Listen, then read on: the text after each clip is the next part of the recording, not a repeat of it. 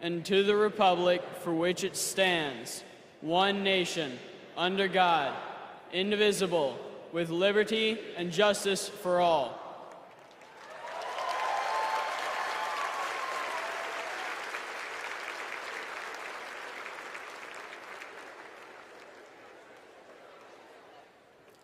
Please welcome Aristotle Garcia Byrne to sing our national anthem.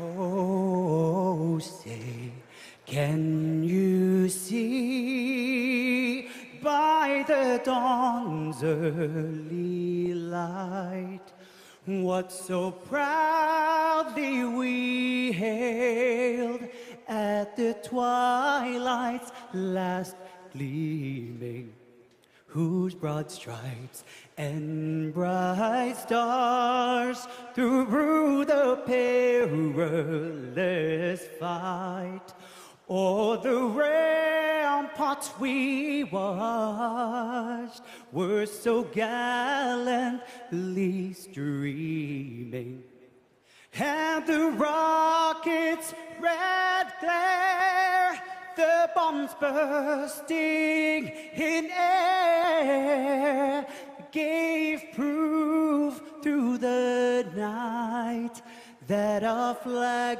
was still there. Oh, say, does that star-spangled banner yet wave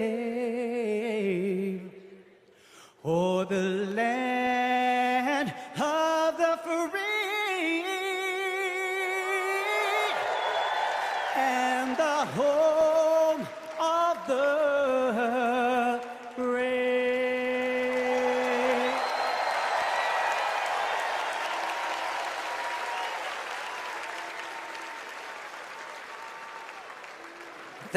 Thank you, Aris. Folks, give it up for Aris one more time.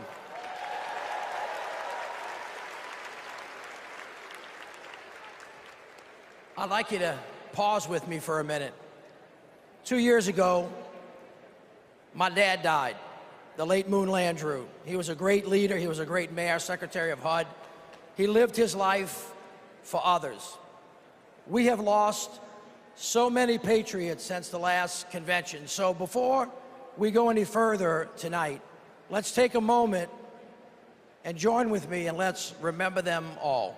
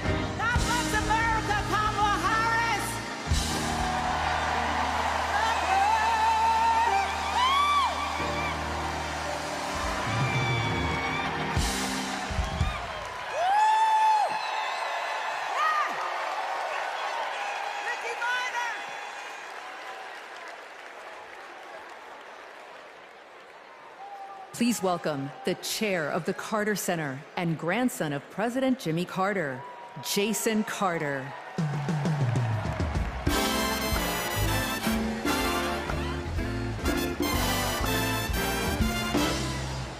Hello, I'm Jason Carter. My grandfather, President Carter, will have his 100th birthday in October. I call him Pawpaw, and I can tell you that he wishes he could be here tonight. He and my grandmother led their lives with an unwavering faith in God, a respect for human dignity, honesty, and a commitment to loving their neighbors as themselves. Those principles guided them throughout their lives, including during their 4 years in the White House and the 4 decades since. For my grandfather, it was never about fame, recognition, accolades, or awards. His legacy is measured by the lives he has touched and the good he has done. Kamala Harris carries my grandfather's legacy. She knows what is right, and she fights for it.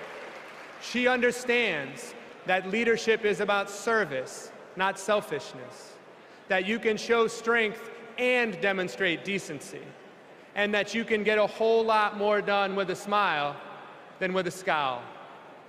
Pawpaw is holding on. He's hopeful.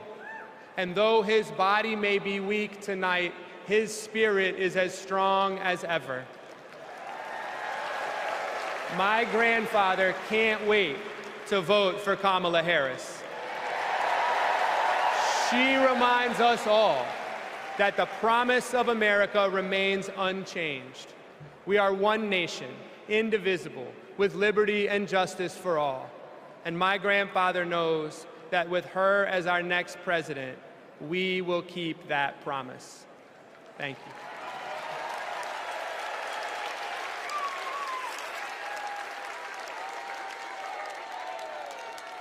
Please welcome delegate from New York and grandson of President John F. Kennedy, Jack Schlossberg.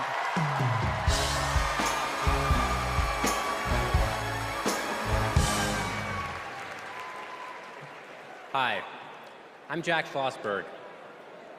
President John F. Kennedy is my grandfather, and he's my hero. JFK was the youngest person ever elected president and the first Catholic. He sent a man to the moon, fought for civil rights, and navigated the Cuban Missile Crisis peacefully. Most of all, he inspired a new generation to ask what they could do for our country. Tonight, JFK's call to action is now ours to answer, because once again, the torch has been passed to a new generation, to a leader who shares my grandfather's energy, vision, and optimism for our future. That leader is Vice President Kamala Harris.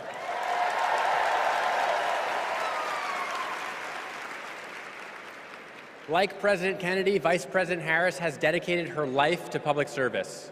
She believes in America, like my grandfather did, that we do things not because they're easy, but because they are hard. As president, she will fight for working families.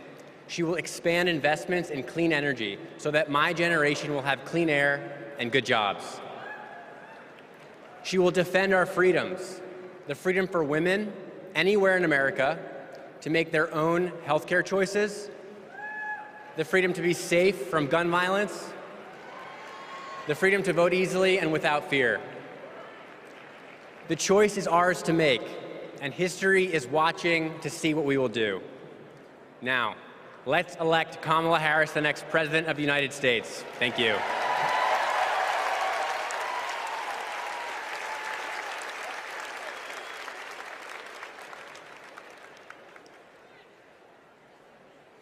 All right, America, how y'all doing? We about to have a fired up, ready to go, yes we can night. Y'all ready? Well, as you can see, the torch has been passed to a new generation. So let's start off the night by talking about what's at the heart of the Harris-Walz agenda.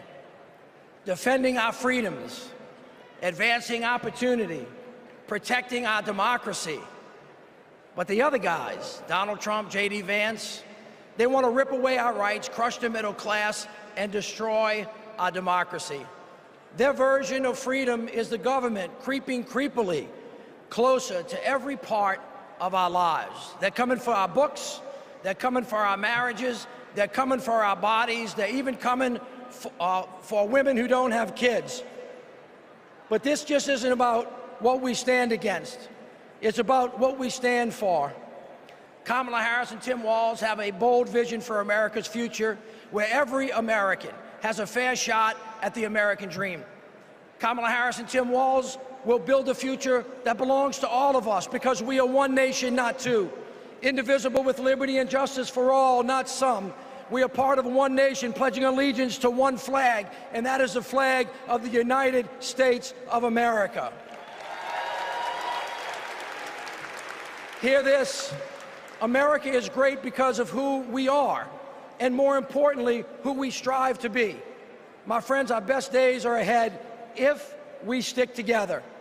My friends, say it with me, let them hear it to the rooftops: we are not going back.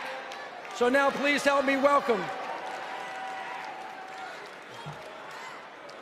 Please help me welcome from the great state of Pennsylvania, the great Representative Malcolm Kenyatta.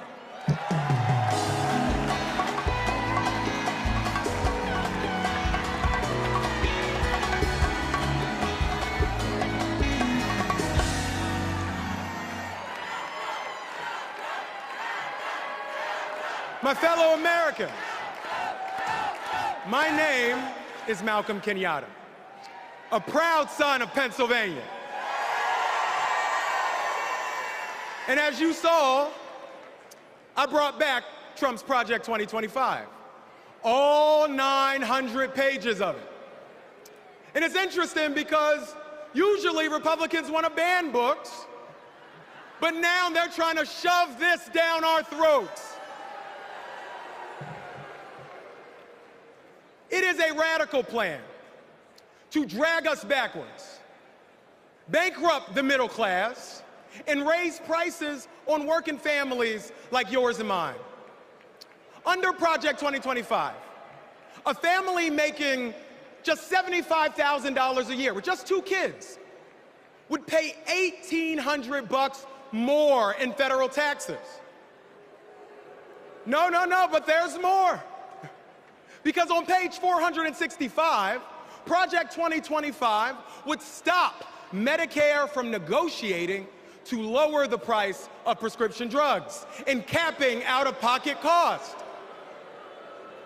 And on page 587, Project 2025 would cut overtime pay for hard-working Americans. But my friend, these bad ideas aren't new. As long as we have been fighting to make America work for working families, there have been greedy corporate interests trying to take us back. In 2019, my grandma, a civil rights warrior, called me, her voice cracking, and she said, "I'm so sorry, baby. I'm so sorry. I thought my generation had fixed this. And here you are, fighting the same battles." But I want to tell you tonight, my friends, what I said to my grandma. I said, "It's okay, Grandma. It's just our turn. It's just our turn to stand up for working people and to stand up for our nation's promise. It's just our turn to defend our rights and to ensure that democracy doesn't die on our watch. It's our turn to make history, my friends, by electing Kamala Harris as the next President of the United States of America. God bless you. May God protect our troops.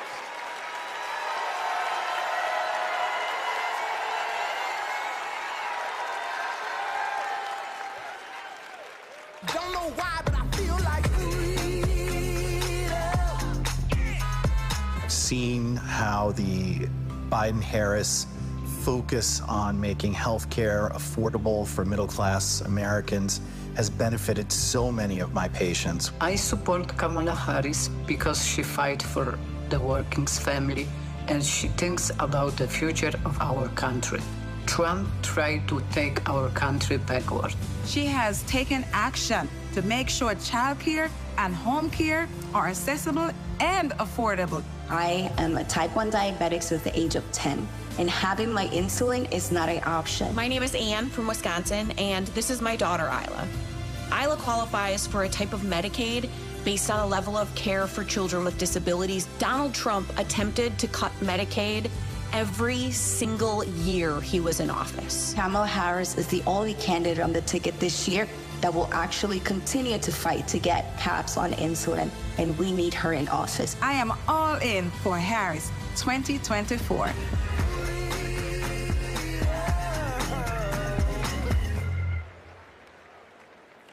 Hailing from the South Side of Chicago, please welcome Oscar and Grammy Award-winning artist, author, and longtime activist, Common, featuring Grammy Award-winning gospel singer, Jonathan McReynolds.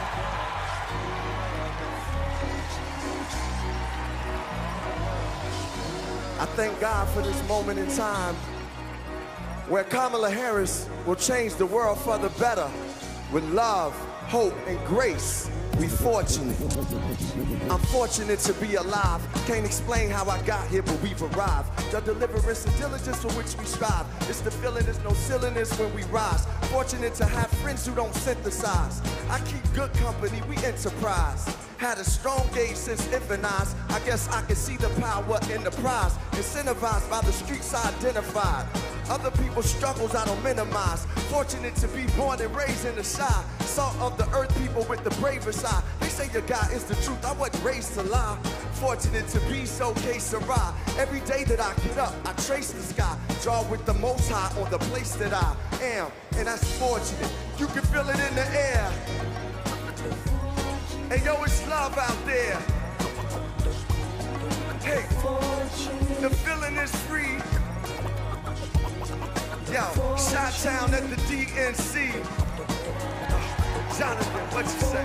May your struggles keep you near the cross, and may your troubles show that you need God, and may your battles end the way they should, and may your bad days prove that God is good, and may your triumphs keep you humble and high, and may your endings be worthy of every start.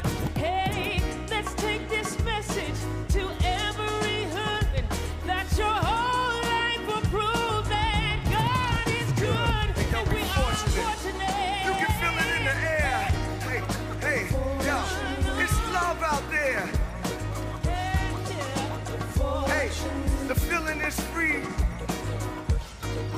Yo, we live at the DNC.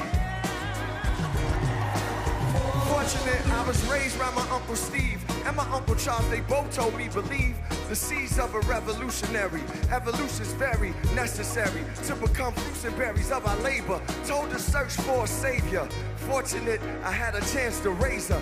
In the days of the unknown, I'm fortunate to come home to blocks we fought and swung on. Fortunate the Lord put me on the path to use the microphone for a ride and a staff. Fortunate, yo, we got to go to Paris. We fortunate, y'all, for Kamala Harris. Yo, we fortunate. Yo, the love is in the air. Yo, can you feel it out there? Hey, yo, the feeling is free. Chi-Town, we live at the DNC. We are fortunate. Thank you, God.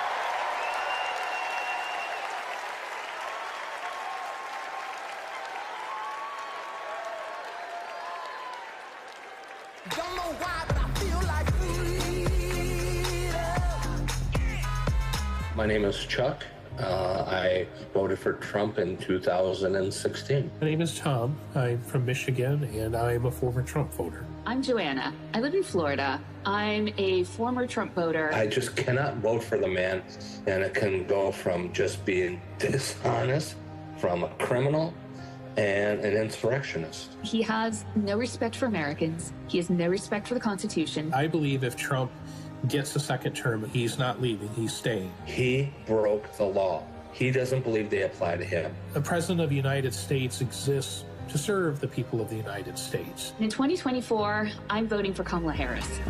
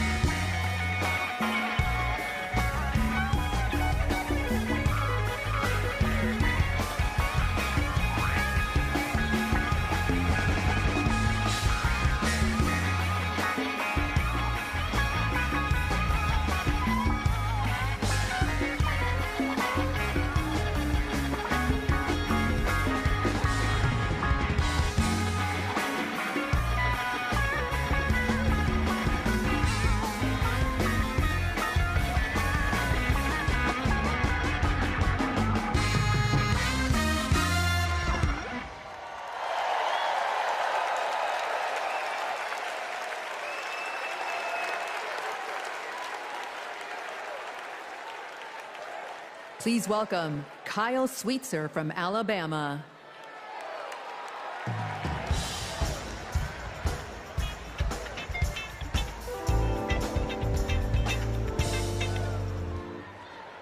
I voted for Trump not once, not twice, but 3 times. You see, I work in construction. I work with my hands. He told us he'd look out for blue-collar workers. So I made my first ever political donation to Trump.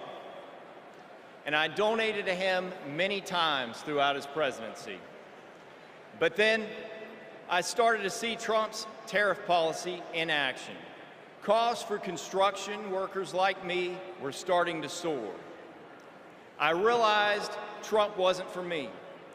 He was for lining his own pockets. Now, I'm not left-wing, period. But I believe our leaders should bring out the best in us, not the worst.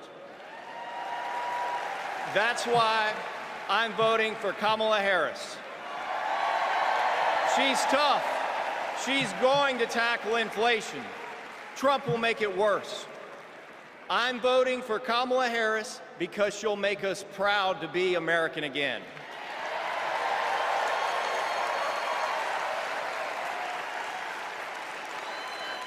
Nobody's ever called me weird. I'm a lot of things, but weird I'm not.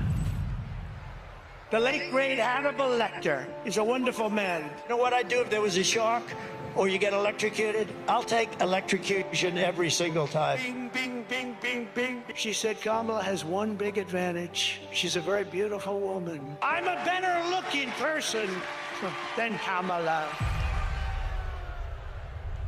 He says, you're not going to be a dictator, are you? I said, no, no, no. Other than day one. I'd like to congratulate Vladimir Putin for having made yet another great deal. Kim Jong-un I had a good relationship with. He's a tough, smart guy. Now, if I don't get elected, it's going to be a bloodbath. Well, they're the weird ones. JD is not at all. The people who are most deranged and most psychotic are people who don't have kids at home. Let's give votes to all children in this country, but let's give control over those votes to the parents of those children. In 4 years, you don't have to vote again. We'll have it fixed so good you're not going to have to vote.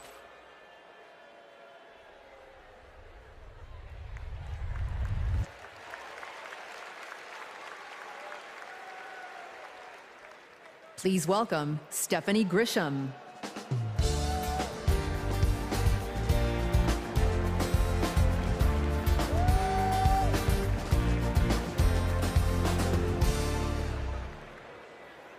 I wasn't just a Trump supporter. I was a true believer. I was one of his closest advisors. The Trump family became my family. I spent Easter, Thanksgiving, Christmas, and New Year's all at Mar-a-Lago. I saw him when the cameras were off. Behind closed doors, Trump mocks his supporters. He calls them basement dwellers. On a hospital visit one time when people were dying in the ICU, he was mad that the cameras were not watching him. He has no empathy, no morals, and no fidelity to the truth. He used to tell me, it doesn't matter what you say, Stephanie. Say it enough and people will believe you. But it does matter. What you says matter. And what you don't say matters. On January 6th, I asked Melania if we could at least tweet that while peaceful protest is the right of every American, there's no place for lawlessness or violence. She replied with one word, no. I became the first senior staffer to resign that day. I couldn't be part of the insanity any longer. When I was press secretary, I got skewered for never holding a White House briefing. It's because, unlike my boss, I never wanted to stand at that podium and lie. Now here I am, behind a podium, advocating for a Democrat. And that's because I love my country more than my party. Kamala Harris tells the truth. She respects the American people, and she has my vote. Thank you.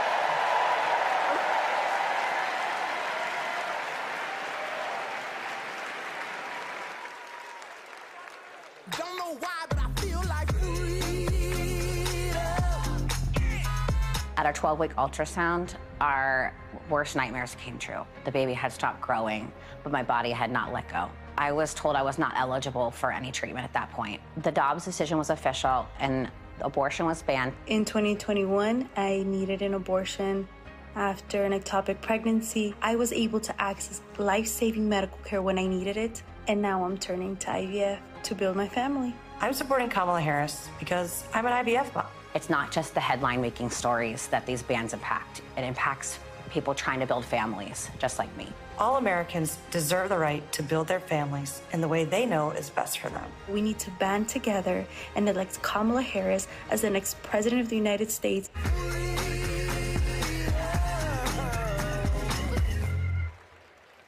Please welcome Nabela Noor.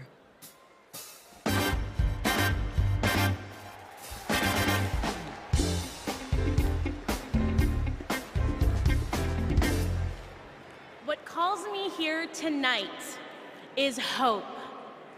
As a woman who has struggled with fertility, I have not always been hopeful, but today I am.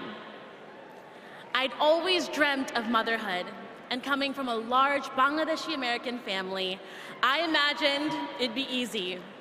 It wasn't. My husband and I tried to conceive. We failed.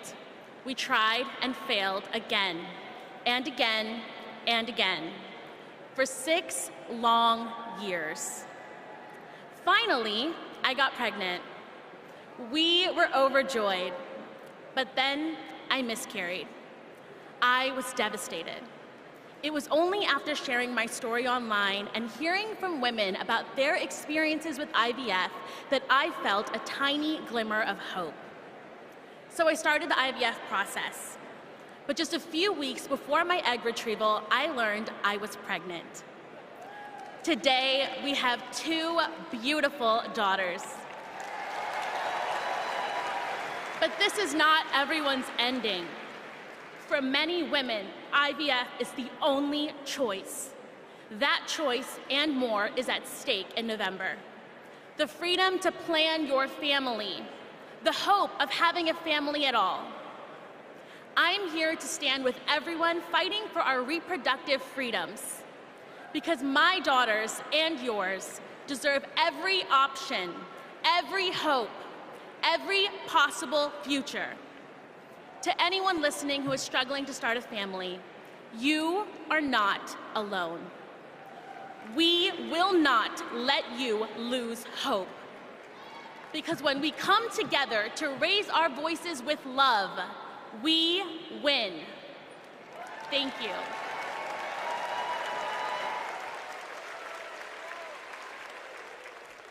Please welcome Michigan Senator Gary Peters.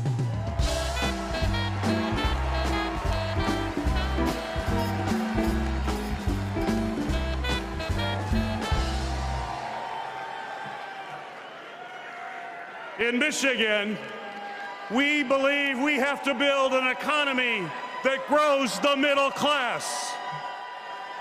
And we know that when unions succeed, all workers win.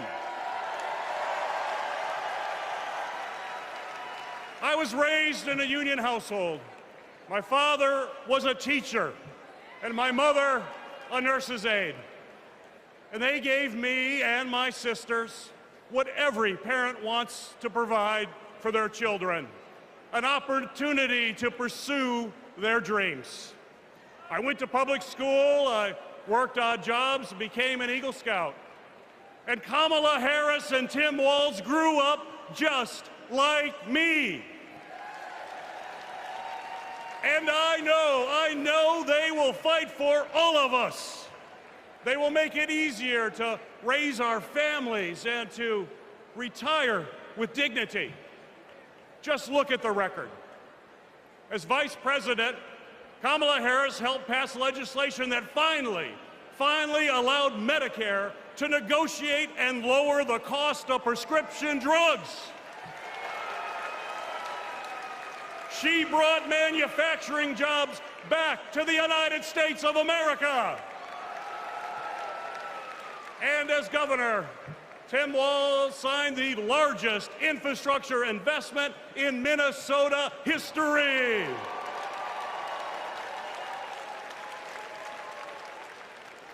And on the other hand, we have Donald Trump and J.D. Vance. And let's be clear, if they win, working people like my friends here from the Teamsters will pay the price.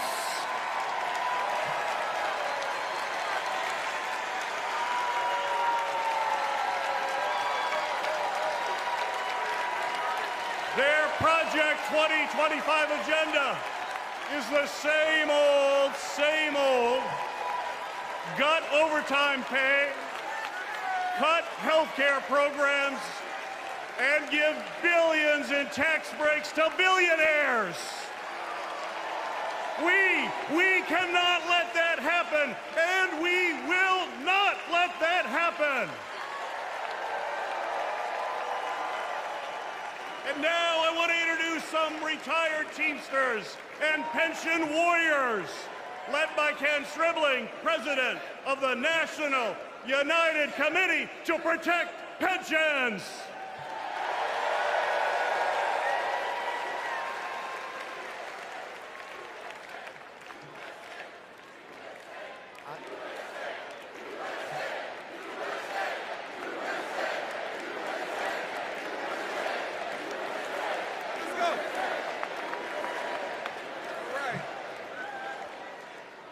I am Kenneth Stribling, a proud retired Teamster from Local 200 in Milwaukee, Wisconsin. I hope you don't mind, but I brought some friends. Pension warriors from the NUCPP. I found out in 2025 my monthly pension benefit was going to be reduced in half. Not long after that, my wife, Beverly, was diagnosed with terminal cancer. I didn't know how we were going to make it. So I went to a retirees meeting in the basement of a small church. At that moment, I knew we were not going to go down without a fight. Beverly made me promise never to quit until we made this right. So we organized a nationwide grassroots movement. For 6 years, we fought hard. And finally, we had a breakthrough. After 50 days in office, the Biden-Harris administration passed the American Rescue Plan, including the Butch-Lewis Act, to save our pensions and secure our retirement. They got it done without one single Republican vote in Congress. They saved over 1 million pensions, including 33,000 from my state, Wisconsin, 52,000 from Pennsylvania, 61,000 from Michigan. As president, I know Kamala Harris will have our backs. She will fight for our retirement, Social Security, and Medicare. Beverly passed away in 2019, but I kept my promise, because a promise is a promise is a promise. Thank you.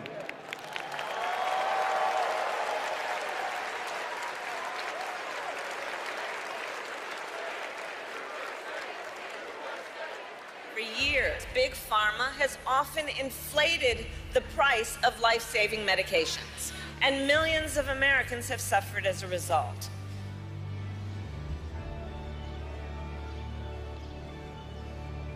Those costs got passed on to our seniors, but not anymore.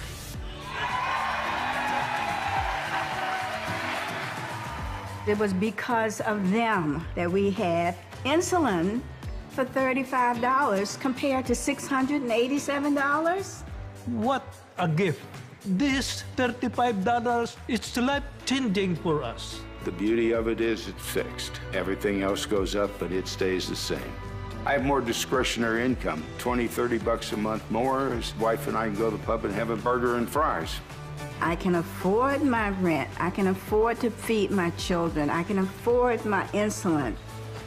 It's saving me a couple $1,000s a year, which is several trips to visit the grandkids. I am looking forward to that lifestyle where I can travel and be able to enjoy my grandchildren and maybe great-grandchildren. It meant I could enjoy life.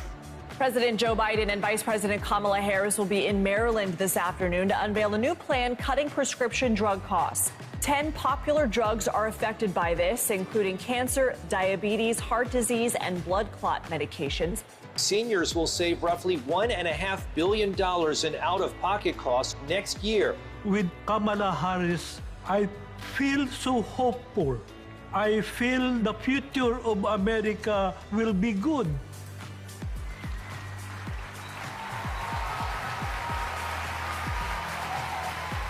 As president, I'll lower the cost of insulin and prescription drugs for everyone. I am so excited. I can't hardly stand it. We're going to only go forward. We can't go back.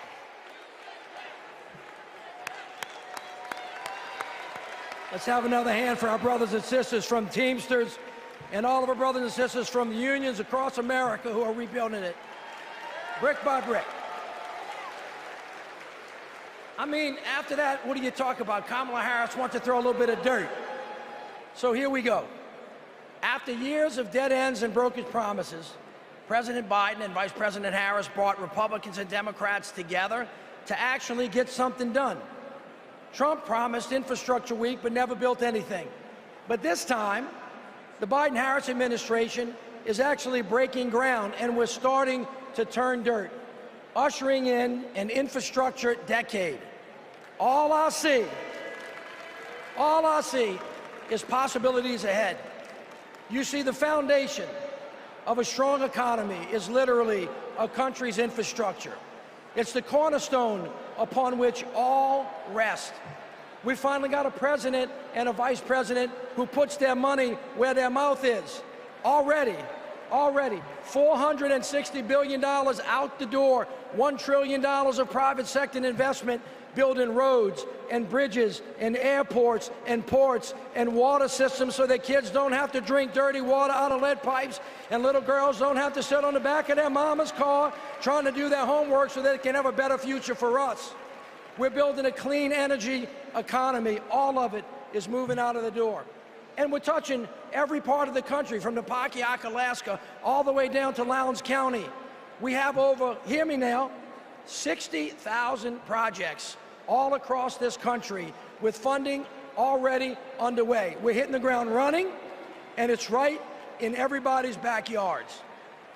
2 years ago, after President Biden and Vice President Harris passed the biggest infrastructure investment since President Eisenhower, he called on me and others to help carry out that vision as we rebuild America. As a senior advisor to the president, we pushed out funding for the roads and the bridges. We're literally building bridges to the future. High-speed internet and the clean energy economy. With these projects, we're ushering in a brighter future, a future in which everyone has clean air to breathe, everyone has clean water to drink, a future in which everyone has the opportunity to build generational wealth, a future in which the most vulnerable communities aren't forced to bear the brunt of progress. And we have made historic progress towards that vision. Let's take a look with what progress is being made in communities across the country with products that are being made right here in the USA. Since passing the bipartisan infrastructure law and the American Rescue Plan, the Biden-Harris administration is putting billions of dollars into cities and counties across the country over the next 5 years. I want to particularly thank the mayors of America. You make things work.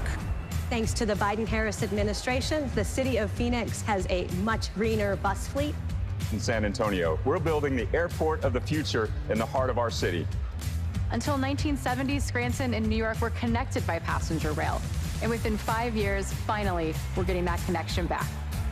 Our vision is to create a truly multimodal city, a city where people can walk, ride public transportation, or ride a bike to get to their destination.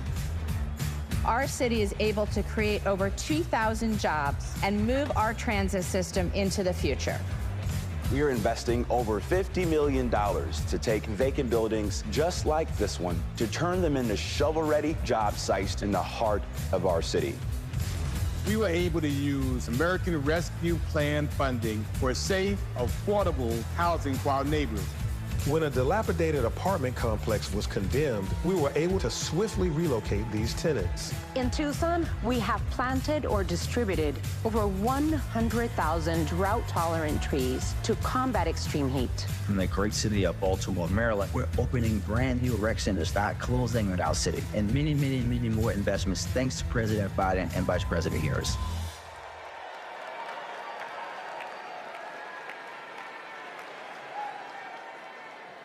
All right, everybody, what a way to start. But you ain't seen nothing yet. We got a great night planned, and it all starts off, all of you get to participate in this, in the roll call. It starts off with something unlike anything you've ever seen. So look, stick around. We're gonna be right back at you.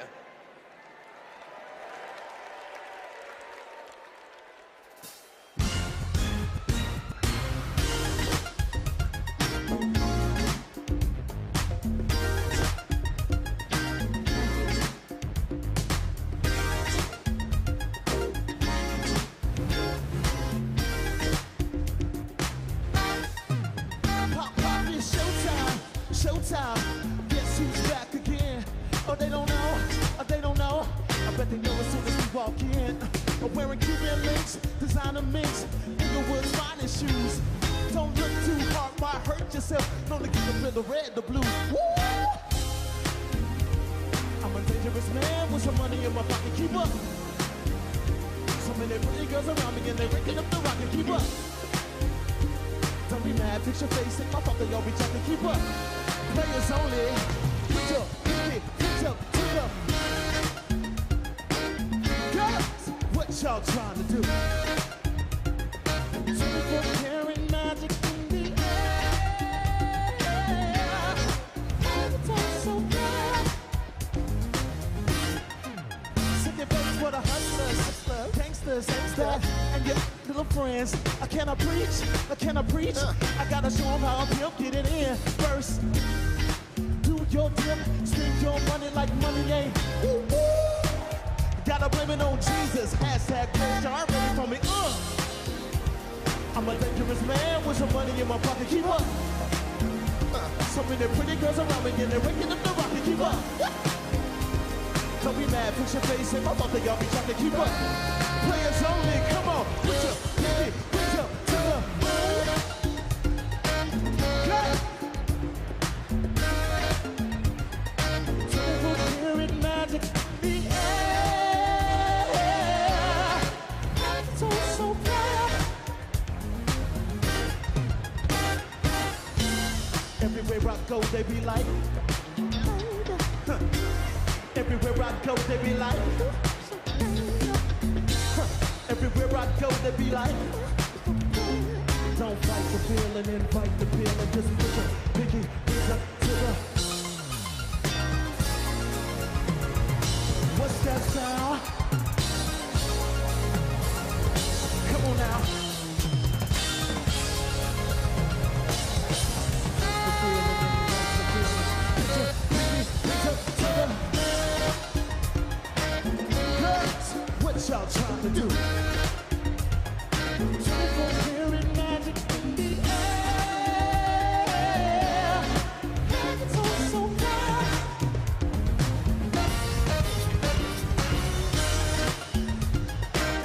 Girls, what y'all trying to do?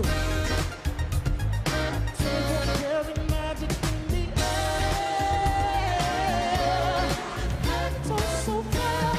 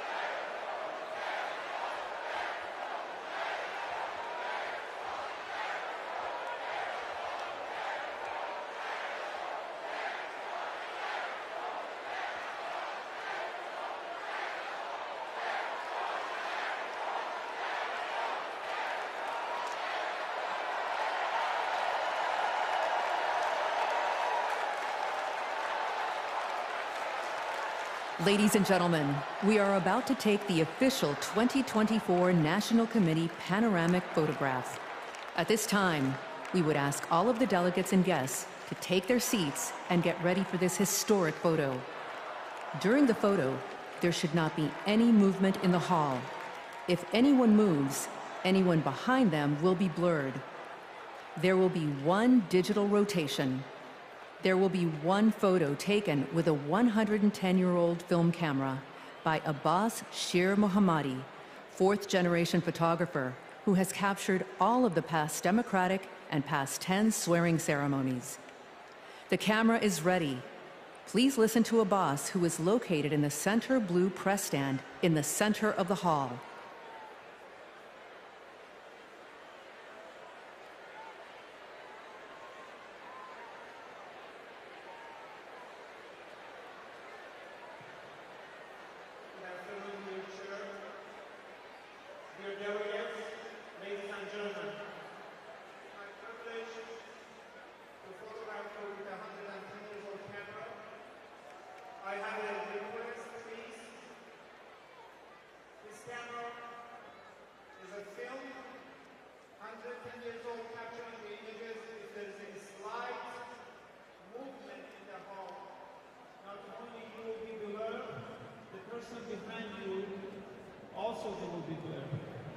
I would appreciate if everyone, please, wherever you are, regarding your seat or somewhere else, stand still, look into the camera in the center platform of the press,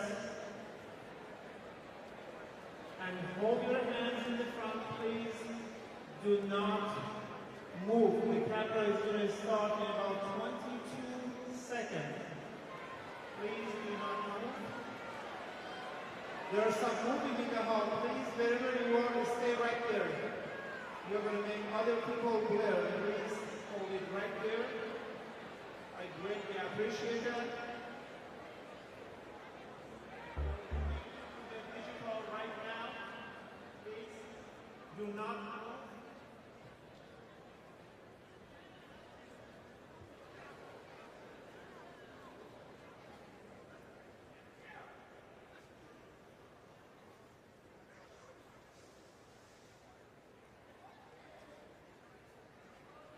There's some movement, please stay right where you are.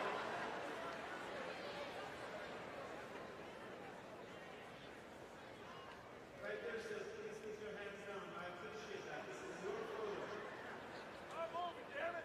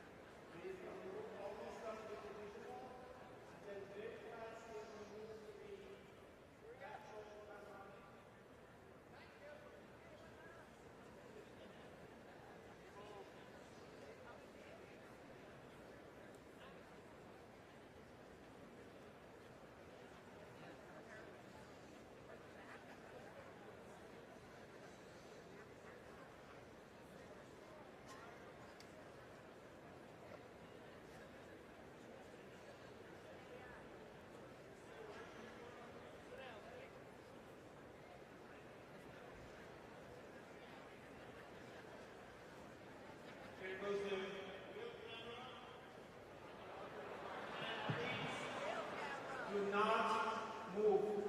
It's an extremely sensitive camera. Thank you.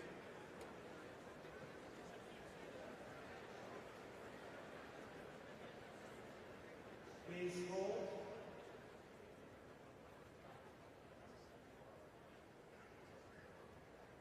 You can see this photograph at democraticphotos.com. 48 hours.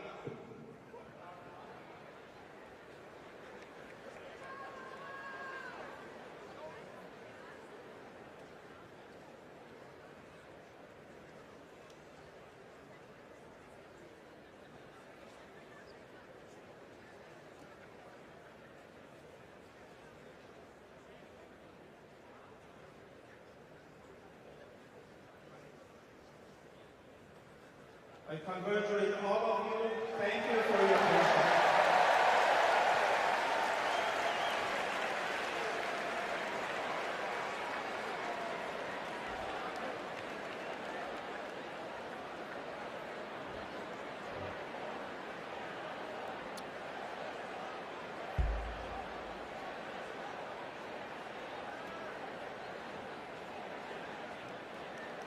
Delegates and guests, please put on your wristbands at your seats.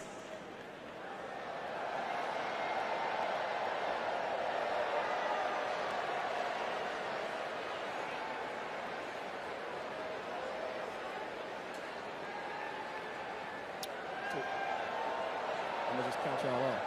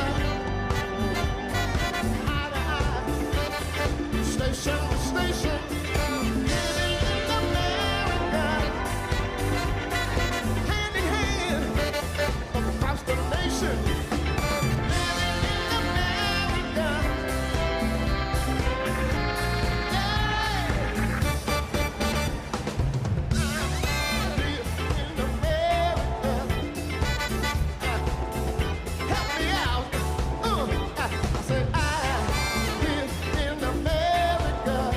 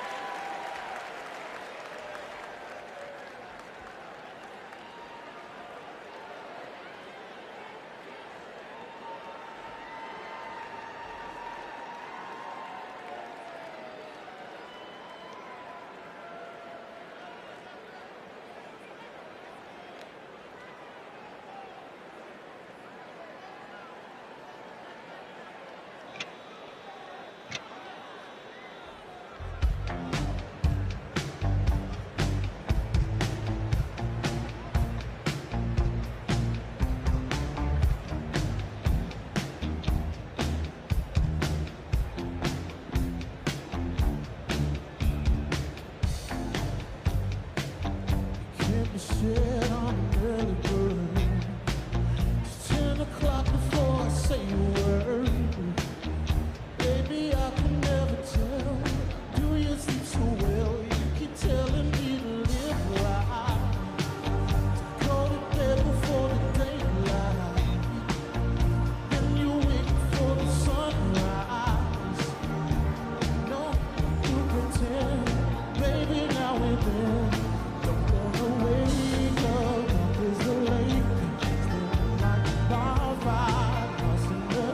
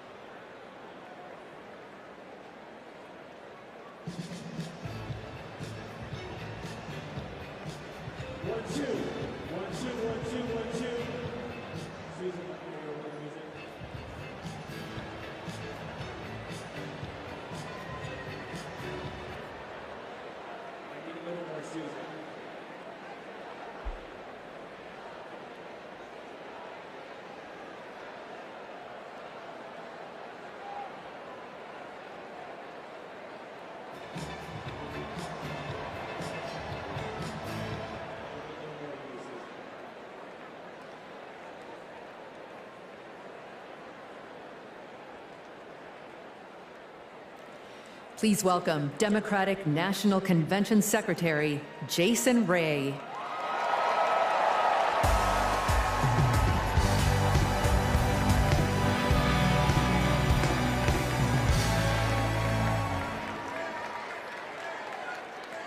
Well, good evening, delegates. My name is Jason Ray, and I'm honored to serve as the secretary of both the Democratic National Committee and the Democratic National Convention. I remember watching my very first convention on television when I was just 10 years old. It was the 1996 convention right here at the United Center. Now, nearly 3 decades later, I could not be more thrilled to join you in making history as we nominate Vice President Kamala Harris.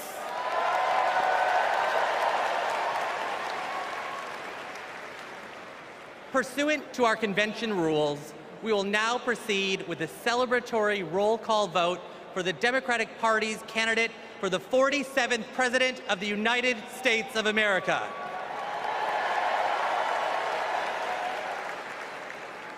As a reminder, our nomination was made official on August 6th upon the certification of the virtual roll call.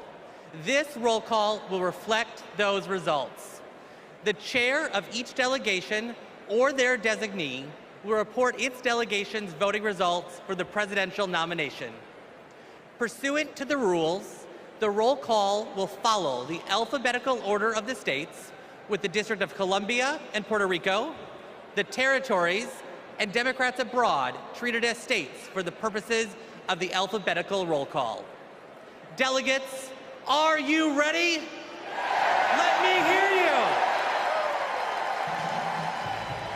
Ladies and gentlemen, my name is DJ Cassidy, and I'd like to welcome you all to the Democratic National Convention roll call. Now we're gonna pass the mic from state to state so that all our voices are heard all around the nation. But first, let me pass it back to Secretary Ray to get the celebration started.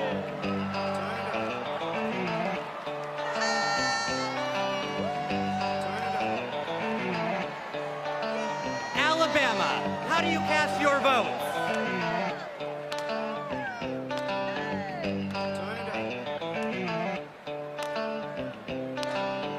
Alabama passes. Delaware, how do you cast your votes?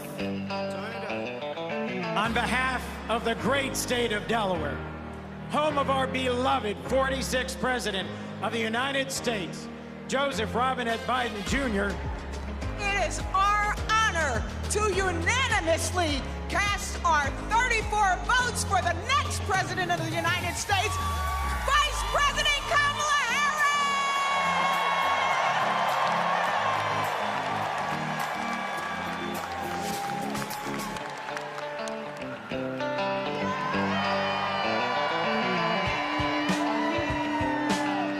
Thank you, Delaware.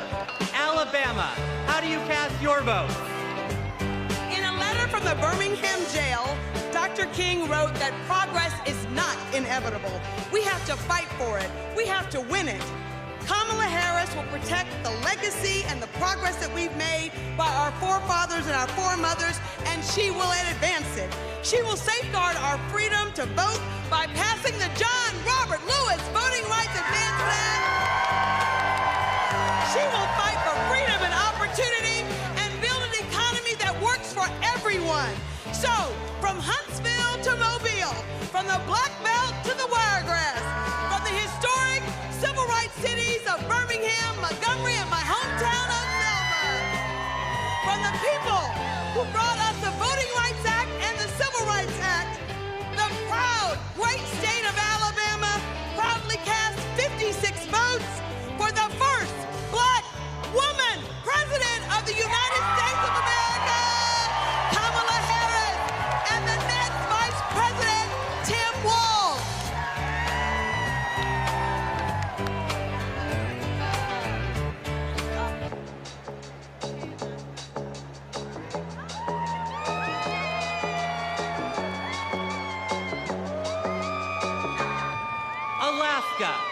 cast your vote? Alaska's motto is North to the Future. And that's exactly where Kamala Harris and Tim Walz are going to take us. A future full of opportunity for everyone.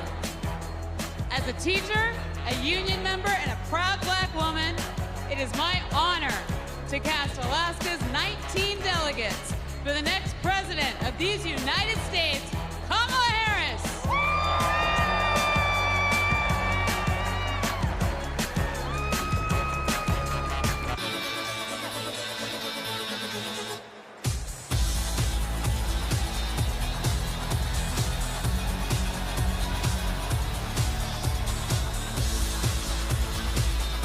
American Samoa, how do you cast your vote? Talofa lava. Here in American Samoa, faith, service, and community are everything. That's why we cast 10 votes for our next president, Kamala Harris.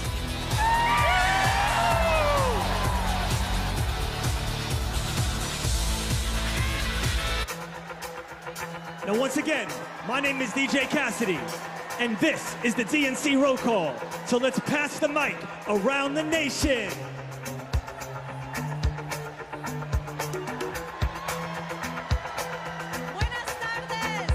Arizona, how do you cast your vote? Buenas tardes from the Grand Canyon state of Arizona, the future of the Democratic Party, where we've been bringing the heat since 2020, electing Democrats up and down the ballot. Our diverse coalition is proud to cast our 85 votes for Kamala Harris.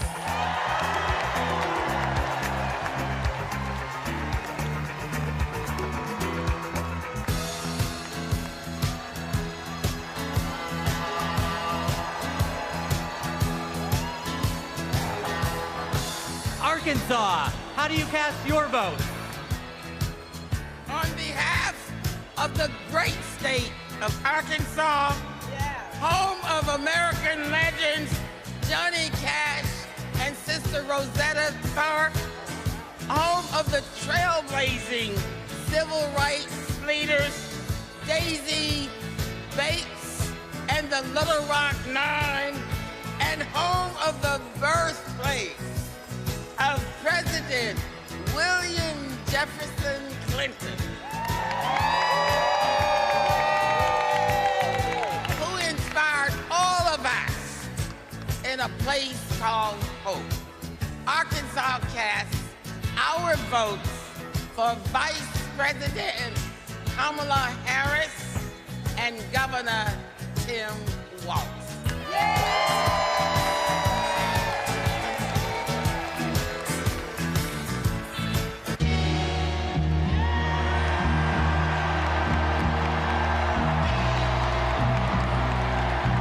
California, how do you cast your vote?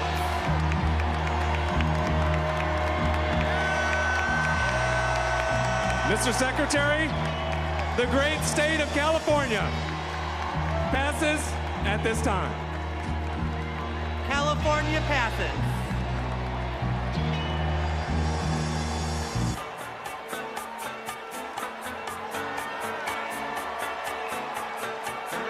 Colorado, how do you cast your vote? Mr. Secretary, in Colorado, we know how to climb mountains, and we're going to make sure Kamala Harris and Tim Walz reach the summit and win this election. Colorado proudly casts its votes for Kamala Harris. Get it go!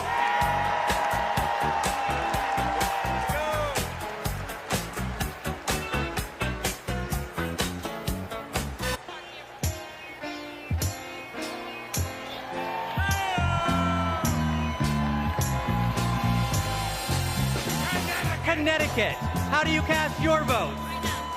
Connecticut, the Constitution state, home of the submarine, home of the jet engine, home of the Yukon Huskies slam dunk, home of Keith Richards lead guitar. We vote. Tonight, we cast 73 votes and one president for the first female president of the United States of America, Kamala Harris.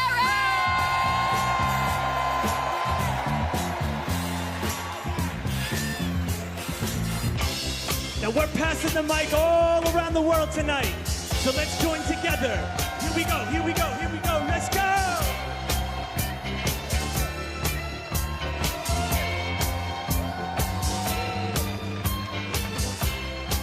Democrats abroad, how do you cast your vote? Mr. Secretary, Democrats Abroad represents millions of Americans who live abroad and vote back home in all 50 states and in D.C. U.S. citizens can go to votefromabroad.org to register and request a ballot. On behalf of our large, diverse community, we joyfully cast 21 votes for Kamala Harris!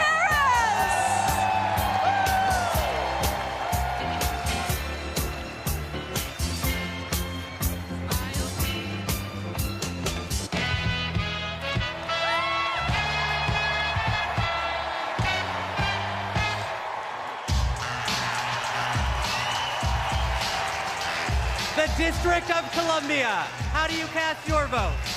We are Washington, D.C., home to 700,000 Americans, where millions have marched for jobs and justice, where Dr. King had a dream and Obama had hope, and where in January 2025, we will host the inauguration of President Kamala Harris.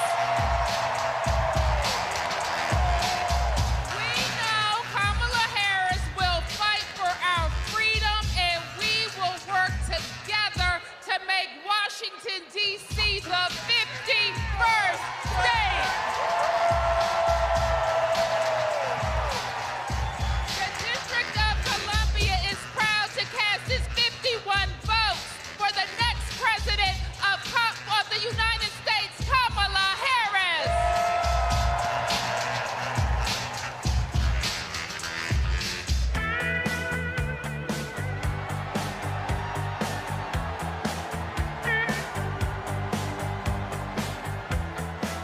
Florida, how do you cast your vote?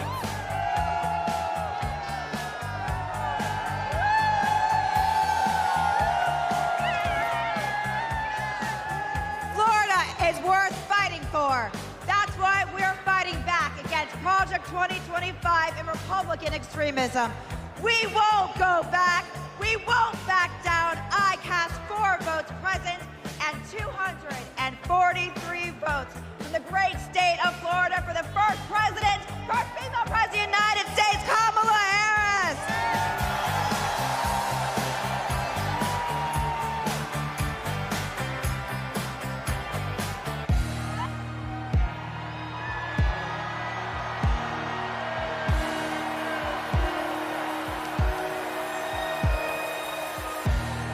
Georgia, how do you cast your vote?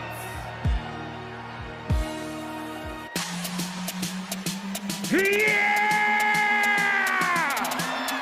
Ladies and gentlemen, we are here tonight to officially nominate Kamala Harris for president. Five, get loud, another round of shots.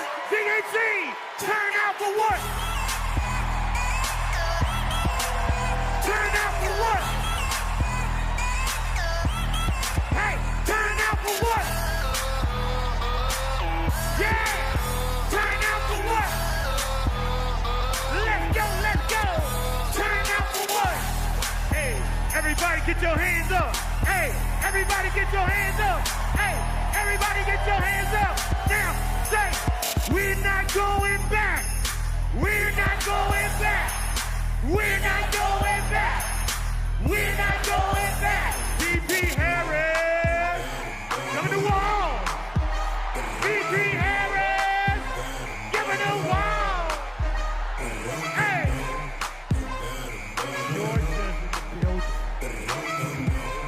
Mr. Secretary, the South's got something to say. I'm Congresswoman Nikema Williams, chairwoman of the Democratic Party of Georgia. Georgia, the home of President Jimmy Carter, the cradle of the Civil Rights Movement, where we fight for our freedom. Extremists in Georgia are trying to silence our voices by kicking Georgians off of the rolls and making it harder to vote. But y'all, when we send Kamala Harris to the White House, she'll fight for our freedom to vote. Our reproductive freedoms and our freedom to thrive. In the spirit of good trouble, Georgia cast 123 votes for the next president of the United States, Kamala Harris.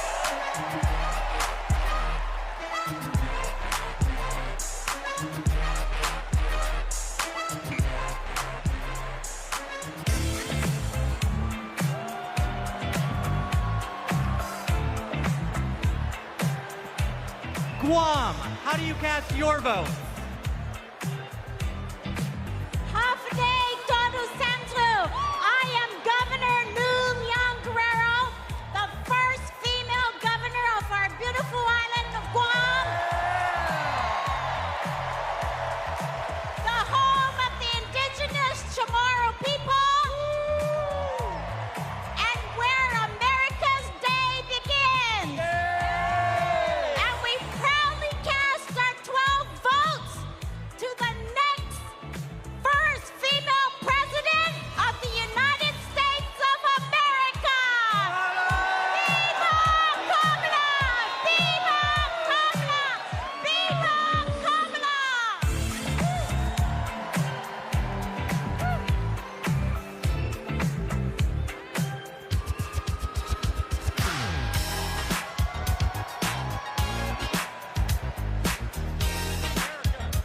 Aloha, Hawaii, how do you cast your vote? America, thank you all for loving Hawaii. The spirit of aloha means acting with love and kindness. Our Hawaii was the first state to legalize abortion. Our state was the first to ratify the ERA. Our state was the first to pass universal health care for all and target 100% renewable energy. Our state is the birthplace of Barack Obama.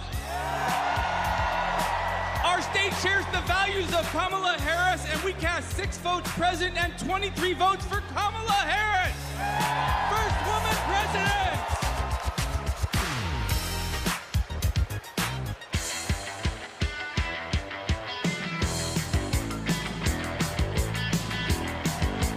Idaho, how do you cast your vote? Republicans ripped away our reproductive freedoms. The Idaho Democrats are mounting our comeback. For the first time in decades, we're running in every legislative district. We are not going back. Idaho cast 27 votes for Kamala Harris.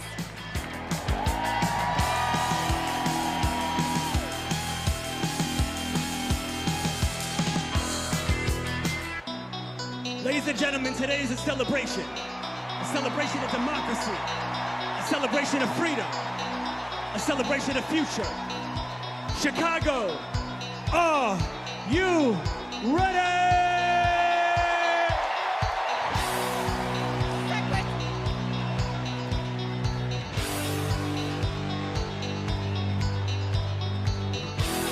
Our convention host, Illinois, how do you cast your vote? Secretary, Illinois Democrats are doing the work to win in November, and I am proud to introduce my partner in the fight, my governor, J.B. Pritzker!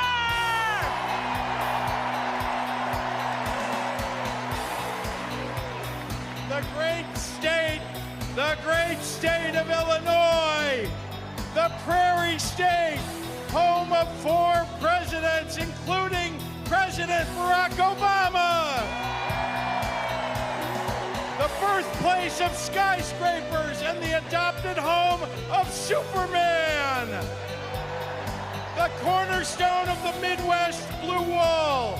The first state to ratify the 13th Amendment ending slavery. And the 19th Amendment granting women the right to vote.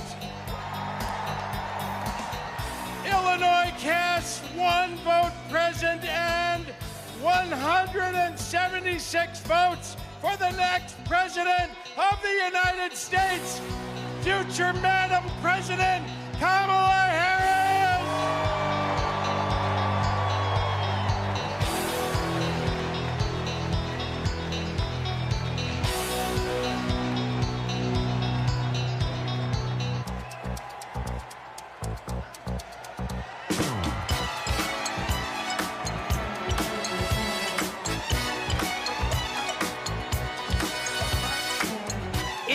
Indiana, how do you cast your vote?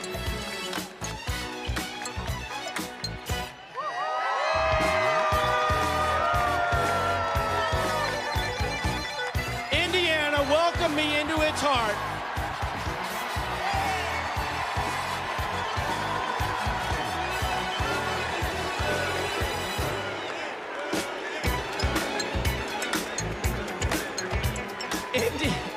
Indiana welcomed me into its heart as soon as I married Christine Harrell from Rolling Prairie. And that's before I lived in Hawkins or played the littlest player with the biggest heart at the University of Notre Dame, Rudy. I want what's best for Indiana, and that means electing Kamala Harris, the first woman president of the United States of America. On behalf of the great Hoosier State, home of the largest single sporting day event in the world, the Indy 500, home of Michael Jackson, home of Babyface, home of David Letterman, Indiana delivered this 86 delegates to Kamala Harris and Tim Walz as the next president and vice president.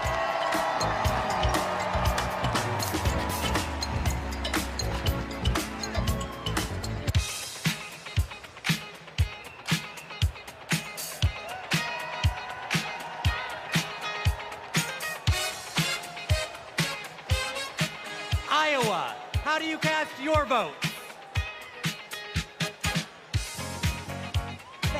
Thank you, Mr. Secretary.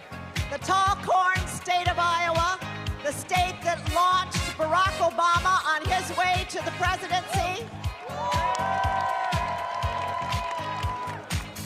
the state that put education on its state quarter, and the state that feeds and fuels the world, casts one vote absent and 45 votes for the next president of the United States of America, Kamala Harris.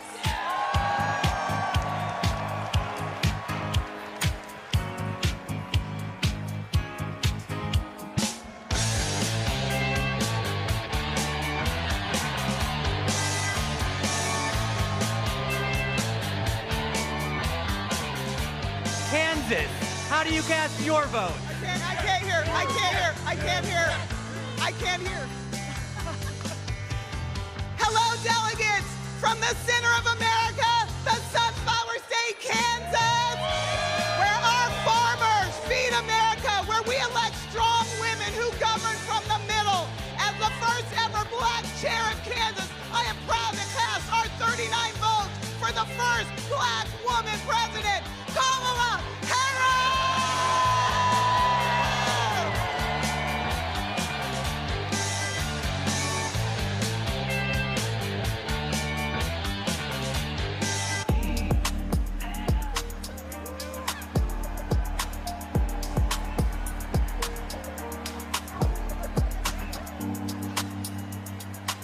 The Commonwealth of Kentucky, how do you cast your vote? Since 2021, the Biden-Harris administration has shown up for the Commonwealth of Kentucky, and today we're showing up for Vice President Harris. With this administration, we've broken every record for private sector investment, exports, tourism, wages, and new jobs. Together, we're building the 2 largest battery plants on planet Earth, and we opened the cleanest, greenest recycled paper mill the world has ever seen. We are proud to cast 56 votes for the next president of the United States, Kamala Harris.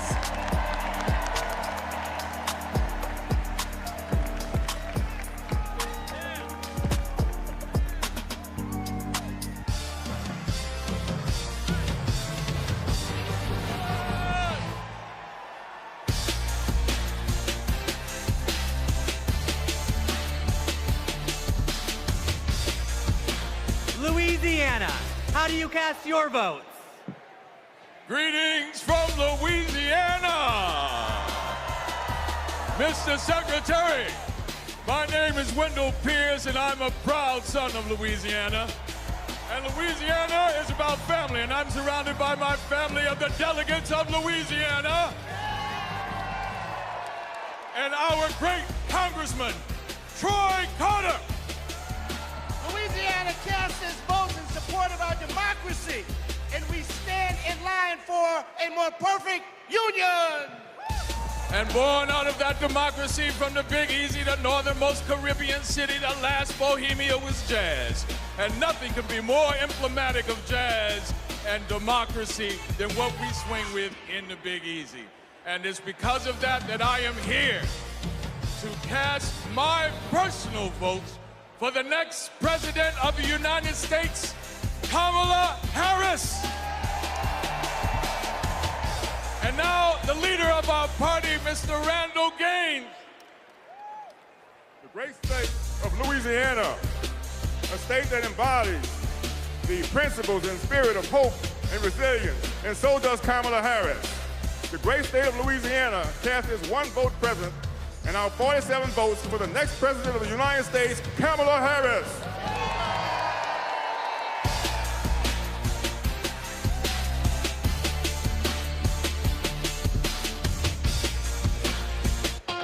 Ladies and gentlemen, we're halfway there. Are you ready? Here we go, here we go. Let's go, let's go, let's go!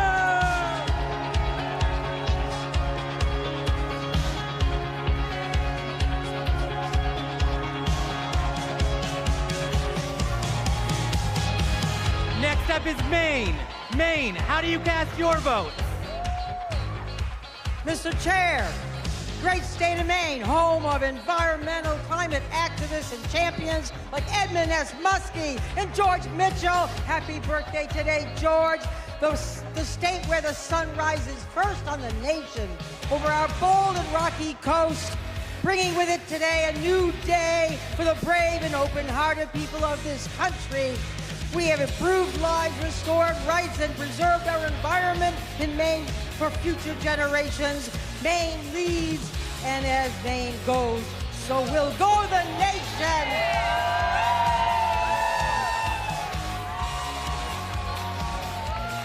Maine proudly cast 30 votes for our next president, Kamala Harris.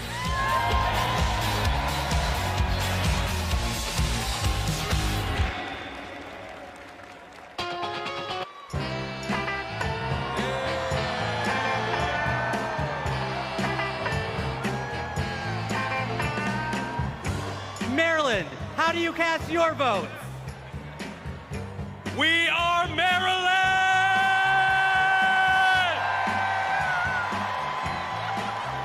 And we represent Marylanders past and present who have contributed to America's greatness. We are the birthplace of Harriet Tubman. We are the birthplace of Thurgood Marshall. We are the birthplace of Frederick Douglass. We are the place where soldiers defended our freedoms in Baltimore and also in Antietam, and the home of thousands of veterans who call Maryland home. And this community of patriots is proud to cast our votes for the next president of the United States, Kamala Harris!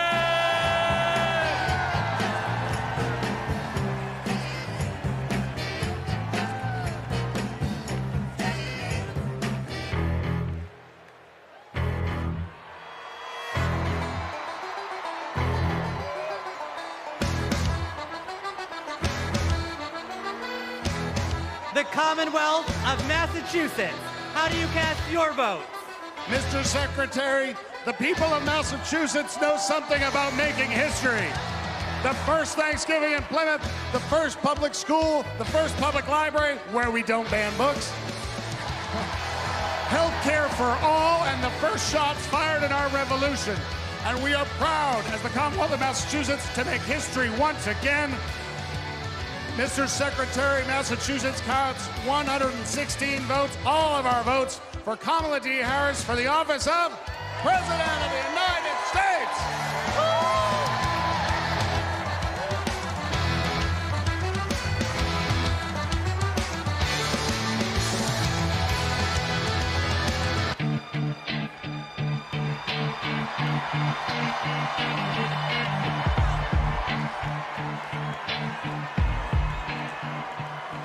Michigan, how do you cast your votes? Good evening from the Great Lakes State. I'm Michigan Democratic Party Chair Lavora Barnes. Michigan has an incredible story. We put the world on wheels and we built the middle class. And I'm Senator Debbie now. We are getting things done in Michigan in 2022. We flipped our state House of Representatives for the first time in 40 years. We're getting it done in Michigan. And I'm Governor Gretchen Whitmer. We cut taxes. We protected freedoms. We brought manufacturing home, and we know how to win. This November, we're in together. Michigan cast 25 votes for our next president, Kamala Harris.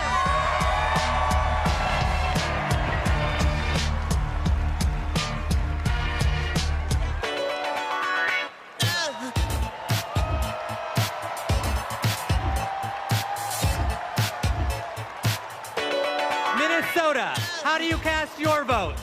Mr. Secretary, the great state of Minnesota, home of Vice President Hubert Humphrey, Vice President Walter Mondale, and the next Vice President of the United States, Tim Walz. We pass. Minnesota passes.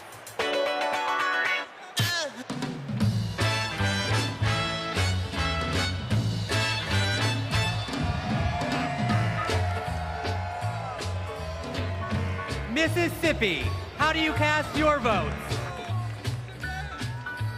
Mr. Secretary, I'm State Chair Shaq Taylor from the home of magnolias and mockingbirds, from the great state of Mississippi, from the Red Clay Hills to the Mississippi River. To our Gulf Coast, we're proud of our heroes such as Fannie Lou Hamer and our special guest, Mr. January 6th, the Honorable Benny T. Thompson. With great joy, Mississippi delivers 40 votes for our future president, Ms. Kamala Harris.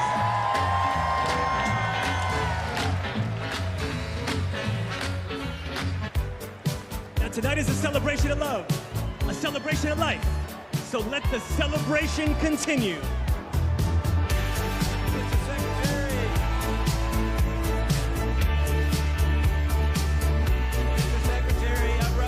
Missouri, how do you cast your vote? Mr. Secretary, I'm Russ Carnahan, Chairman of Missouri Democrats. We're home to Super Bowl champion Kansas City Chiefs. We are home to common sense leaders like President Truman, Senators Eagleton, Carnahan, McCaskill, and we will fire Josh Hawley and hire Marine veteran Lucas Coons. Our voters will reclaim reproductive freedom. Kamala Harris has sent a lightning bolt of energy and hope across this country, and we proudly cast 2 votes present and 68 votes for Kamala Harris and our Midwestern friend, Tim Walz.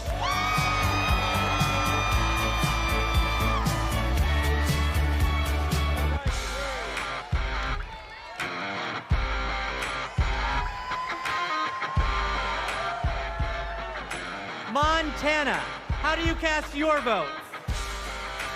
We, the delegates of the proud state of Montana, on behalf of Big Sky Country, the last best place in these United States, I'm grateful for the beauty of our land and determined to protect it for future generations. We who sent the first woman to Congress proudly cast our 24 delegate votes to send the first woman to the White House, Kamala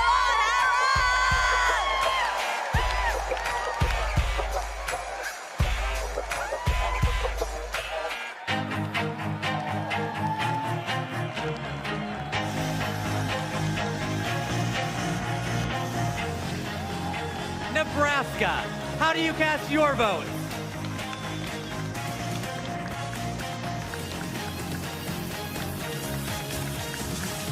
Nebraska, home of 4 tribal nations today, and icons Malcolm X, Standing Bear, and Willa Cather, and our homegrown homeboy, Tim Walz. And the quality of life capital of the country, Lincoln, capital of Husker Nation, where the Biden-Harris team and unions are rebuilding the heartland. In Omaha, now affectionately known as Kamaha, but we will protect the blue dot. We are ready for it. Nebraska proudly casts our 34 votes for Kamala Harris and Coach Tim Walz.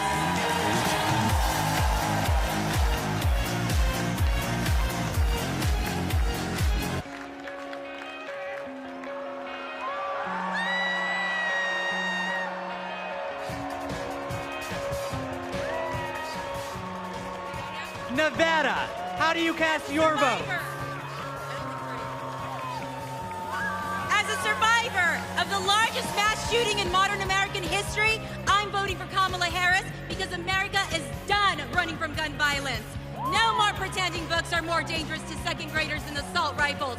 No more stolen lives. No more silent streams. No more shattered families. As Vice President, she helped pass the nation's first significant gun safety law in 30 years. Nevada is the battle-born state, and Kamala Harris was born for this battle! Now our chair, Danielle Monroe-Moreno. Nevada is the most diverse battleground state in the country, home of the late, great Senator Harry Reid, the only Latina ever to serve in the U.S. Senate, Catherine Cortez Masto, and we are the first and only women-majority state legislature. As Nevada's first black woman chair, I proudly deliver the Silver State's 48 votes for the next president of the United States of America, Kamala Harris.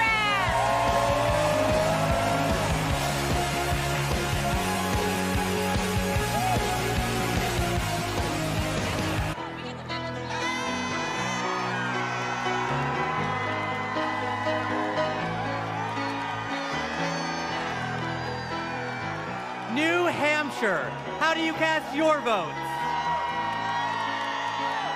Good evening. My name is Joanne Dowdell from the great state, home of the nation's first primary, New Hampshire, where we stand granite strong. We are so proud of the many women throughout our state committed to building a future of opportunity and trailblazing the way for all of us. And now it is my pleasure to introduce our youngest delegate, Aliana Hope Manzour.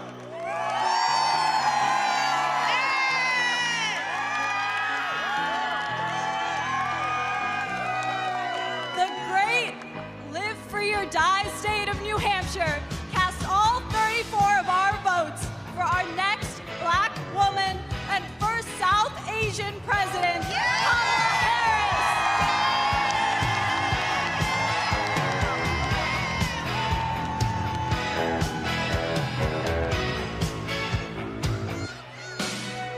Today we come together as one nation, under one groove. Nothing can stop us now. So no matter who you are, no matter where you are, represent your state with pride as we unite for the future.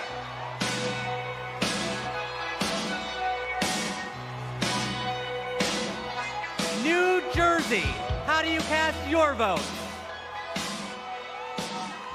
Everybody, I'm Governor Phil Murphy. We're from Jersey, baby, and you're not. In the Great Garden State, we care about protecting women's rights and lifting up vulnerable communities. That's what we mean when we say the Great Garden State. My name is Dr. Joey Perella, pronouns she, her, hers. I'm a proud resident of the Garden State. I'm proud to stand with Kamala Harris and Tim Walz because they stand with the LGBTQ community.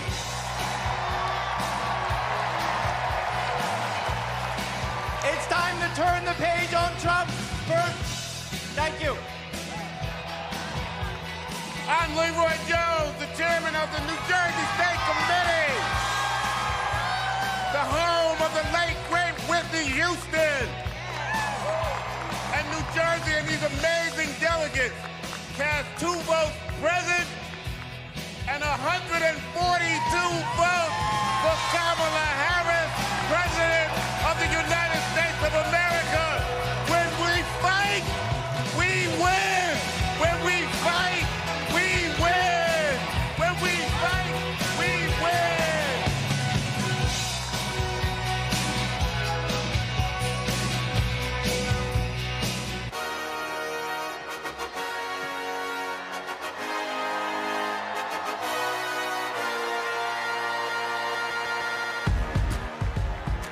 New Mexico, how do you cast your vote? Buenas noches! Chair Jessica Velasquez here with our delegates from the land of enchantment, the great state of New Mexico, where we live our family values, respect women, love our land, our water, our blue skies, our green chili, and our sunsets. We are proud to cast 45 votes for Kamala Harris and Tim Walz.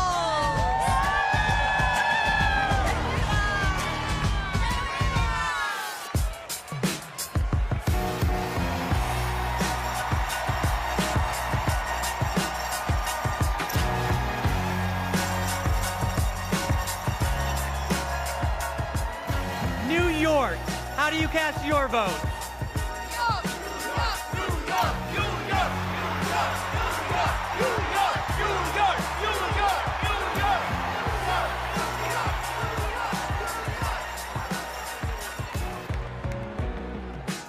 Mr. Secretary, my name is Henry Garrido.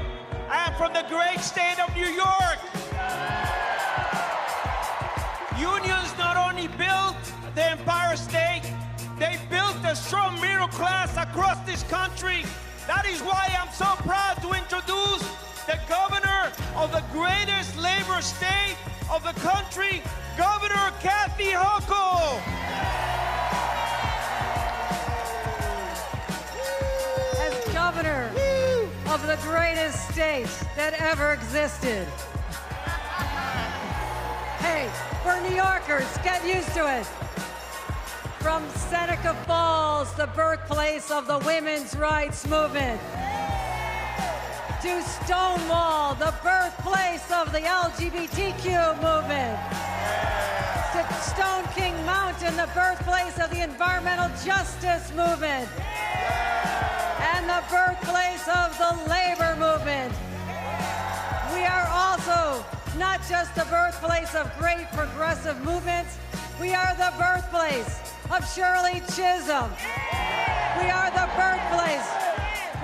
birthplace of Geraldine Ferraro. And we are the home of Hillary Clinton. And that's why, as the first woman governor of New York, I am so proud to cast 298 votes to make Kamala Harris the first female president of the United States of America.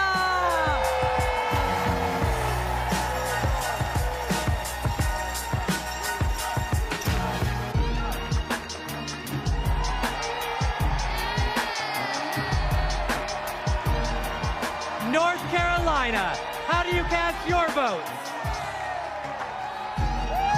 My name is Anderson Clayton. I have the honor of serving as the youngest state party chair in this country.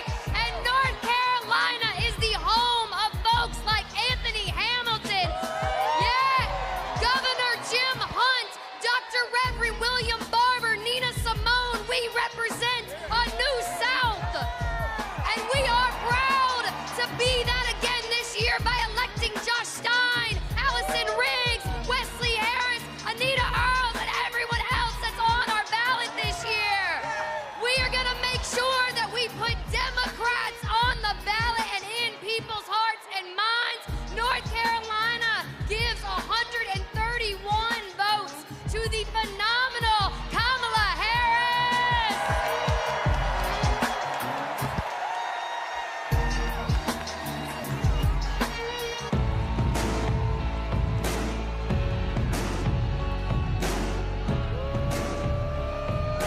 Dakota, how do you cast your vote? Mr. Secretary, the Democrats of North Dakota, the Peace Garden State, are proud to cast our 17 votes for Vice President Kamala Harris and the best neighbor you could ever hope to have, Governor Tim Walz, for President and Vice President of the United States of America. Let's go!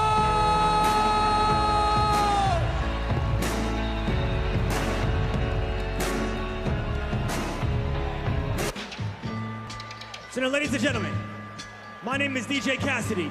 This is the DNC Roll Call, and tonight, your voice is the future.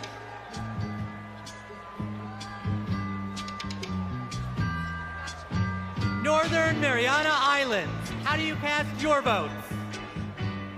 Hafaday, Tiro, and hello, everyone. We are the Northern Mariana Islands, where our customs, our culture, our land, and our oceans breathe life into our people. The earth is not red or blue. The earth is sick, and we must protect it. Home to some of the living legends in celestial navigation and to some of the friendliest people in the Pacific. We are the blue waves of the Pacific, and we are proud to cast all 11 votes for our MVP, Kamala Harris. Viva Marianas! Viva Harris Walz!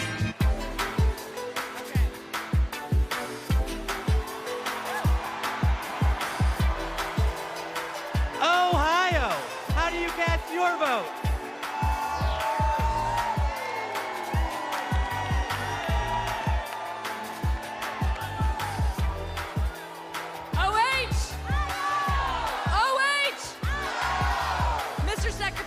Ohioans know how to make history. We put a man on the moon, and we are the founding home of the AFL-CIO. We enshrined abortion rights in our state constitution by 13 points, and we are going to send Sherrod Brown back to the U.S. Senate. As the first woman to lead Ohio Democrats, I am proud to cast our ballots for the first woman to be president of the United States. Mr. Secretary, we cast one vote present and 142 votes for Kamala Harris and Tim Walz.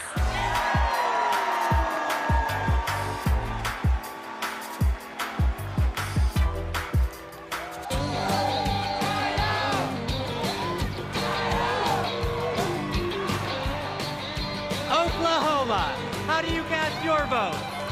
Hello from Oklahoma, where we fight for the future for all Oklahomans can be proud of. The future where working families thrive, our diversity is our strength, and our values like freedom, equality, and opportunity puts us ahead and makes Oklahoma proud. We cast our 36 votes for Kamala Harris and Tim Walz.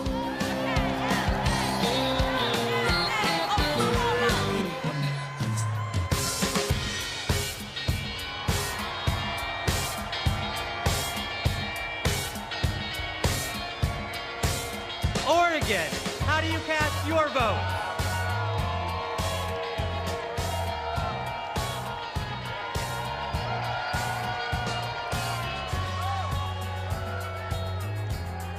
From the first state in the nation to hold a presidential election with all mail-in voting, Oregon is proud to protect voting rights in America. And hailing from the heart of the beautiful Pacific Northwest, Oregon protects our planet and fights for LGBTQ equality.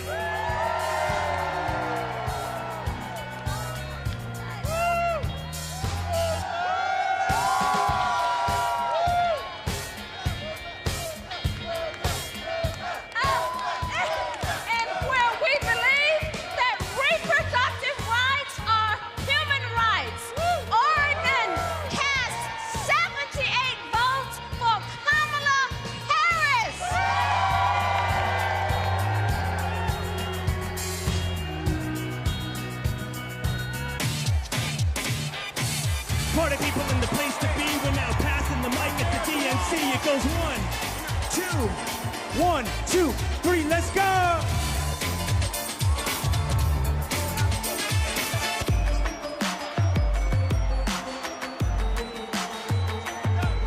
The Commonwealth of Pennsylvania. How do you cast your votes? Let's go, Pennsylvania, let's go! My name is Mayor DeJuan Walker from the great city of Aliquippa, Beaver County.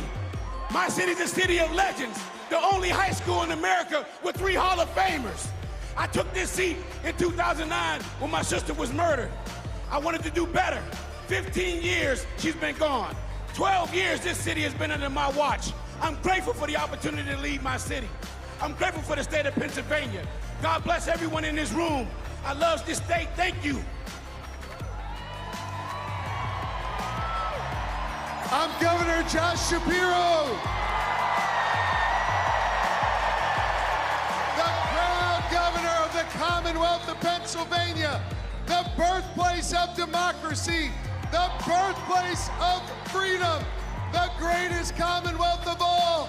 And together, Pennsylvania cast 178 votes for the next Madam President of the United States, Kamala Harris, and Vice President Tim Walz.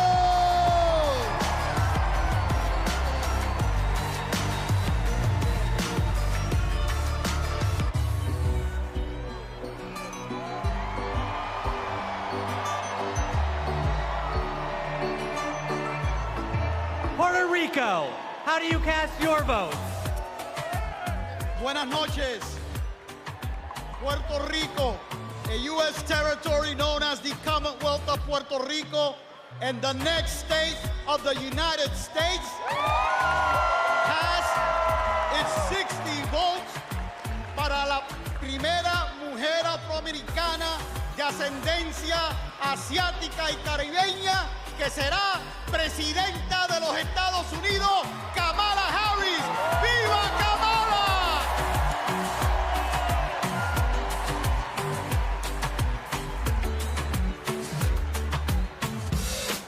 TNC, let's go!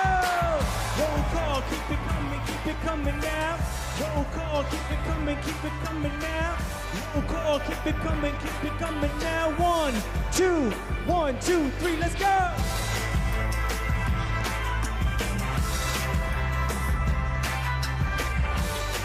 Rhode Island, how do you cast your vote?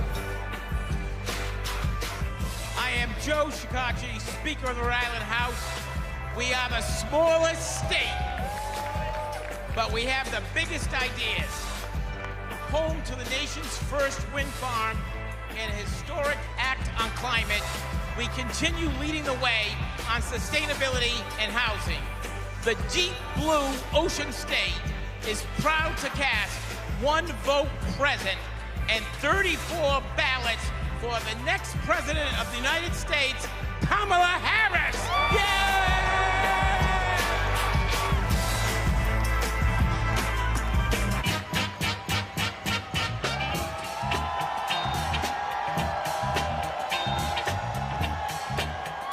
South Carolina, how do you cast your vote?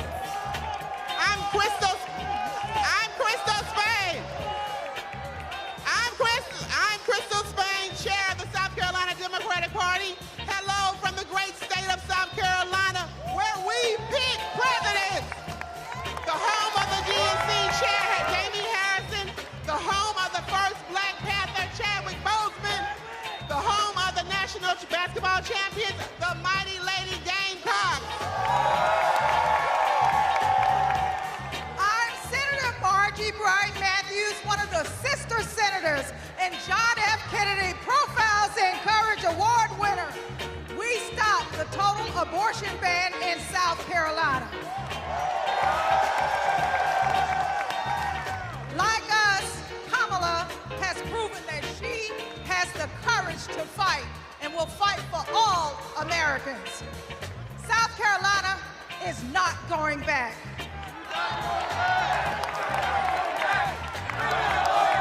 We're going forward on reproductive rights. We're going forward on voting rights. We're going forward against hate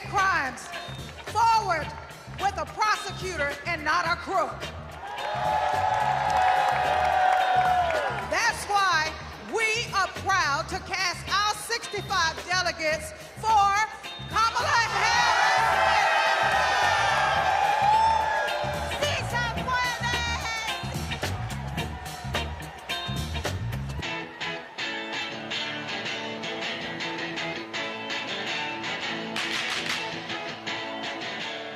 South Dakota, how do you cast your votes? How mitakiapi, chante washte na bechuzapalo. In my beautiful Lakota language, that means hello, my relatives. I shake your hand with a happy heart. That is the spirit of my beloved South Dakota. My name is Chante Redis, and I want to say that my people, the Ocheti Shakoan, are still here. The 7 council fires are still here. Let me tell you what a Kamala Harris presidency will mean for me, my friends, and my community. More importantly, more opportunities, more good-paying jobs, better access to health care, and a quality education. That is the future we deserve, and it is the future we will win on November 5th when we elect Kamala Harris. Thank you, Mr. Secretary. The state of South Dakota is proud to be part of such a historic moment in our country's history. We are a land that is proud of our hardworking farmers and ranchers, that celebrates 9 tribal nations and their incredible cultures, where natural beauty can be seen from the Big Sioux River to Mount Rushmore. South Dakota is honored to cast all 20 of our votes for Vice President Kamala Harris, who will soon be known as Madam President.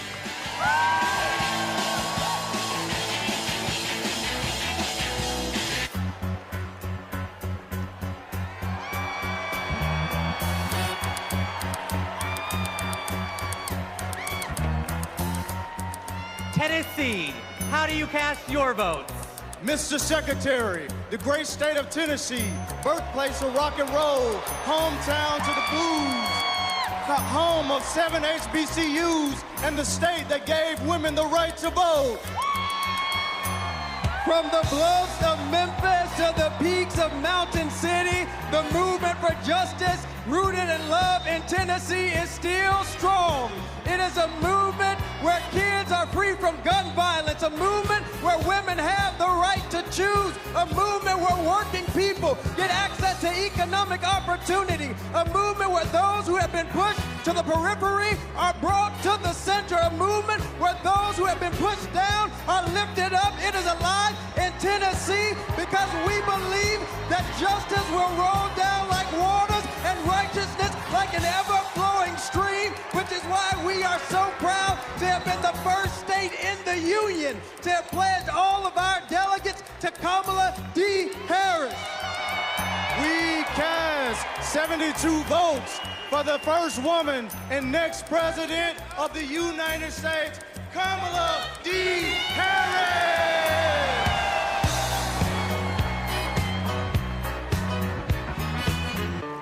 Party people, come on. TNC, party people, come on. Roll call, party people, come on. TNC, party people, come on.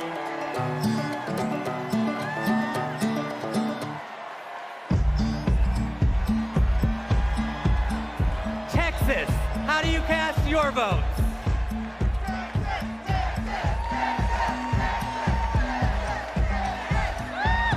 Hello, Chicago! I'm Eva Longoria from Corpus Christi, Texas, home of Selena Quintanilla, and I'm here to introduce native Texan Cecile Richards. I'm proud to be here tonight representing a tradition in Texas of progressivism and my late mother, Ann Richards, the governor of Texas, and passing it on to another great Texas heroine, Kate Cox.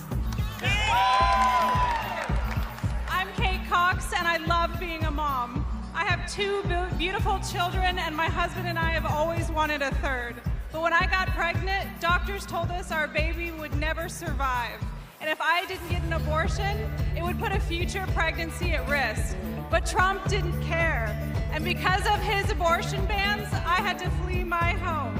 There's nothing pro-family about abortion bans. There's nothing pro-life about letting women suffer and even die.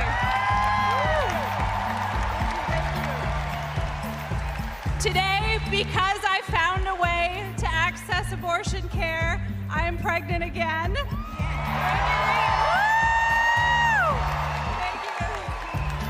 And my baby is due in January, just in time to see Kamala Harris sworn in as President of the United States.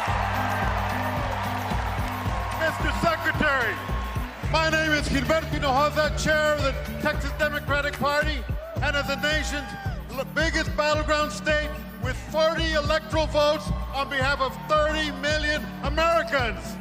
Texas cast 3 votes for president and 263 votes for freedom, for the future, for the first woman to serve as the next president of the United States, Kamala Harris.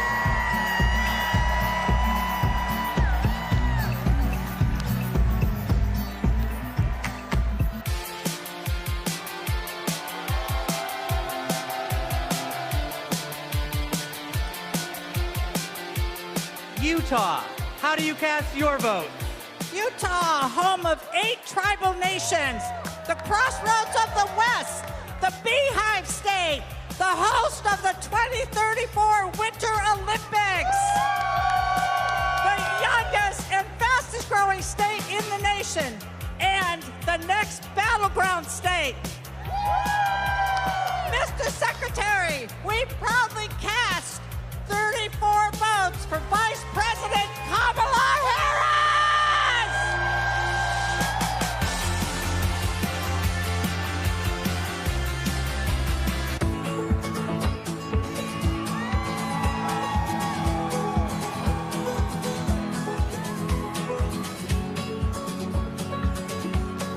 Vermont, how do you cast your vote?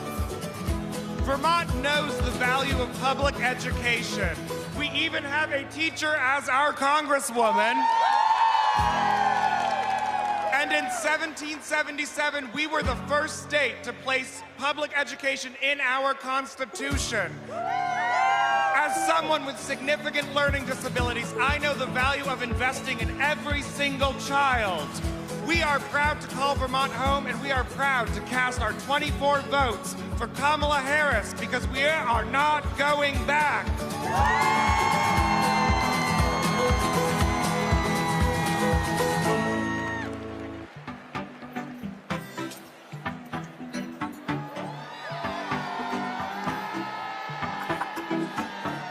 The U.S. Virgin Islands, how do you cast your vote? Mr. Secretary, we are proud to call the Virgin Islands of the United States our home, a place of resistance and freedom, home of Alexander Hamilton, the first slave rebellion in the Western Hemisphere, the Firebird Queens. We are proud to celebrate a nominee of Caribbean heritage.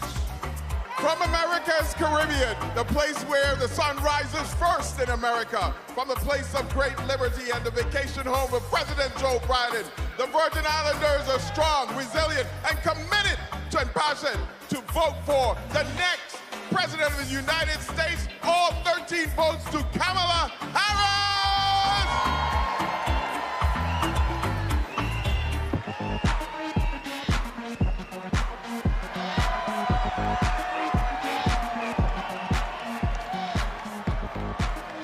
The Commonwealth of Virginia, how do you cast your vote? Mr. Secretary, the Commonwealth of Virginia is proudly represented by Senator Mark Warner and Senator Tim Kaine, majorities in the House of Representatives with 6 hardworking Congress members and majorities in the General Assembly. We also are proud to be represented by 25,000 hardworking, mostly union workers who build freedom, by building aircraft carriers and submarines. Senator Warner. Virginia, where this year we're going to return Tim Kaine to the United States Senate. Our Commonwealth of Virginia is proud to cast all 119 votes for the next President, Kamala Harris.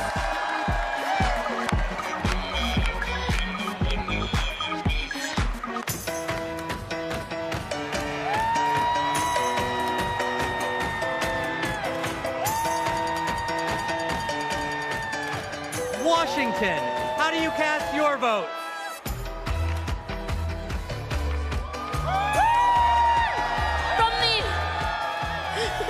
From the amber waves of grain and verdant origins of eastern Washington to the iconic waters of the Salish Sea, Washington stands proud as a part of the Blue Wolves.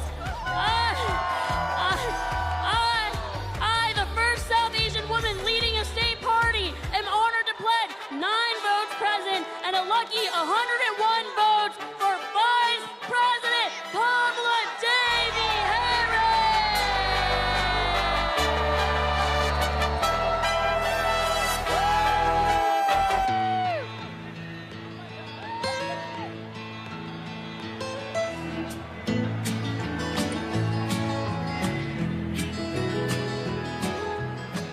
West Virginia. How do you cast your votes? My name is Jean Evansmore, and I'm 83 years old. And as such, I am the oldest of the delegates in West Virginia. Most 83-year-olds that I know are spending time with their grandchildren or traveling. But I'm here, suited up and ready to battle. Because I will not, I repeat, I will not let everything I've fought for be taken away by Donald Trump.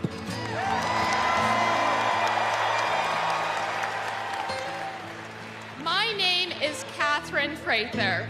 I am 18 years old, and I am the youngest delegate from West Virginia. I'm suited up and ready for battle because I will not let my freedoms and my future be taken away by Donald Trump.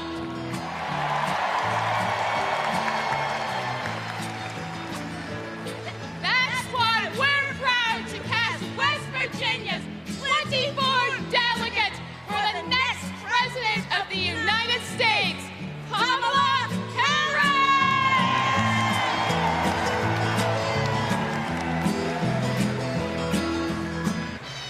Ladies and gentlemen, my name is DJ Cassidy. Now, are you ready?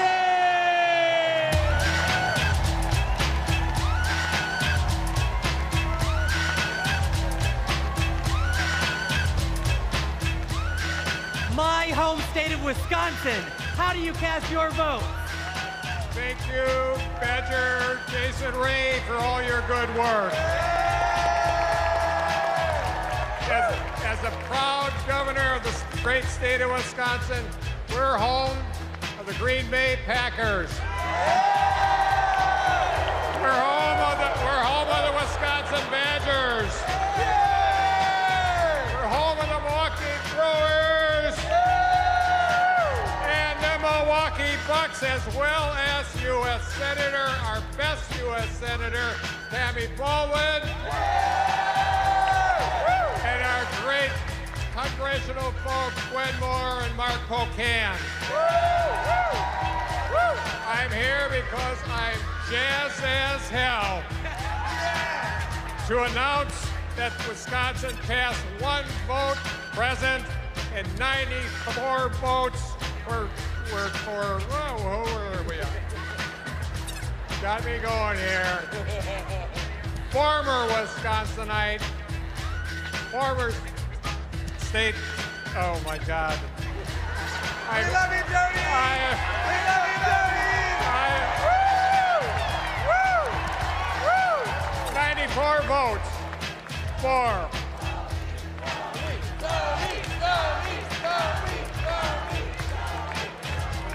I'll get there, Jason, I'll get there.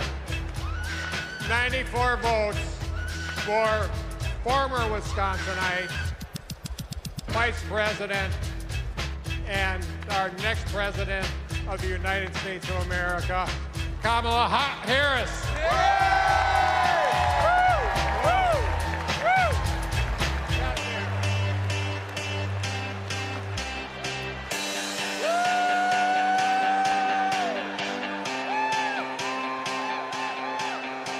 Wyoming. how do you cast your vote? Mr. Secretary, delegates, my name's Joe Barbudo, and these folks around me, we are honored to be representing the great state of Wyoming. Both the first state and territory in this nation to recognize a woman's right to vote, and the state that 100 years ago elected Democrat Nellie Taylor Ross, our nation's first female governor.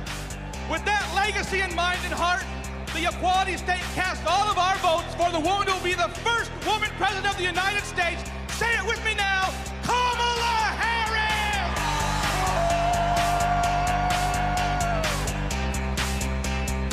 All right, good job.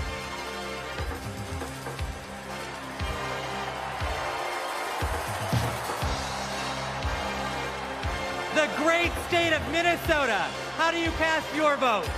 Hello, Minnesota! My name is Hans Storvik, and Tim Walz was my neighbor, coach, and favorite teacher.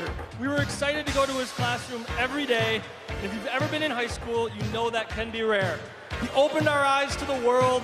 He taught us how to talk about global issues with respect, curiosity, and kindness, even and especially when we disagreed. But he wasn't just a great teacher. He was also a great neighbor and friend.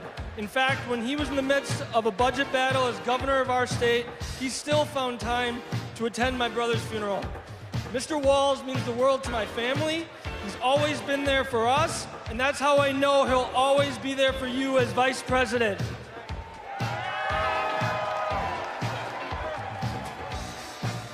Thank you, Hans. Minnesota, let me hear you. There you go. 14 years in the National Football League taught me a lot about leadership. A good leader cannot be selfish. He has to look out for his team. Coach Walz is unselfish as they come.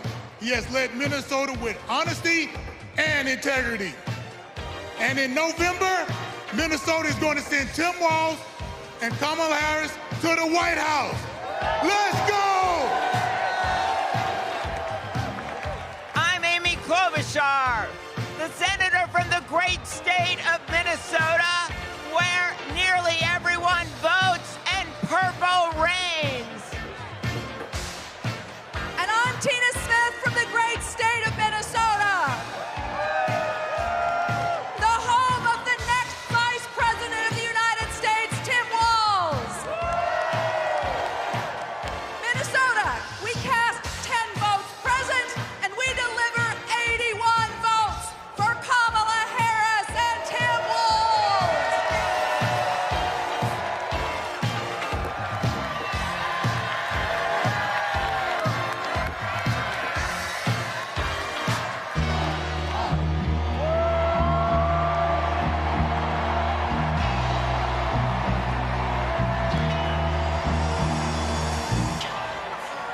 The great state of California, how do you cast your vote?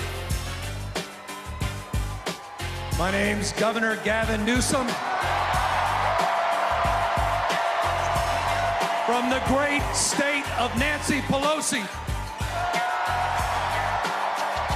I come from a state, like our nation, of dreamers, of doers, of entrepreneurs, of innovators, that prides itself on being on the leading and cutting edge of new ideas.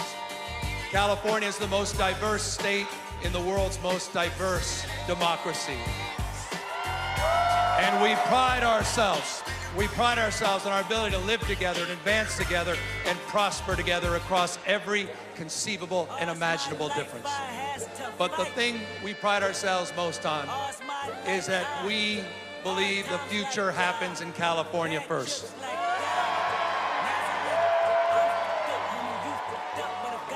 And Democrats, I've had the privilege for over 20 years to see that future taking shape with a star in Alameda courtroom by the name of Kamala Harris. I saw that star fighting for criminal justice, racial justice, economic justice, social justice. I saw that star get even brighter as Attorney General of California, as a United States Senator, and as Vice President of the United States of America. Kamala Harris has always done the right thing. A champion for voting rights, civil rights, LGBTQ rights, the rights for women and girls.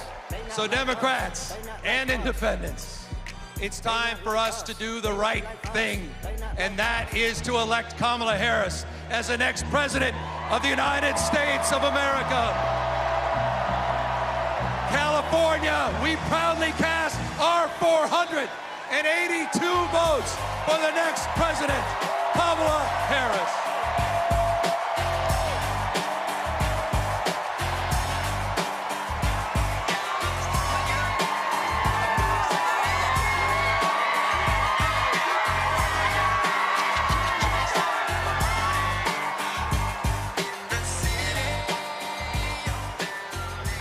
Thank you to everyone who participated in our celebratory roll call. Delegates, please know how critical you are to this process, both now and earlier this month when we conducted our virtual roll call. I am thrilled to reaffirm Kamala Harris as the Democratic nominee for President of the United States.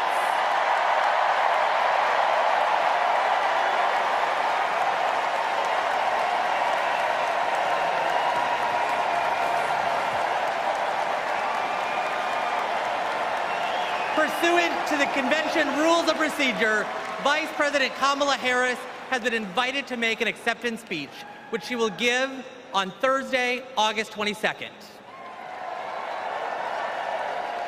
But now, a special surprise. It's my pleasure to introduce our party's official nominee for President of the United States, live from my home state of Wisconsin, Vice President Kamala Harris.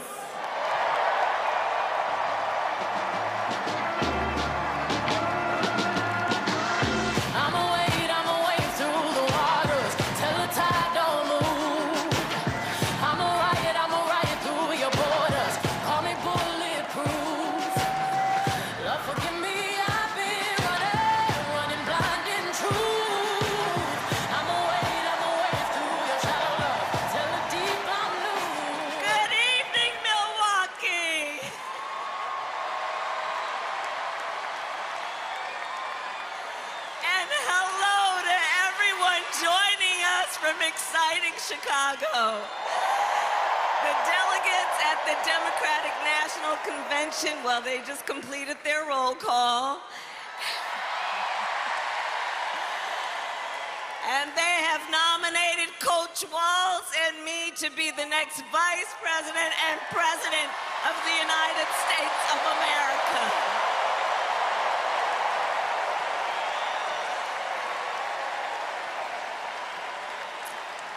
I thank everyone there and here for believing in what we can do together. We are so honored to be your nominees. This is a people-powered campaign, and together we will chart a new way forward. A future for freedom, opportunity, of optimism and faith. So to everyone in Chicago and across America, thank you. Thank you. Thank you. And you're going to hear from our wonderful second gentleman shortly. I'll see you in 2 days, Chicago.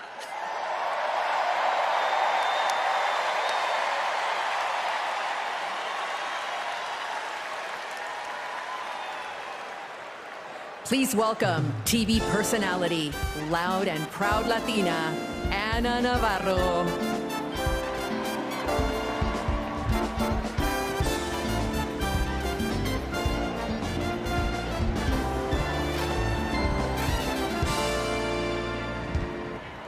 Buenas noches, Chicago.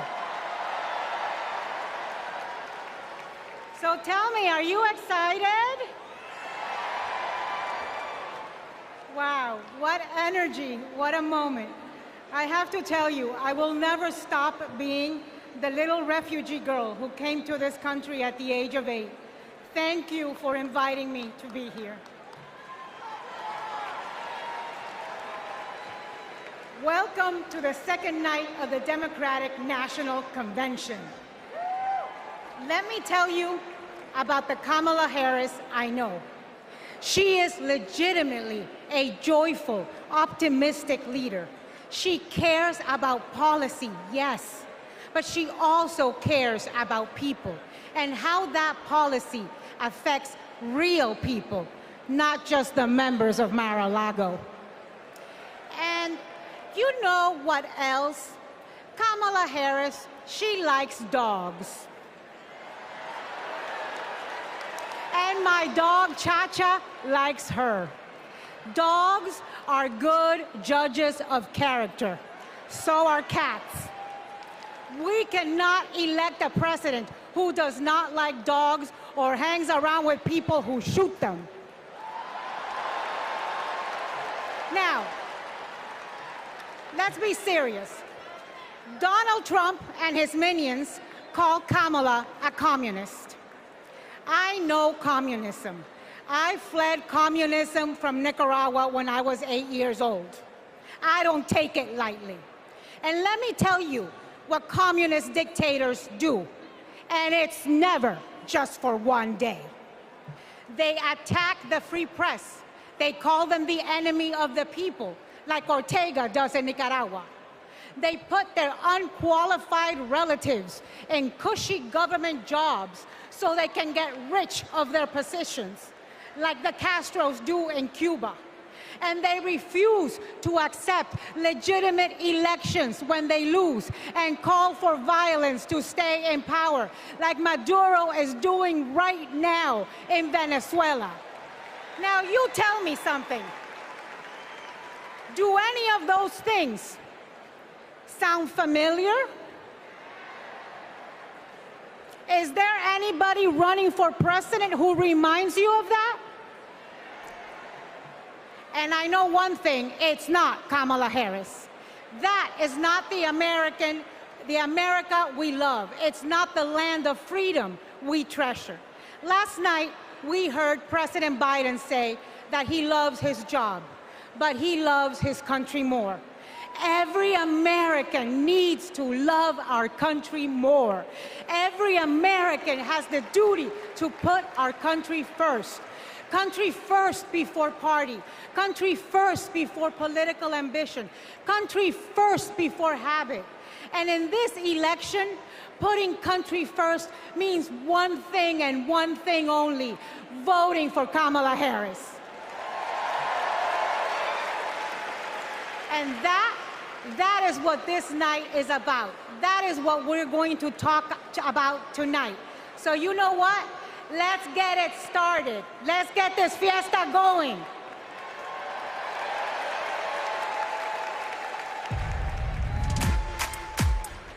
The ayes are 50, the nays are 50. The Senate being equally divided, the Vice President votes in the affirmative, and the nomination is confirmed.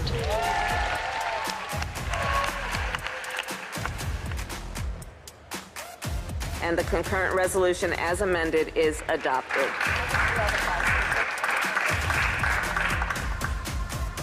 The Vice President votes in the affirmative, and the motion to proceed is agreed to. On this vote, the yeas are 50, the nays are 50. The Senate being equally divided, the Vice President votes in the affirmative, and the bill as amended is passed.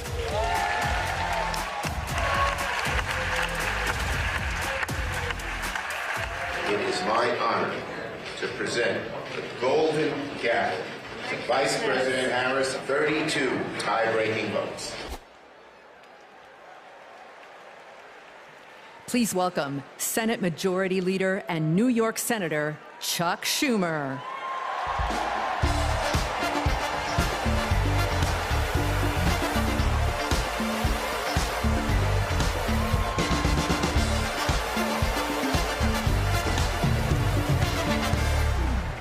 Everybody, wasn't that a great roll call?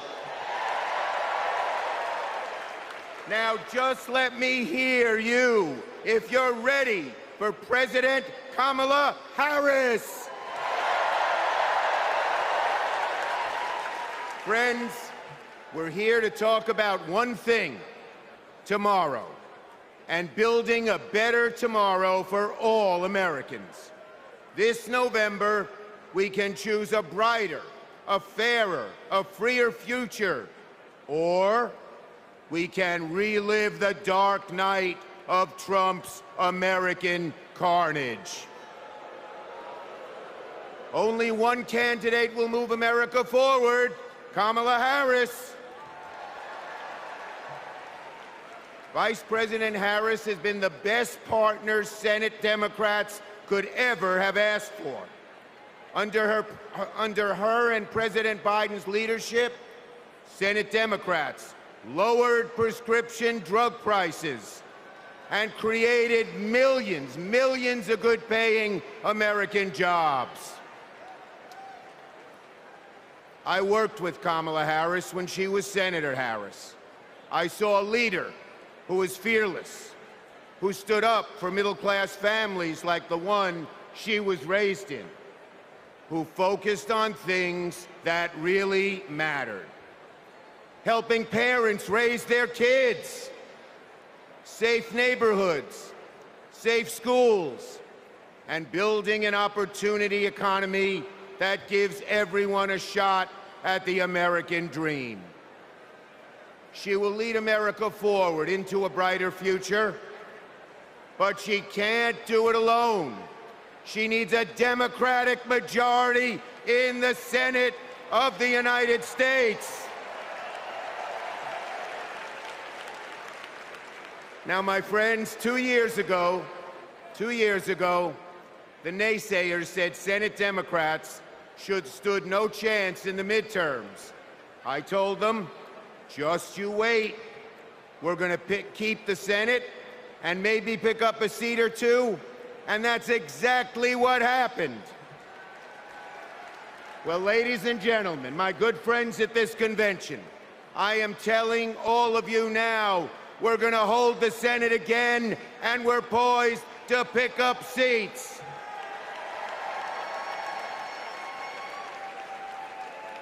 A Democratic majority to create good-paying jobs and lower costs, to defend a woman's right to choose, to deliver for communities back home.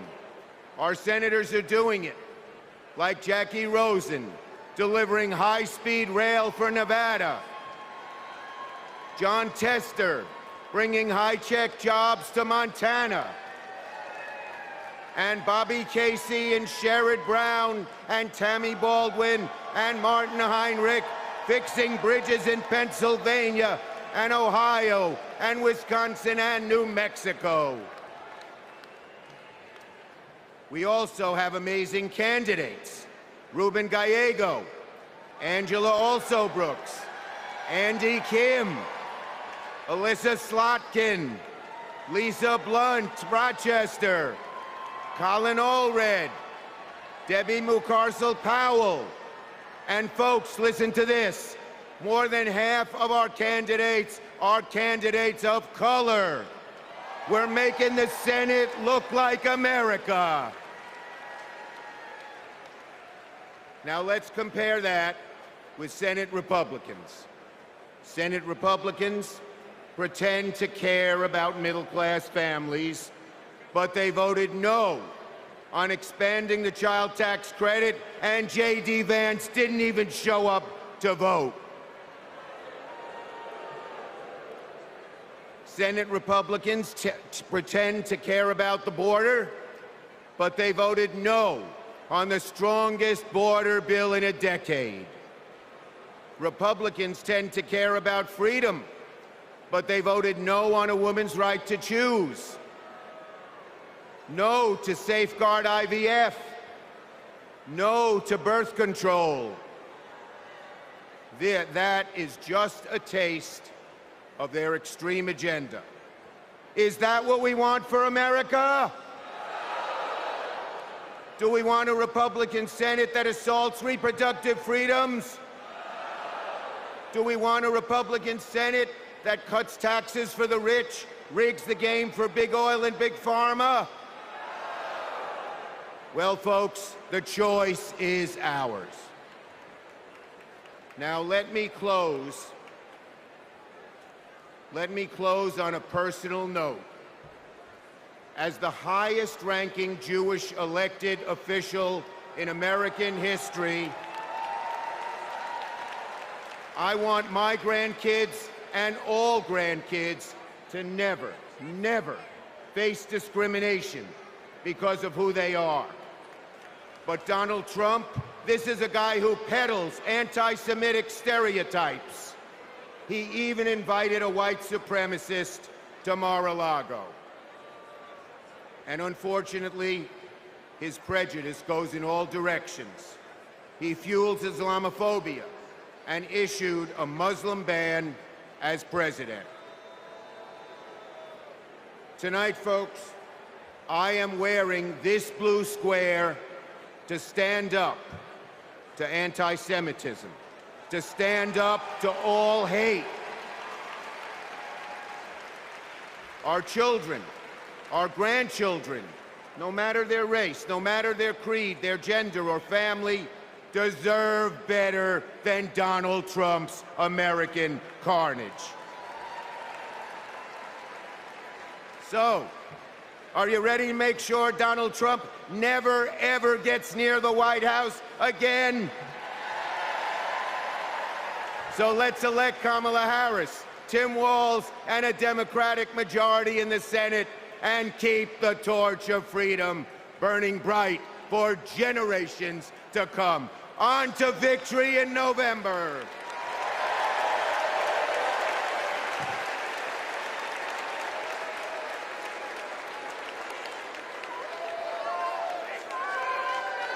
Together, we will build what I call an opportunity economy. I will take on the high costs that matter most to most Americans. Compare my plan with what Donald Trump intends to do. He wants to impose what is, in effect, a national sales tax on everyday products and basic necessities that we import from other countries. It will mean higher prices on just about every one of your daily needs. Donald Trump's plan would cost a typical family $3,900 a year. He wants to repeal the Affordable Care Act, which 45 million Americans rely on for health care. He plans to give billionaires massive tax cuts year after year. And he plans to cut corporate taxes by over $1 trillion. That if you want to know who someone cares about, look who they fight for. We capped the price of insulin at $35 a month and the total cost of prescription drugs at $2,000 a year for seniors. And just yesterday, we announced that we are lowering the price for 10 more life-saving drugs. As president, I will work to build the housing we need, and by the end of my first term, we will end America's housing shortage by building 3 million new homes and rentals that are affordable for the middle class. More than 100 million Americans will get a tax cut by restoring the Earned Income Tax Credit and the Child Tax Credit, through which millions of Americans with children got to keep more of their hard-earned income.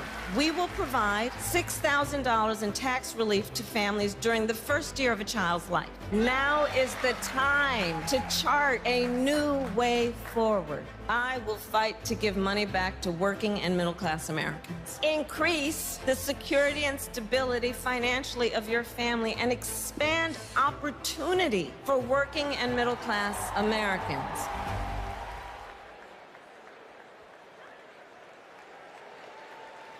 Please welcome Vermont Senator Bernie Sanders.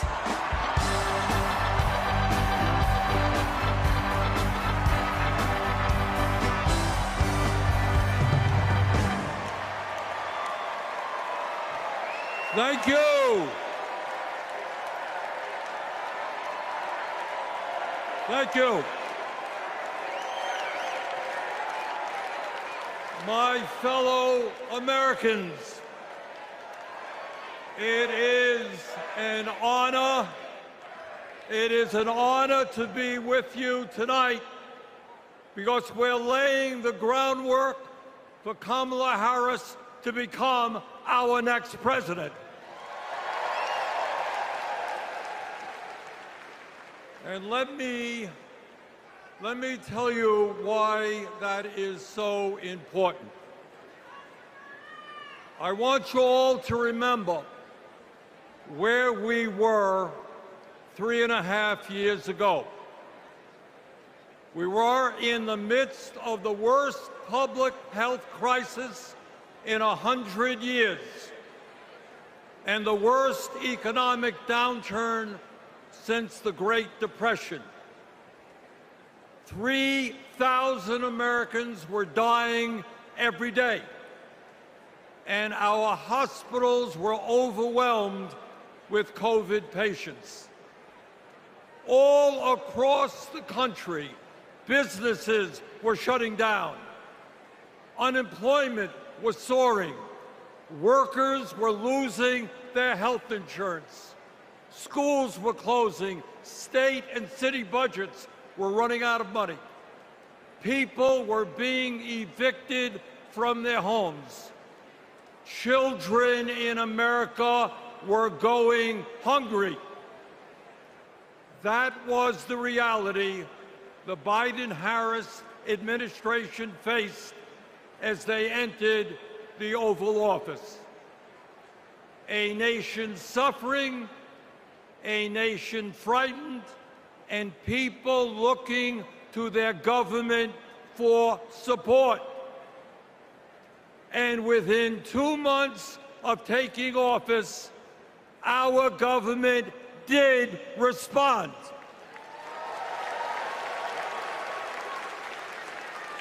We passed the American Rescue Plan, which provided $1,400 for every man, woman, and child in the working class.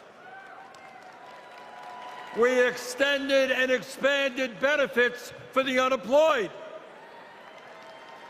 We provided emergency assistance for small businesses to stay open. We guaranteed health care coverage to tens of millions of Americans through one of the largest expansions of Medicaid in history. We provided rent relief and mortgage assistance, which prevented tenants and homeowners from being evicted. We established emergency food programs for hungry children and the elderly, and protected the pensions of millions of union workers and retirees from being slashed by up to 65%. Oh, and by the way, we cut childhood poverty by over 40% through an expanded child tax credit.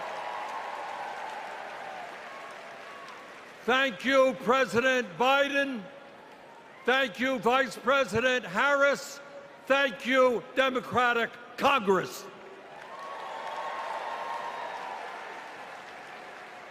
Now, I say all of this not to relive that difficult moment, but to make one simple point.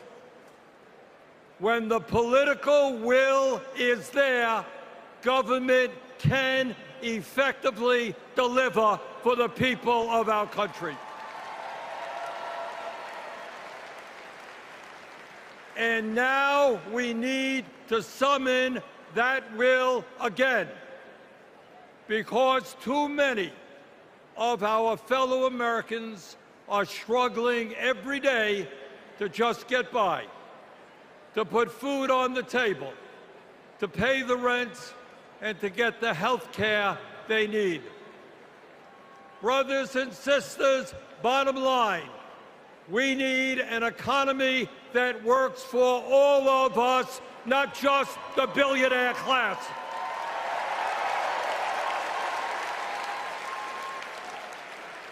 My fellow Americans, when 60% of our people live paycheck to paycheck, the top 1% have never, ever had it so good.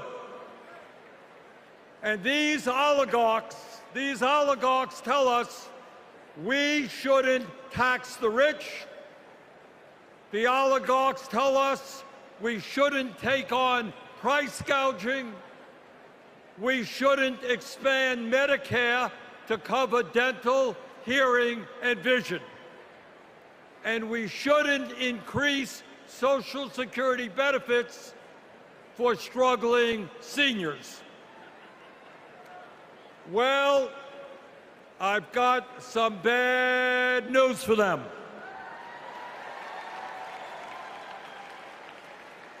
That is precisely what we are going to do.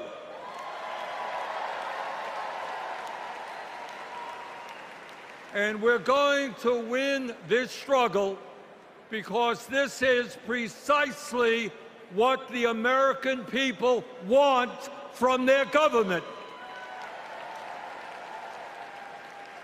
And my friends, at the very top of that to-do list is the need to get big money out of our political process.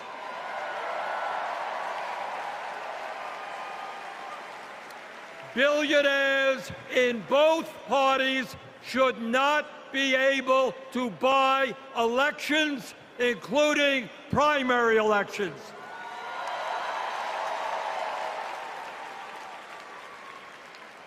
For the sake of our democracy, we must overturn the disastrous Citizens United Supreme Court decision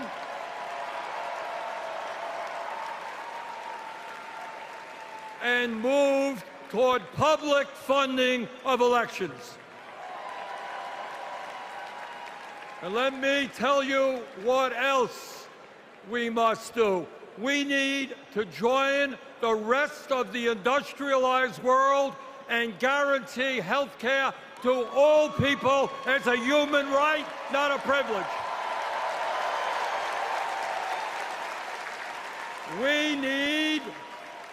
We need to raise the minimum wage to a living wage. We need to pass the PRO Act so that workers can organize in unions and gain the decent pay and benefits they deserve. We need to strengthen public education, raise teachers' salaries, and make sure that every American, regardless of income, receives the higher education he or she needs. We need to take on Big Pharma and cut our prescription drug cost in half so that we no longer pay any more than other countries. Joe and Kamala made sure that no senior in America pays over $35 a month for insulin. We need to make sure that reality is true for every American. I look forward to working with Kamala and Tim to pass this agenda. And let us be very clear. This is not a radical agenda. But let me tell you what a radical agenda is. And that is Trump's Project 2025. At a time of massive income and wealth inequality, giving more tax breaks to billionaires is radical. Putting forth budgets to cut Social Security, Medicare, and Medicaid is radical. Letting polluters destroy our planet is radical. And my friends, we won't let that happen.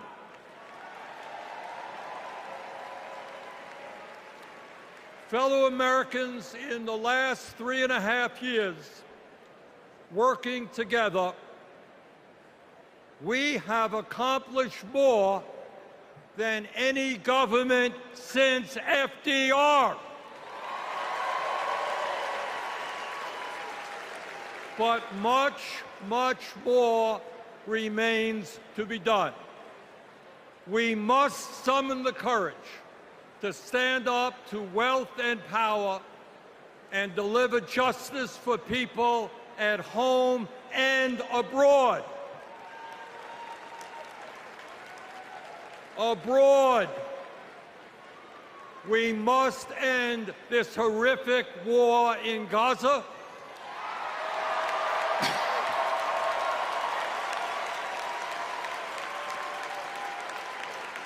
Bring home the hostages and demand an immediate ceasefire.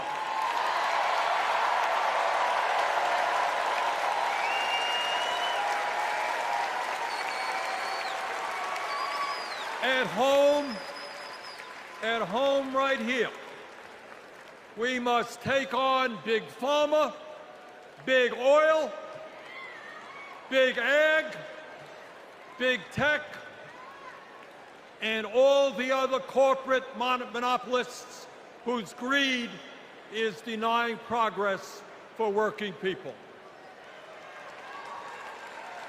On November 5th, let us elect Kamala Harris as our president, and let us go forward to create the nation we know we can become. Thank you all very much.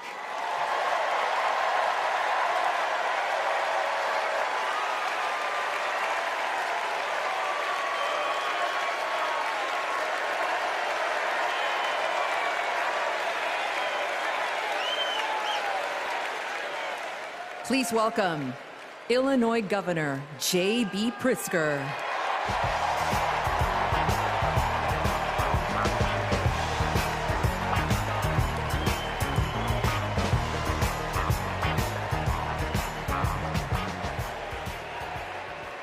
Fellow Democrats, welcome to Chicago. We're a great American city in a proud blue state. Our patriotism was formed in frost and in fire, and in the steel we forged to survive both. Our love of country has been a tapestry of faith that weaves from Abraham Lincoln reuniting a house divided to Barack Obama declaring blue states and red states make one United States.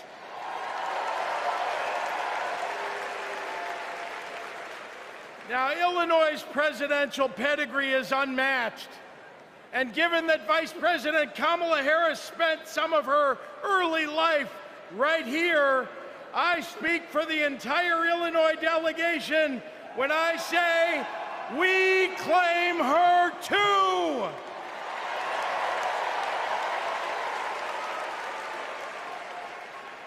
Now, one president we will never claim is the con artist the Republicans nominated in Milwaukee last month. Donald Trump once called Chicago embarrassing. To quote a great Chicagoan who won 6 world championships on these very grounds, we take that personally.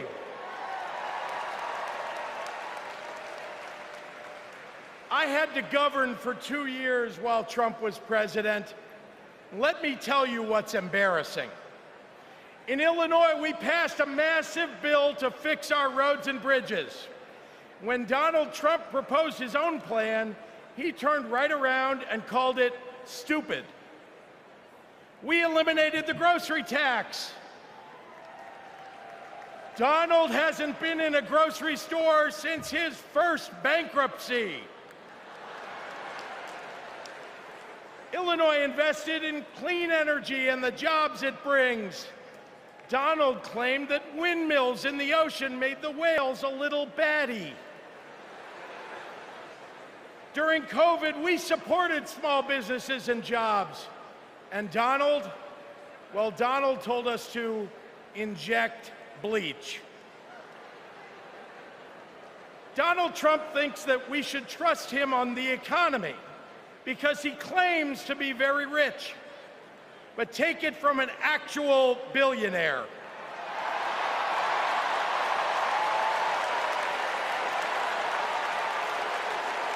Trump is rich in only one thing: stupidity.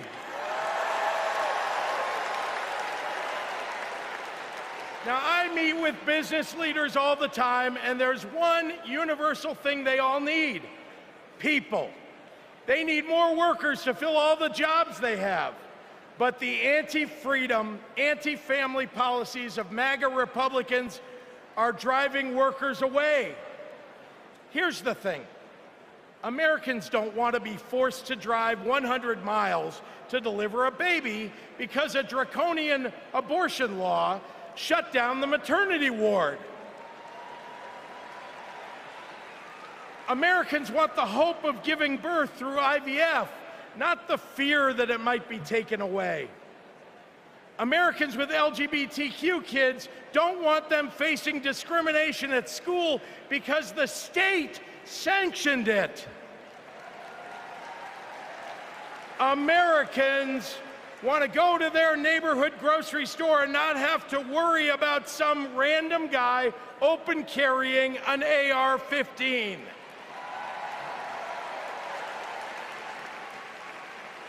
Americans don't want their kids to be taught in history class that slavery was a jobs program.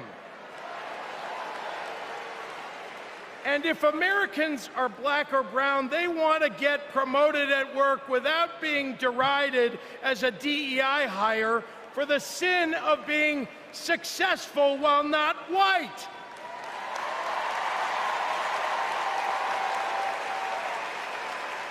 Let's be clear. It's not woke that limits economic growth. It's weird. And these guys aren't just weird, they're dangerous. Democrats are for lower taxes and higher wages, less inflation and more business growth. We just think it's wrong to craft those policies for Elon Musk and not for everyday working people. That includes a secure retirement and good health care. We think the government should help you prosper, not police who you're sleeping with. More than anything, Democrats want economic policies that are kind, not cruel. But Trump chooses cruelty every time. After all, everything he's achieved in his own life has been by hurting someone else. Kamala Harris and Tim Walz, well, they've spent their lives lifting people up, not pushing them down. They know that a White House that leads with kindness looks at someone who is struggling and sees not what they might cost society, but what they might create for it. Americans want policies that give every American a chance to make it to the middle class. They want to grow small businesses, and Democrats want to cut taxes for everyday people. More than anything, Kamala Harris and Tim Walz want a country where we can all live with a little serenity. The serenity that comes with a balanced checkbook, an affordable grocery bill, and a housing market that has room for everyone. And if there's one thing I know about Donald Trump, he's not bringing anyone any kind of serenity. We have a choice, America, between the man who left our country a total mess and the woman who has spent 4 years cleaning it up.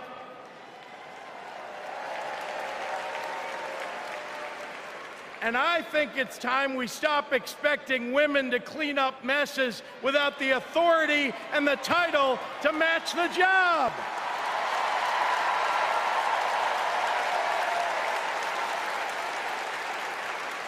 Vice President was a good title for Kamala Harris, but you know an even better one? President of the United States of America. Let's go get 'em!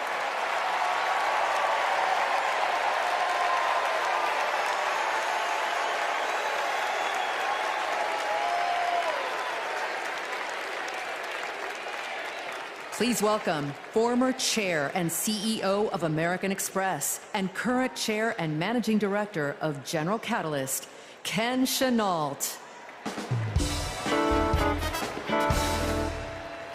My fellow Americans, for 17 years, I ran American Express, one of the greatest companies in this country.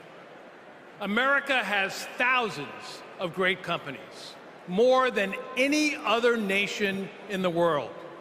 And that's not by accident. The United States is the best place in the world to do business because of the values on which our country was built. Democracy, the rule of law, free and fair elections, the peaceful transfer of power.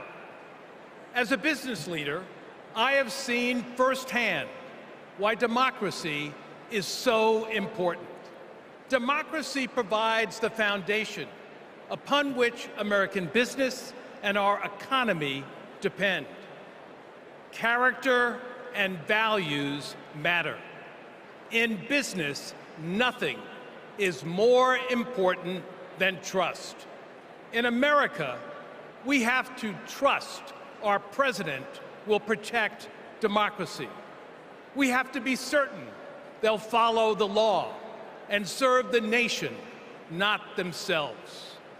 Business requires stability and certainty that our democracy will endure. Our economy and democracy are tightly linked.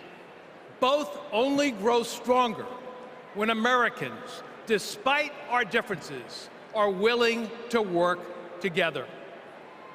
At this moment, when our politics pits one group against another, that's what's remarkable about Kamala Harris. She is for all Americans. She understands it's possible, in fact necessary, for a president to be both pro-business and pro-worker. Kamala Harris understands that government must work in partnership with the business community. She knows that a market-based economy needs a strong and effective government. Kamala Harris understands that we need to help entrepreneurs turn good ideas into thriving companies, that we can create good-paying jobs by helping manufacturers expand. Kamala Harris believes in growing the economic pie for the benefit of current and future generations. Unlike her opponent, she knows the way not to build an advanced economy is a broad tariff that would only raise prices, hurt consumers and businesses, and cost jobs. She knows the way not to do it is to give people like me a tax cut when that money should be invested to grow the middle class. If you want to lead, you have to be willing to serve. Kamala Harris's vision for the economy serves us all.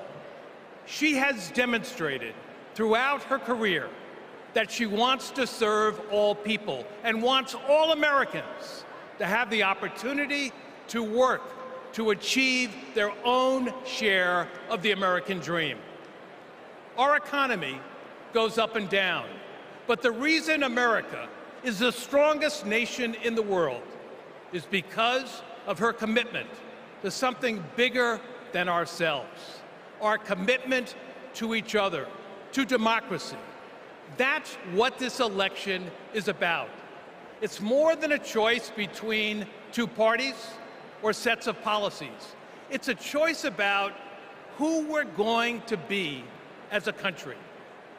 In his words and actions, Kamala Harris's opponent has shown us that he does not believe in our democratic values, and he will seek only to serve himself and his desire for vindication and vengeance. Kamala Harris will face the facts. She will navigate this country, the greatest country in the world, through the inevitable challenges, while also leading with the hope and values that America was founded on. Kamala Harris understands that the role of a leader is to instill hope, to repudiate the merchants of fear, and focus on ensuring that the best days are ahead of us. She believes in America, its principles, the hopes and dreams of our people, and the promise of our future. That is why I believe Kamala Harris should be the next president of the United States of America. God bless America.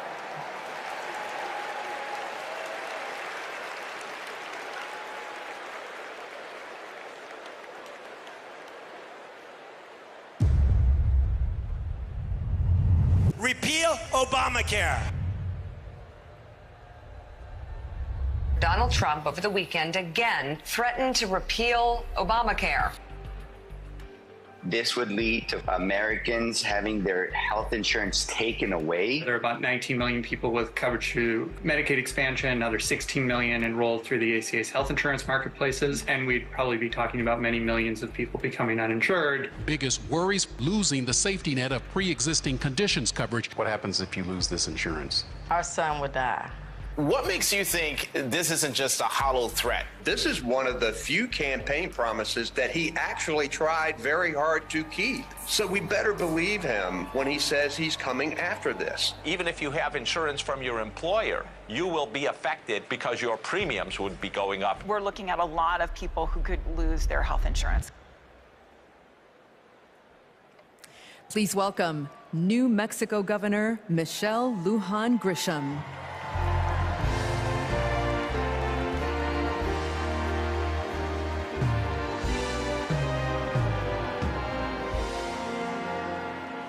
Good evening, America. I'm Michelle Lujan Grisham, governor of the great state of New Mexico. And in my state, we like things spicy, a little chili on everything, a little kick in our campaigns. And let me tell you, we are feeling en fuego right now. We are fired up to elect Kamala Harris President of the United States. This election is about protecting our democracy and securing our freedoms, including the right to affordable, quality health care. Now, this issue is personal to Vice President Harris, whose mom passed away after a battle with colon cancer. And it's personal to me. At 2 years old, my sister was diagnosed with a tumor that was incurable and made her uninsurable by the time she was 3. And it's personal to Americans across the country who know what it's like when someone they love gets sick. Donald Trump and J.D. Vance want to dismantle our healthcare system, repeal the Affordable Care Act, and eliminate protections for pre-existing conditions. Either these guys don't get it, or they just don't care. You know who gets it? Kamala Harris gets it, and she cares.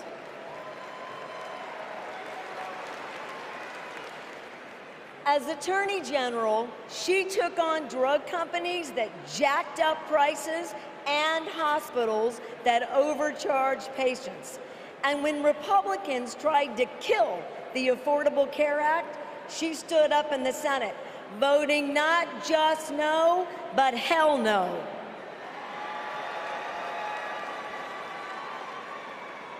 And Kamala Harris hasn't just stopped Republicans from making our health care system worse.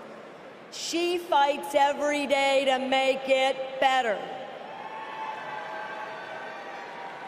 And I know, I spent 20 years working to get Medicare the ability to negotiate lower drug prices. As Vice President, Kamala Harris delivered it.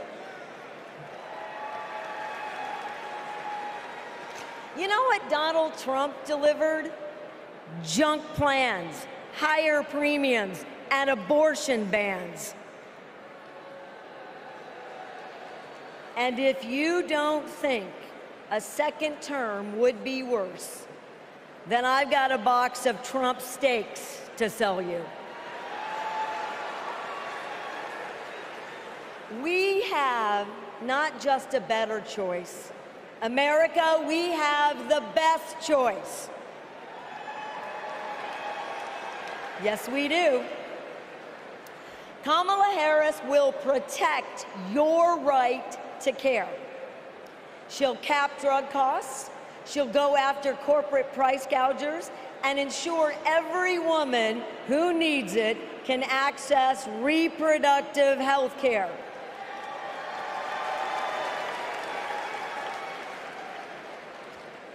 That's the president I want.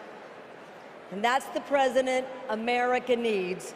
And with your help, that's the next president of the United States. President Kamala Harris.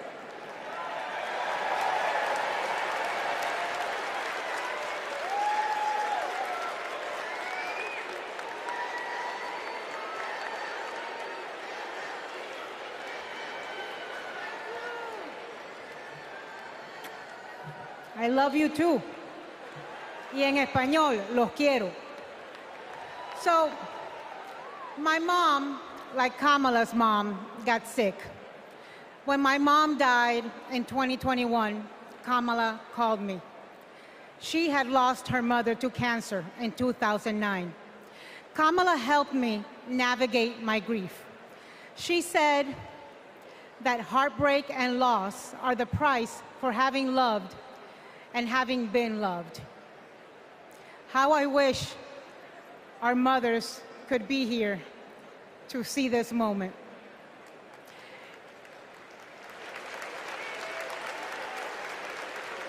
In the next 4 years, America will invariably have moments of great sadness and pain in our country. Some will be natural disasters. Some will be man-made disasters. We need a president who can not only be commander-in-chief, but also consoler-in-chief. We need a president with empathy, capable of lifting us up when we are down. We need a president who is capable of holding us in a big, great hug when we need it. That is Kamala Harris. Donald Trump is only capable of holding two things, a grudge and a golf club.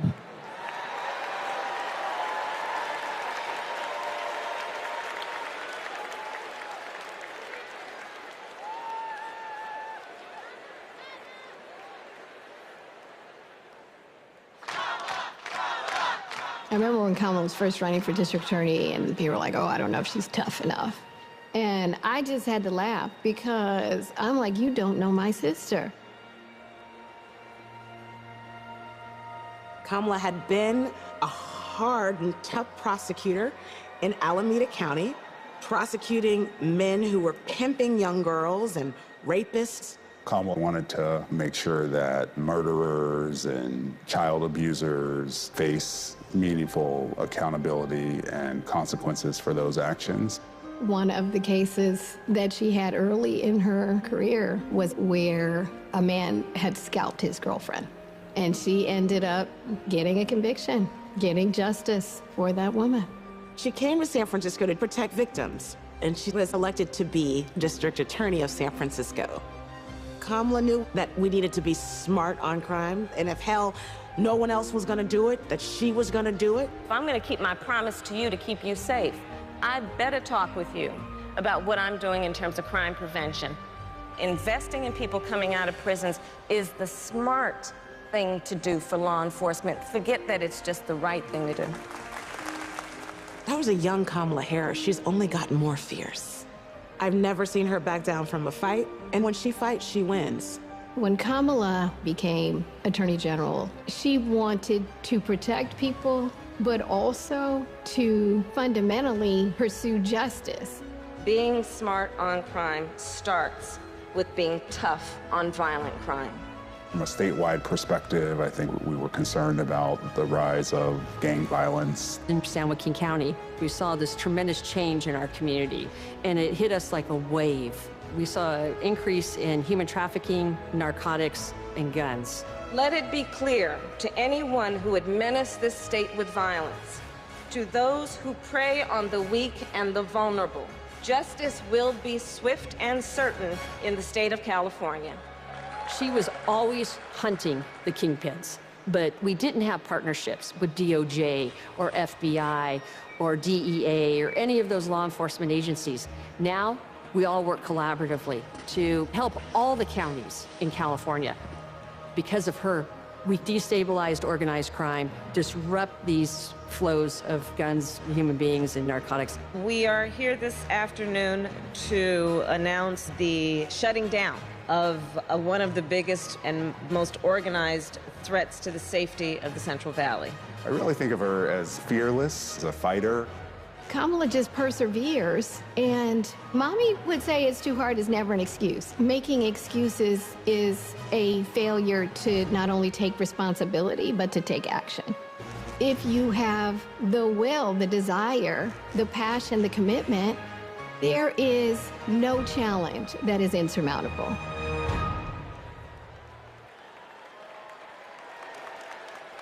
Please welcome the Democratic nominee for Senate in Maryland, Angela Alsobrooks.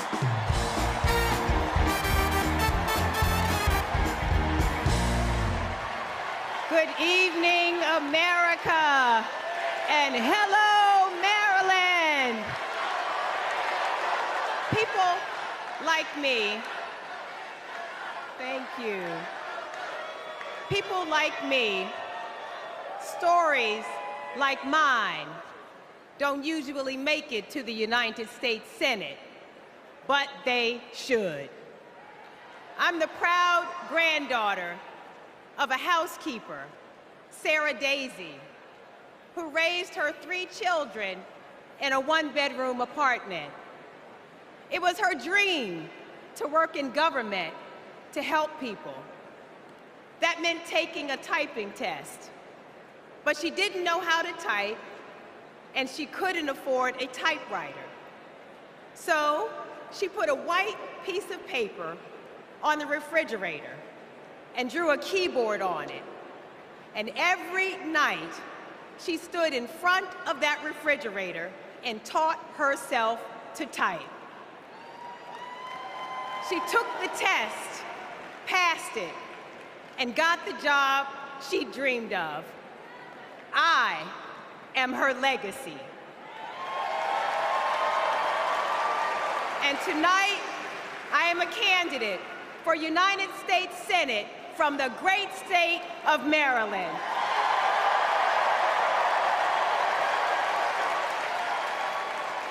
I've always been inspired by women like my grandmother, women who imagine a better future and then have the grit to make it a reality. One of those women is a friend, a mentor, and a role model. That woman is Kamala Harris. Let me tell you about the Kamala I've known for 14 years.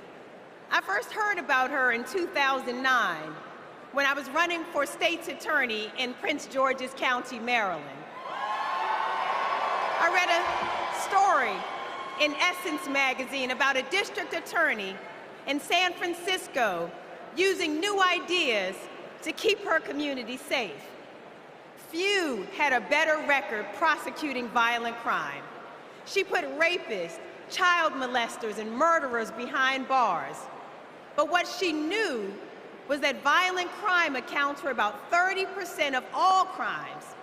For the 70% that are nonviolent, she created a first-of-its-kind program called Back on Track. After serving time and pleading guilty, these low-level offenders will get the job training, GED help, and apprenticeships they needed to find a job. The result? The recidivism rate plummeted. Now, after reading about this super bad district attorney, I talked nonstop about her on the campaign trail. 2 days after I won the election, my phone rings. It's Kamala Harris calling to congratulate me and ask how she could help. She helped me bring Back on Track to Maryland. And wouldn't you know it, crime went down and economic growth went up. Back on Track is now a national model. Now Donald Trump says if Kamala Harris is elected, tough guys will treat her like a play toy. Do you know who else thought that? The drug cartels she busted, the big oil companies she made pay for polluting, the big banks that she made pay $20 billion to homeowners they ripped off. Getting justice for others isn't a power trip for her. It's a sacred calling. And hear me, Kamala Harris knows how to keep criminals off the streets. And come November, with your help, she'll keep one out of the Oval Office.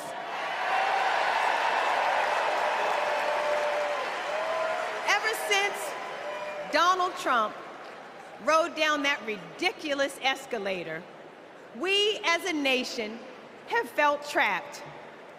Every national decision has been made in reaction to this one man and his extremist MAGA movement.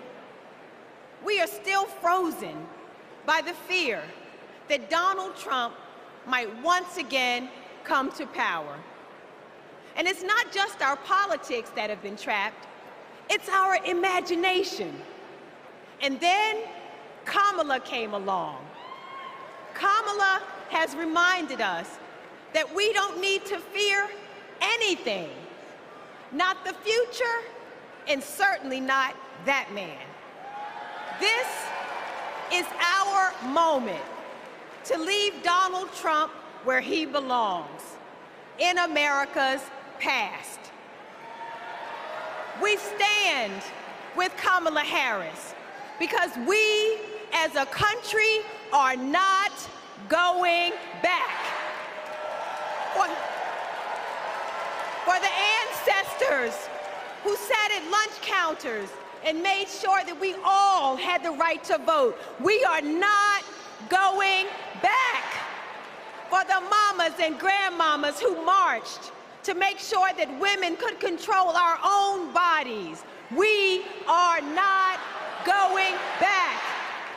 For the parents who work from can't see in the morning until can't see at night, not so that they will have a better future, but so that their children will have a better life.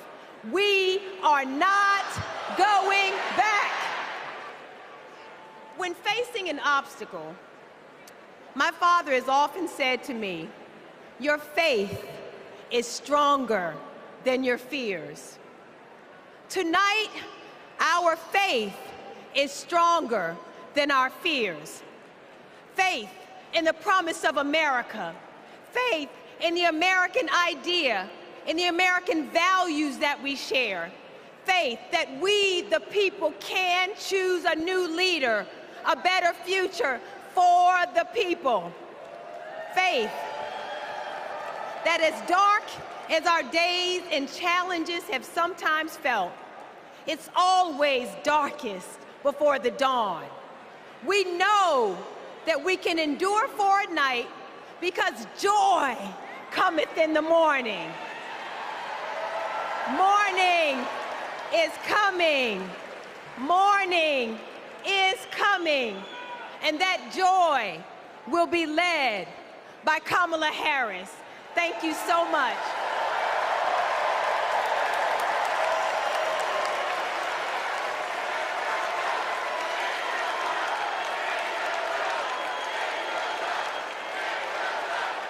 Please welcome Mesa, Arizona Mayor John Giles.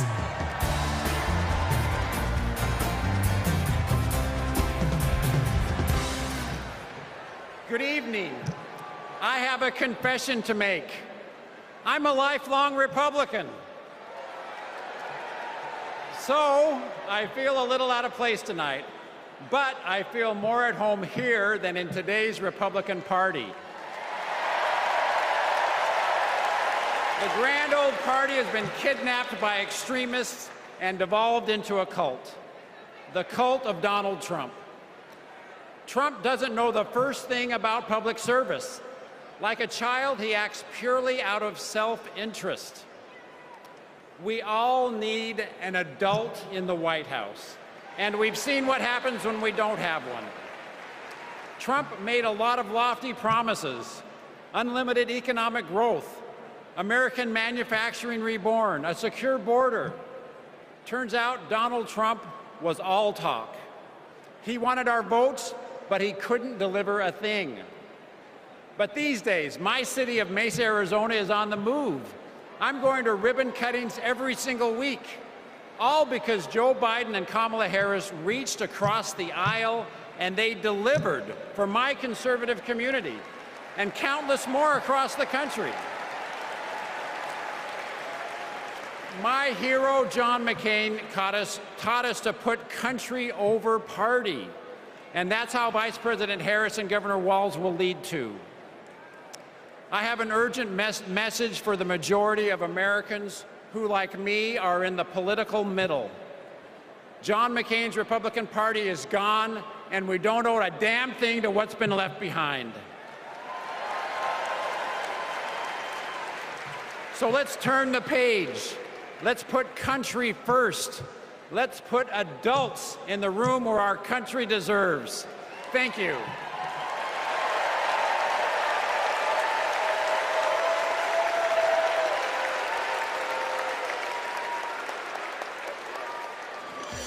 It's our dream to have a large family. Being a parent, it's the most important thing in my life. For decades, Americans have turned to the miracle of IVF treatments. She felt like a dream come true. The fact that she was able to build a family, that's why I do what I do. Without IVF, I don't know how this would have been possible. IVF treatment gives many patients an opportunity to have a family. I love that I get to help people every day become parents. But a party that pretends to be pro-family wants to put a stop to this. They are attacking the right to expand and start a family. It's unthinkable. They may never have the family that they've dreamt of. In the U.S. Senate, Republicans blocked a Democratic bill that would have established protections for in vitro fertilization. Mr. Vance, no. If Republicans actually cared as much about protecting IVF, this would have been a simple yes vote. Family means support. To me, family is your whole world. It's the life that you build. IVF made my family. It made my heart whole. It made my life full. It made my life full. And it made my life full. And we will always fight for you, for your family, for your freedoms, and for your future. Kamala Harris and Tim Walz honor the freedoms of all families to make decisions about what is right for them, for this generation and generations to come.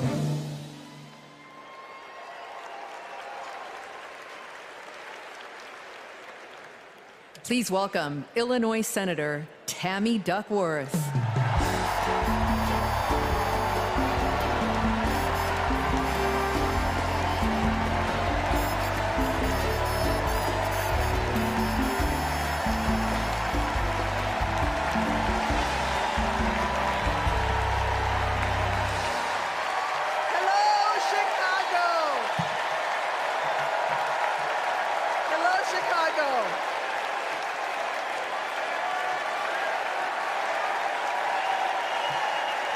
You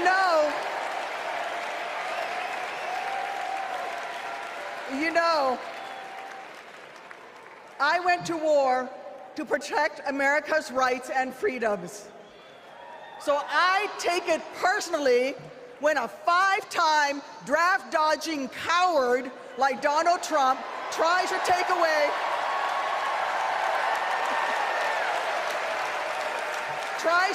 my rights and freedoms in return, especially when it concerns my daughters. My girls, gamer girl Abigail and queen of the monkey bars, Miley, are everything to me. But they would never have been born without access to reproductive care. Because after 10 years of struggling with infertility, I was only able to have them through the miracle of IVF. But now, Trump's anti-woman crusade has put other Americans' right to have their own families at risk. Because if they win, Republicans will not stop at banning abortion. They will come for IVF next. They'll prosecute doctors. They will shame and spy on women. And if you think that's far-fetched, just look up what happened in Alabama last year. So let me say to every would-be parent, I see you, I'm with you. And together, in November, we'll send a message to old Cadet Bone Spurs.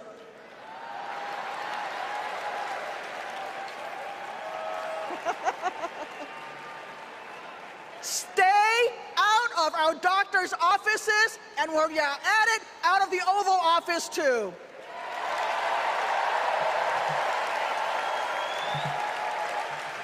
Look, my struggle with infertility was more painful than any wound I earned on the battlefield. So how dare a convicted felon like Donald Trump treat women seeking health care like they're the ones breaking the law? How dare J.D. Vance criticize childless women on cable news, then vote against legislation that would have actually helped Americans to start families? How dare the GOP endanger the dreams of countless veterans whose combat wounds prevent them from having kids without IVF, punishing our heroes for their willingness to serve? It's simple. Every American deserves the right to be called mommy or daddy without being treated like a criminal. Kamala Harris believes that. So let's make some history and elect her in November. God bless America.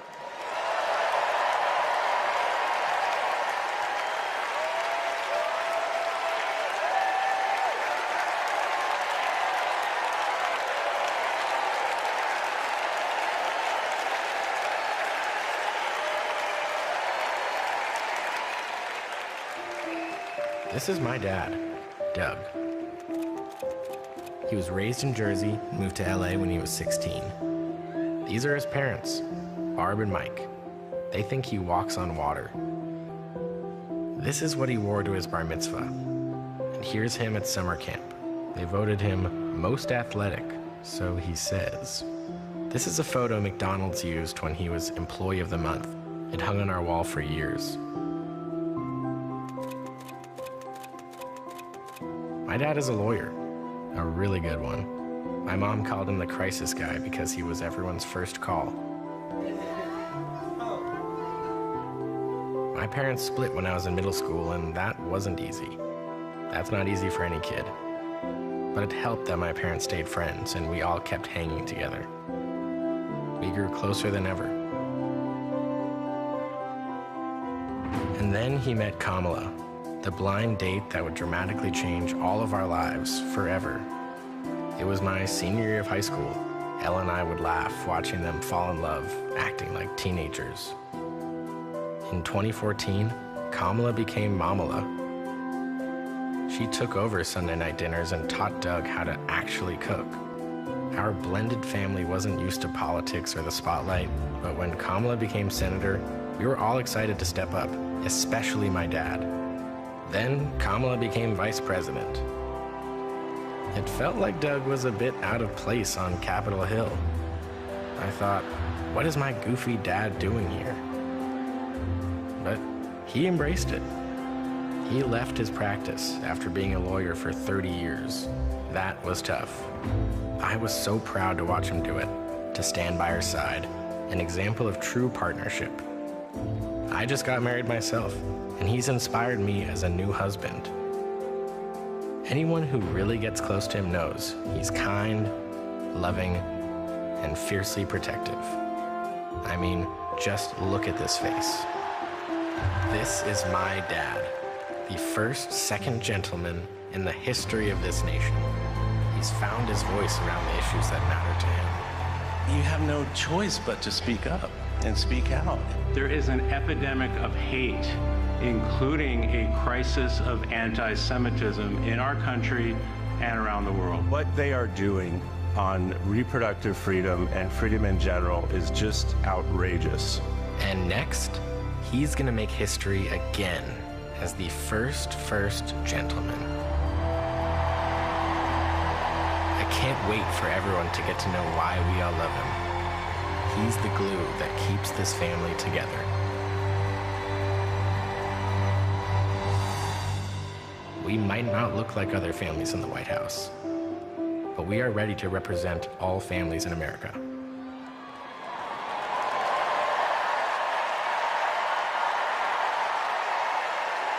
Please welcome my dad, the second gentleman of the United States, Doug Emhoff.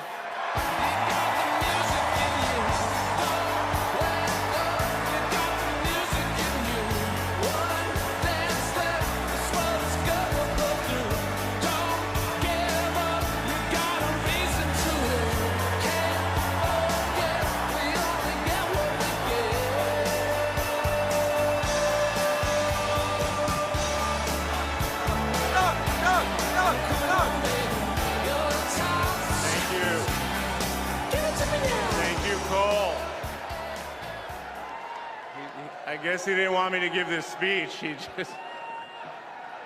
Thank you. Thank you so much. Hello. Thank you. Hello to my big, beautiful, blended family up there. I love you so much. Aren't you proud of Cole? Wow. And a special shout out to my mother. I see you. My mother is the only person in the whole world who thinks Kamala is the lucky one for marrying me. And to Kamala, who, well, we just saw where she is. She's out on the trail, listening to and talking with voters. Honey, I can't wait for you to come back to Chicago because we're having a great time here.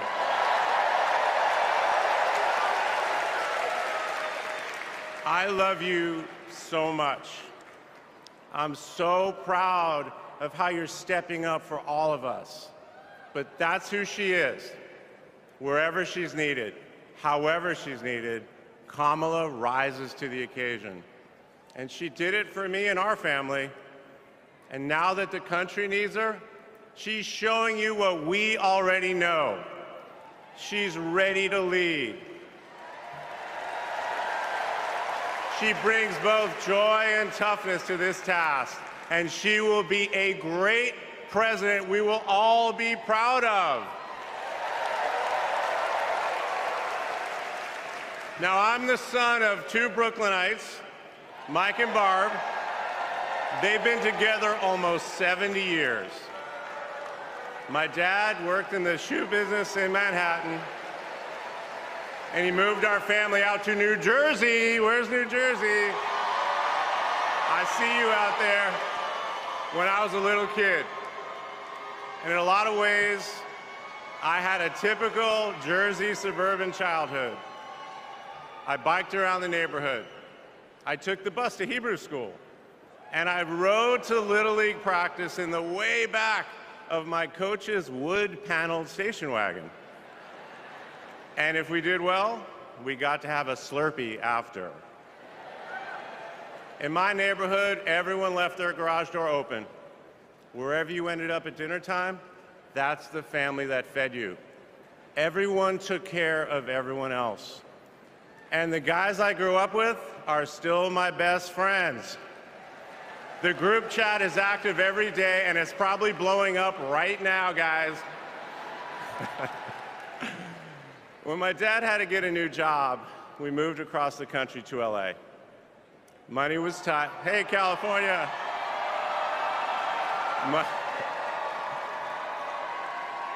Money was tight, so I worked at McDonald's in high school for some extra cash.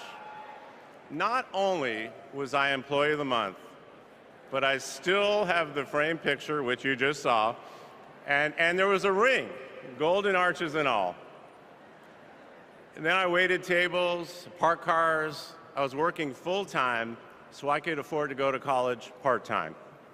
And thanks to partial scholarships, student loans, and a little help from my dad, I got myself through law school. And I got my first job as a lawyer, which is also where I met the guys in my fantasy football league. And a lot has changed in our lives since the early 90s, but my team name is still Nirvana. Yes, after the band. I worked hard, and I love being a lawyer. And by the way, I still get to be part of the profession by teaching students at Georgetown Law School. I got married, became a dad to Cole and Ella. Unfortunately, I went through a divorce, but eventually started worrying about how I would make it all work. And that's when something unexpected happened. In 2013, I walked into a contentious client meeting. We worked through the issue, and by the end of the meeting, the now happy client offered to set me up on a blind date, which is how I ended up with Kamala Harris's phone number. Now, for generations, people have debated when to call the person you're being set up with. And never in history has anyone suggested 8:30 a.m. And yet, that's when I dialed. I got Kamala's voicemail, and I just started rambling. Hey, it's Doug. I'm on my way to an early meeting. Again, it's Doug. I remember I was trying to grab the words out of the air and just put them back in my mouth. And for what seemed like far too many minutes, I hung up. By the way, Kamala saved that voicemail, and she makes me listen to it on every anniversary. But that message wasn't the only unusual thing about that day. Now, Kamala, who normally would have been working hard at her office, just happened to be waiting at her apartment for a contractor to do some work on her kitchen. I was eating at my desk, which was not a regular occurrence for a busy lawyer like me who appreciated a good business lunch. But that's when she called me back. And we talked for an hour, and we laughed. Well, you know that laugh. I love that laugh.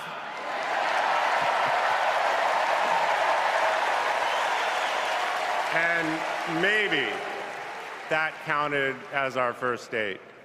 Or maybe it was that Saturday night when I picked her up and told her, buckle up, I'm a really bad driver. Because you can't hide anything from Kamala Harris, so you might as well own it. And as I got to know her better and just fell in love fast, I learned what drives Kamala. And it's what you've seen over these past 4 years, and especially these past 4 weeks. She finds joy in pursuing justice. She stands up to bullies just like my parents taught me to. And she likes to see people do well, but hates when they're treated unfairly. She believes this work requires a basic curiosity in just how people are doing. Her empathy is her strength.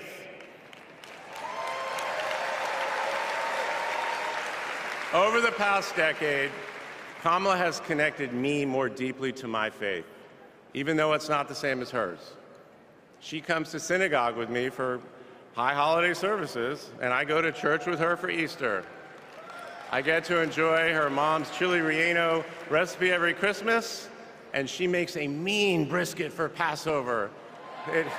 It brings me right back to my grandmother's apartment in Brooklyn, you know, the one with the plastic-covered couches. But Kamala has fought against anti-Semitism and all forms of hate her whole career. She's the one who encouraged me as second gentleman to take up that fight, which is so personal to me.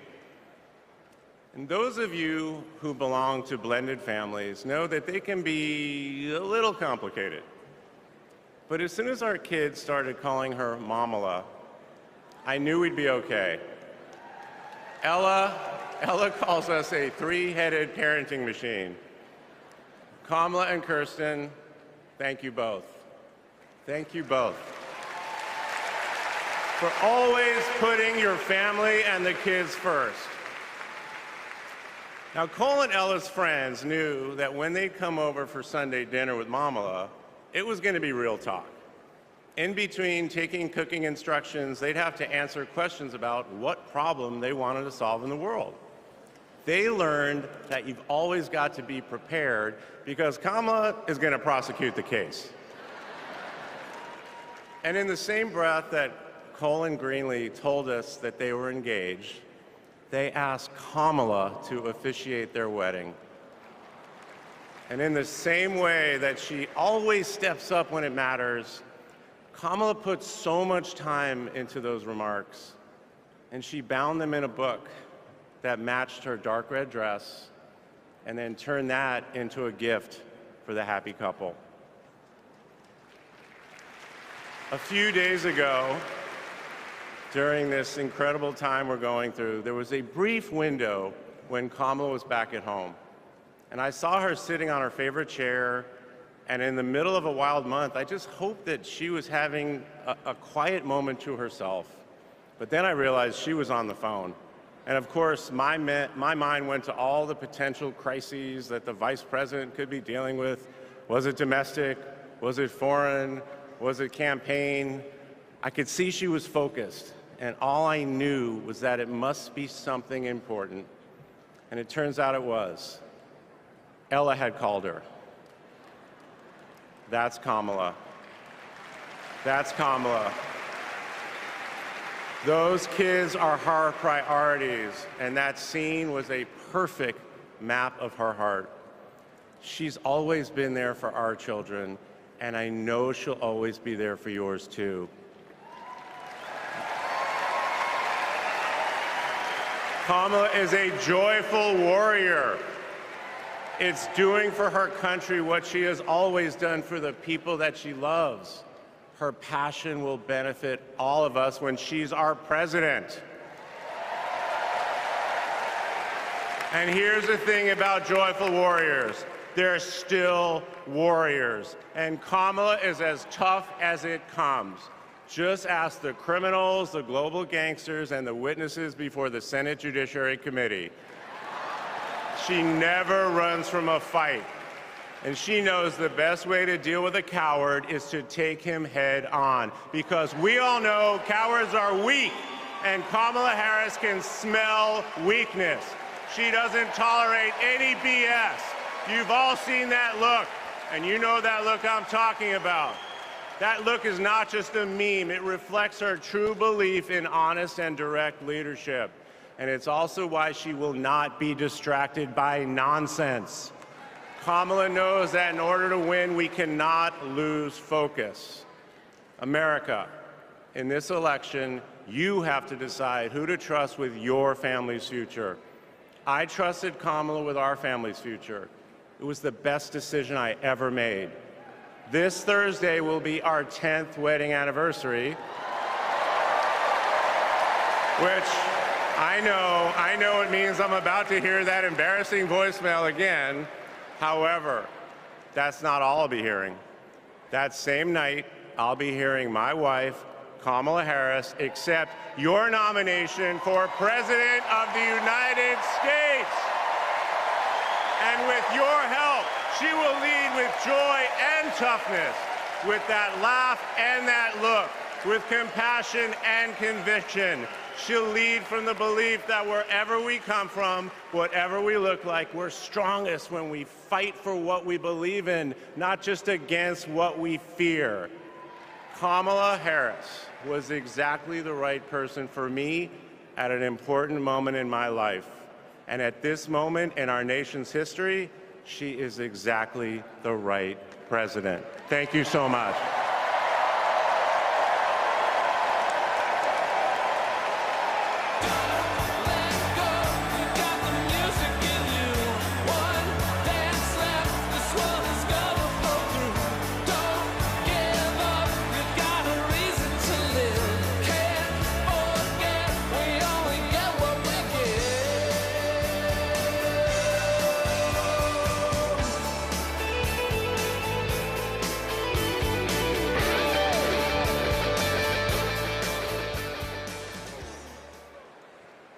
Please welcome former First Lady Michelle Obama.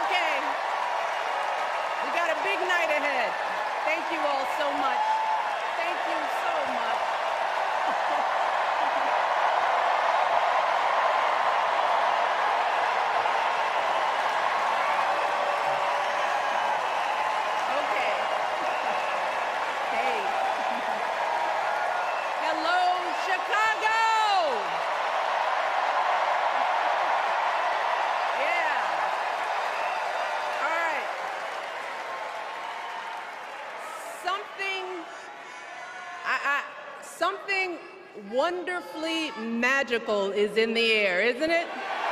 Yeah.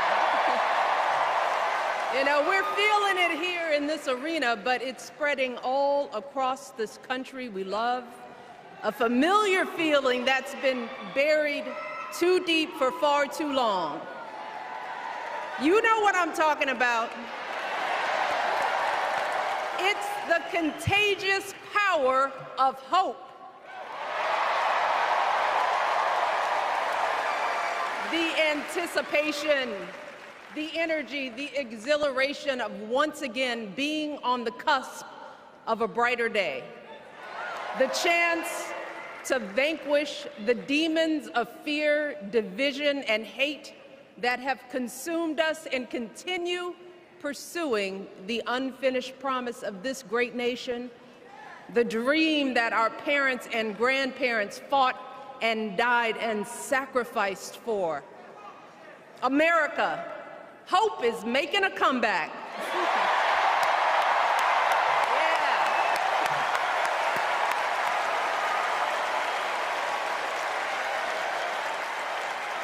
But to be honest, I am realizing that until recently, I have mourned the dimming of that hope. And maybe you've experienced the same feelings, that deep pit in my stomach, a palpable sense of dread about the future. And for me, that mourning has also been mixed with my own personal grief. The last time I was here in my hometown was to memorialize my mother, the woman who showed me the meaning of hard work and humility and decency, the woman who set my moral compass high and showed me the power of my own voice. Folks,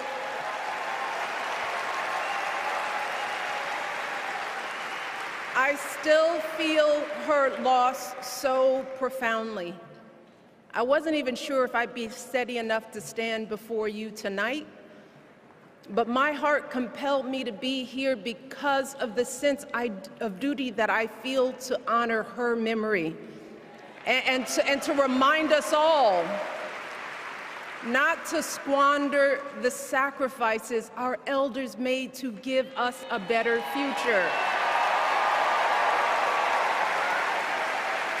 You see, my mom, in her steady, quiet way, lived out that striving sense of hope every single day of her life.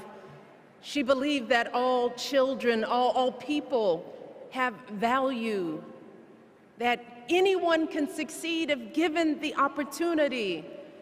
She and my father didn't aspire to be wealthy. In fact, they were suspicious of folks who took more than they needed. They understood that it wasn't enough for their kids to thrive if everyone else around us was drowning. So my mother volunteered at the local school. She always looked out for the other kids on the block. She was glad to do the thankless, unglamorous work that for generations has strengthened the fabric of this nation. The belief that if you do unto others, if you love thy neighbor, if you work and scrape and sacrifice, it will pay off. If not for you, then maybe for your children or your grandchildren. You see, those values have been passed on through family farms and factory towns, through tree-lined streets and crowded tenements, through prayer groups and National Guard units and social studies classrooms. Those were the values my mother poured into me until her very last breath. Kamala Harris and I built our lives on those same foundational values. Even though our mothers grew up an ocean apart, they shared the same belief in the promise of this country. That's why her mother moved here from India at 19. It's why she taught Kamala about justice, about the obligation to lift others up, about our responsibility to give more than we take. She'd often tell her daughter, "Don't sit around and complain about things. Do something." So, with that voice in her head, Kamala went out and she worked hard in school, graduating from an HBCU, earning her law degree at a state school. And then she went on to work for the people, fighting to hold lawbreakers accountable, strengthening the rule of law, fighting to get folks better wages, cheaper prescription drugs, a good education, decent health care, child care, elder care. From a middle-class household, Kamala worked her way up to become Vice President of the United States of America. My girl, Kamala Harris, is more than ready for this moment. She is one of the most qualified people ever to seek the office of the presidency. And she is one of the most dignified. A tribute to her mother, to my mother, and to your mother too.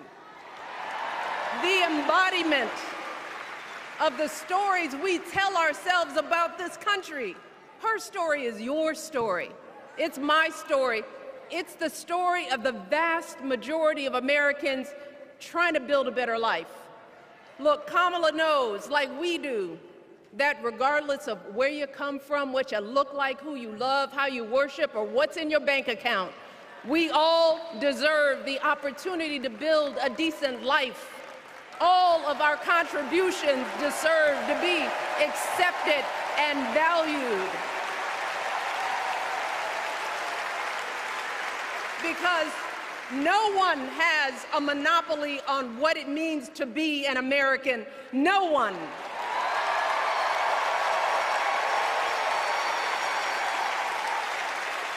Kamala has shown her allegiance to this nation, not by spewing anger and bitterness, but by living a life of service and always pushing the doors of opportunity open to others. She understands that most of us will never be afforded the grace of failing forward.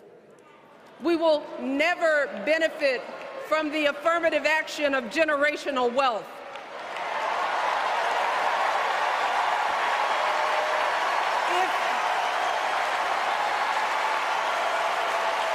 If we bankrupt a business or choke in a crisis, we don't get a second, third, or fourth chance. If things don't go our way, we don't have the luxury of whining or cheating others to get further ahead. No. We don't get to change the rules so we always win. If we see a mountain in front of us, we don't expect there to be an escalator waiting to take us to the top. No. We put our heads down. We get to work. In America, we do something. And throughout her entire life, that's what we've seen from Kamala Harris. The steel of her spine, the steadiness of her upbringing, the honesty of her example, and yes, the joy of her laughter and her light. It couldn't be more obvious. Of the two major candidates in this race, only Kamala Harris truly understands the unseen labor and unwavering commitment that has always made America great.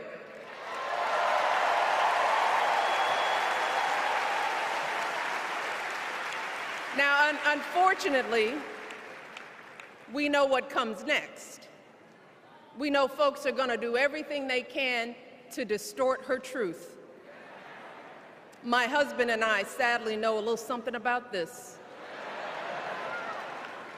For years, Donald Trump did everything in his power to try to make people fear us. See, his limited, narrow view of the world made him feel threatened by the existence of two hard-working, highly educated, successful people who happen to be black.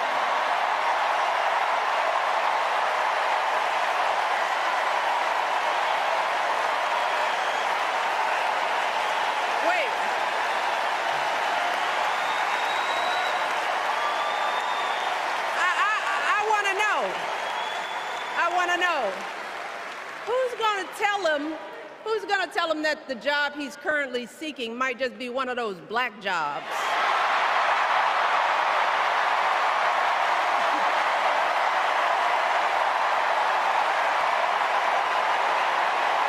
Look, it's his same old con. His same old con. Doubling down on ugly, misogynistic, racist lies as a substitute for real ideas and solutions that will actually make people's lives better. Look, because cutting our health care, taking away our freedom to control our bodies, the freedom to become a mother through IVF like I did, Those things are not going to improve the health outcomes of our wives, mothers, and daughters. Shutting down the Department of Education, banning our books, none of that will prepare our kids for the future. Demonizing our children for being who they are and loving who they love, look, that doesn't make anybody's life better.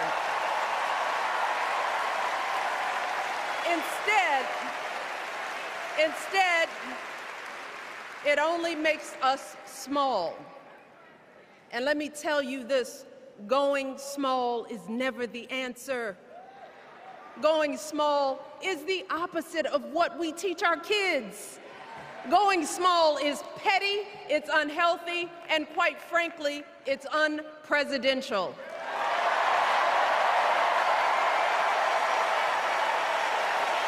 So, why would any of us accept this from anyone seeking our highest office? Why would we normalize that type of backward leadership? Doing so only demeans and cheapens our politics. It only serves to further discourage good, big-hearted people from wanting to get involved at all. America, our parents taught us better than that, and we deserve so much better than that. That's why we must do everything in our power to elect 2 of those good, big-hearted people. There is no other choice than Kamala Harris and Tim Walz. No other choice.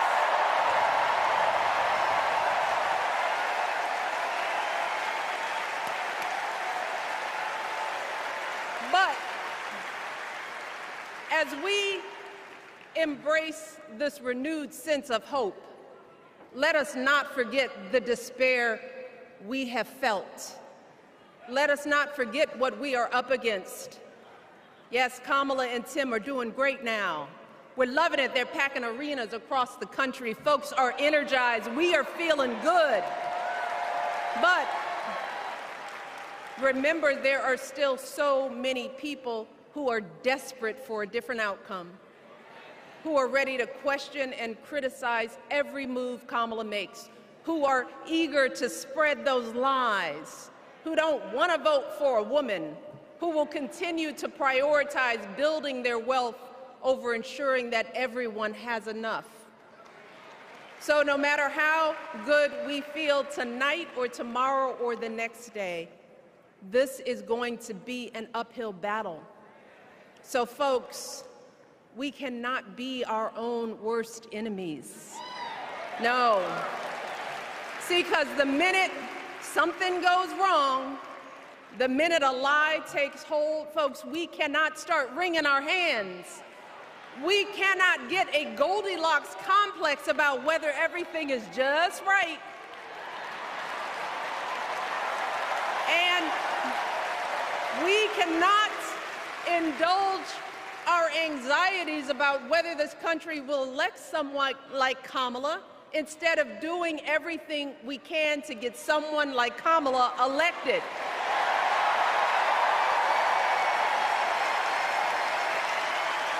Kamala and Tim, they have lived amazing lives. And I am confident that they will lead with compassion, inclusion, and grace.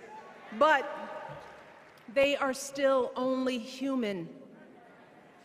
They are not perfect. And like all of us, they will make mistakes. But luckily, y'all, this is not just on them. No, this is up to us, all of us, to be the solution that we seek.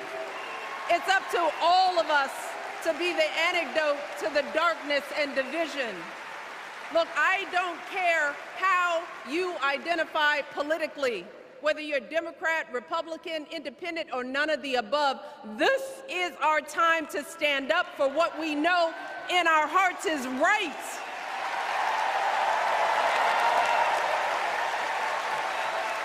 To stand up, not just for our basic freedoms, but for decency and humanity, for basic respect, dignity, and empathy, for the values at the very foundation of this democracy.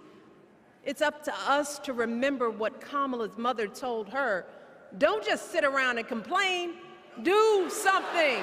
So if they lie about her, and they will, we've got to do something. If we see a bad poll, and we will, we got to put down that phone and do something. If we start feeling tired, if we start feeling that dread creeping back in, we got to pick ourselves up, throw water on our face, and what? We only have 2.5 months, y'all, to get this done. Only 11 weeks to make sure every single person we know is registered and has a voting plan. So we cannot afford for anyone America to sit on their hands and wait to be called. Don't complain if no one from the campaign has specifically reached out to you to ask you for your support. There is simply no time for that kind of foolishness. You know what you need to do. So, consider this to be your official ask. Michelle Obama is asking you, no, I'm telling y'all to do something.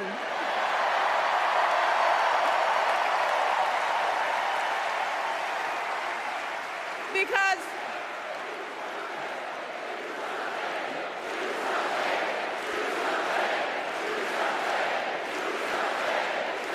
you all, this election is going to be close. In some states, just a handful, listen to me, a handful of votes in every precinct could decide the winner. So we need to vote in numbers that erase any doubt. We need to overwhelm any effort to suppress us. Our fate is in our hands. In 77 days, we have the power to turn our country away from the fear, division, and smallness of the past. We have the power to marry our hope with our action. We have the power to pay forward the love, sweat, and sacrifice of our mothers and fathers and all those who came before us. We did it before, y'all, and we sure can do it again. Let us work like our lives depend on it. And let us keep moving our country forward and go higher, yes, always higher than we've ever gone before as we elect the next President and Vice President of the United States, Kamala Harris and Tim Walz. Thank you all. God bless.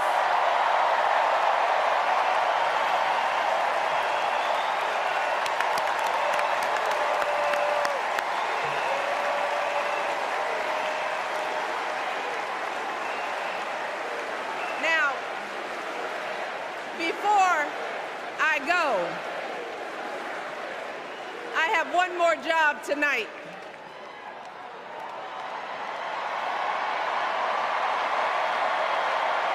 Yeah, one more job. You all, thank you for all the love, but it is now my honor to introduce somebody who knows a whole lot about hope. Someone who has spent his life strengthening our democracy, and let me tell you, as someone who lives with him, he wakes up every day, and thinks about what's best for this country. Please welcome America's 44th president and the love of my life, Barack Obama.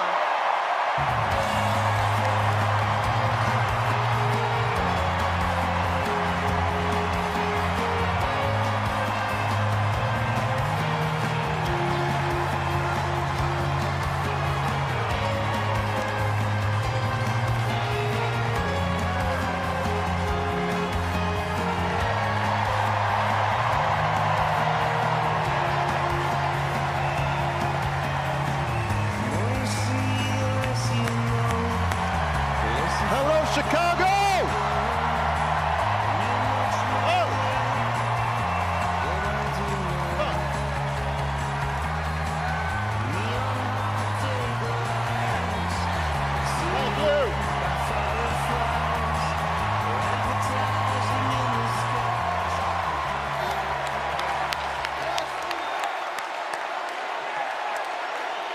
Thank you, thank you. Thank you, everybody. Thank you.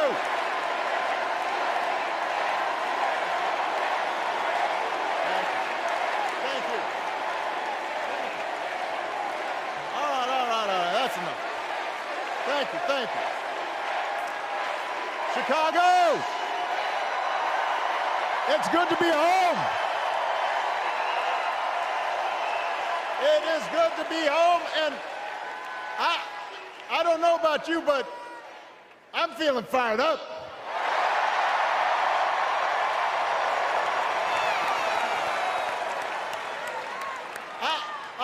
I am feeling ready to go.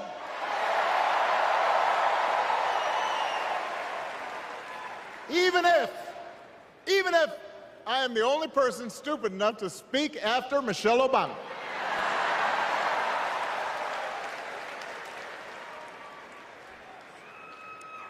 I am feeling hopeful because this convention has always been pretty good to kids with funny names who believe in a country where anything is possible. Because we have a chance to elect someone who has spent her entire life trying to give people the same chances America gave her. Someone who sees you and hears you and will get up every single day and fight for you. The next president of the United States of America, Kamala Harris.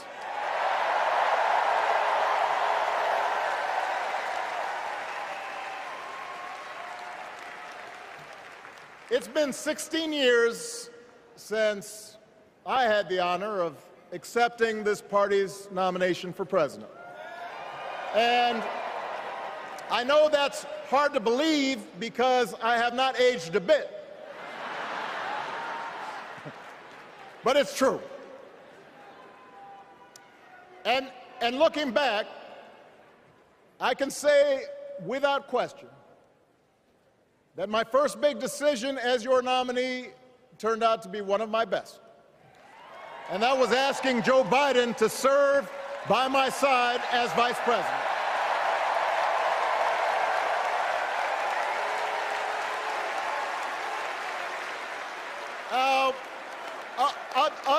Other than some common Irish blood, Joe and I come from different backgrounds, but we became brothers. And as we worked together for 8, sometimes pretty tough years, what I came to admire most about Joe wasn't just his smarts, his experience.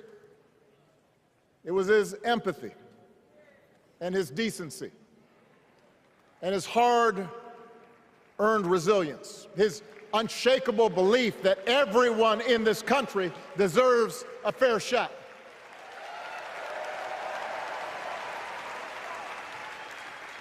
And over the last 4 years, those are the values America has needed most. At a time when millions of our fellow citizens were sick and dying, we needed a leader with the character to put politics aside and do what was right. At a time when our economy was reeling, we needed a leader with the determination to drive what would become the world's strongest recovery. 15 million jobs, higher wages, lower health care costs.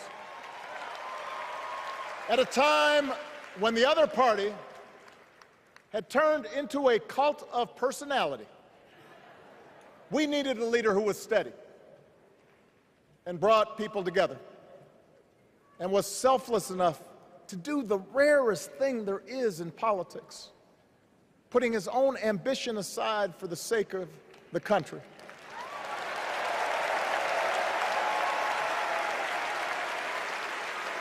History will remember Joe Biden as an outstanding president who defended democracy at a moment of great danger. And I am proud to call him my president, but I am even prouder to call him my friend.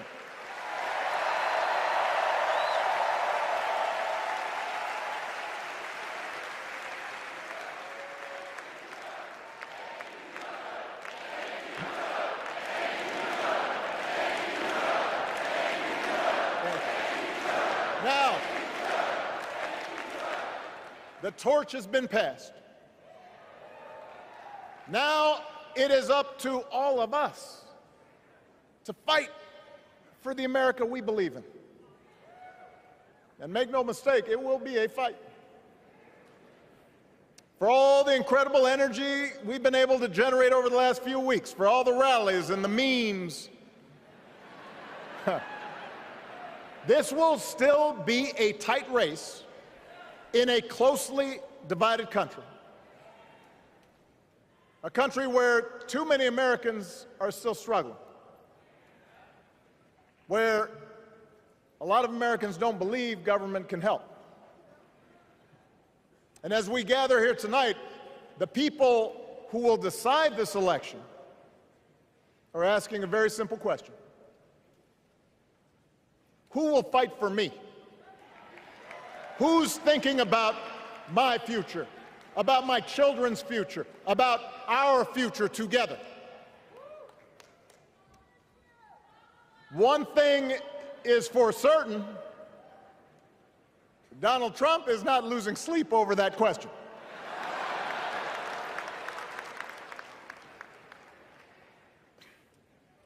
Here's a 78-year-old billionaire who has not stopped whining about his problems since he rode down his golden escalator 9 years ago. It has been a constant stream of gripes and grievances that's actually been getting worse now that he's afraid of losing to Kamala. There's the childish nicknames, the crazy conspiracy theories, this weird obsession with crowd sizes.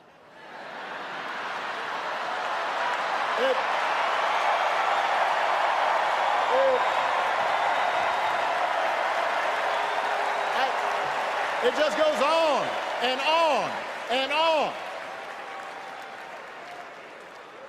The other day I heard someone compare Trump to the neighbor who keeps running his leaf blower outside your window every minute of every day.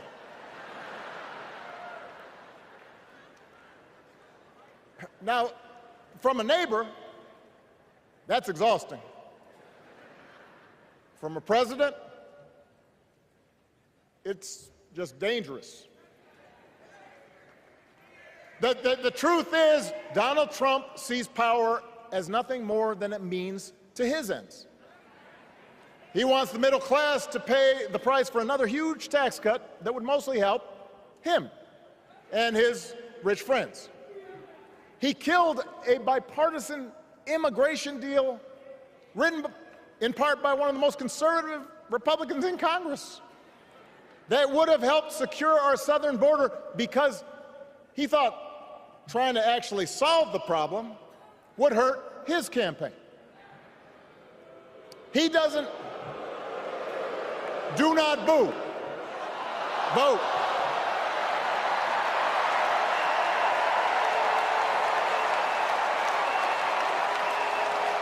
He doesn't seem to care if more women lose their reproductive freedom since it won't affect his life. And most of all, Donald Trump wants us to think that this country is hopelessly divided between us and them, between the real Americans, who of course support him, and the outsiders who don't. And he wants you to think that you'll be richer and safer if you will just give him the power to put those other people back in their place. It is one of the oldest tricks in politics from a guy whose act has, let's face it, gotten pretty stale. We do not need 4 more years of bluster and bumbling and chaos. We have seen that movie before, and we all know that the sequel is usually worse.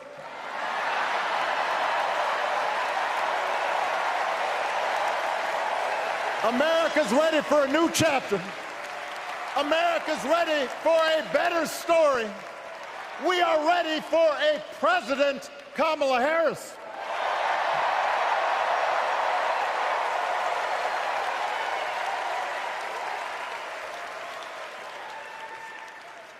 And Kamala Harris is ready for the job.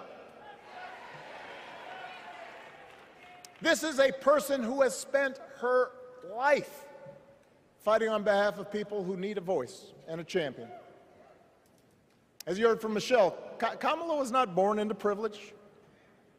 She had to work for what she's got. And she actually cares about what other people are going through. She's not the neighbor running the leaf blower. She's the neighbor rushing over to help when you need a hand. As a prosecutor, Kamala stood up for children who had been victims of sexual abuse. As an attorney general of the most populous state in the country, she fought big banks and for-profit colleges, securing billions of dollars for the people they had scammed. After the home mortgage crisis, she pushed me and my administration hard to make sure homeowners got a fair settlement. Didn't matter that I was a Democrat. Didn't matter that she had knocked on doors for my campaign in Iowa. She was going to fight to get as much relief as possible for the families who deserved it.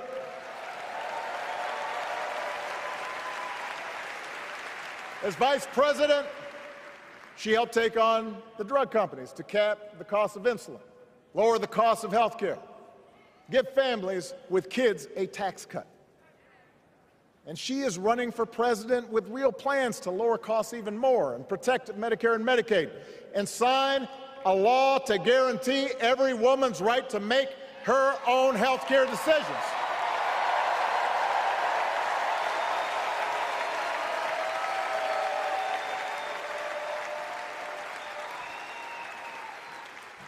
In other words, Kamala Harris won't be focused on her problems.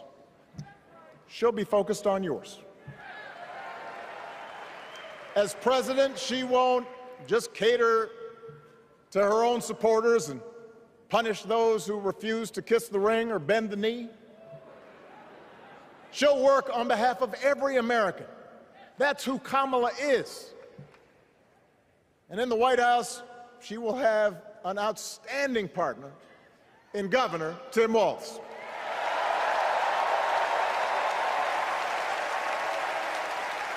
Let me tell you something. Let me tell you something. I love this guy. Tim is the kind of person who should be in politics. Born in a small town, served his country, taught kids, coached football, took care of his neighbors. He knows who he is, and he knows what's important.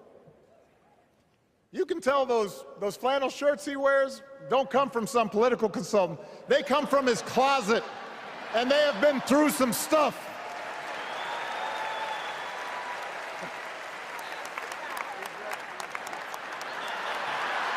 They have been through some stuff. That's right.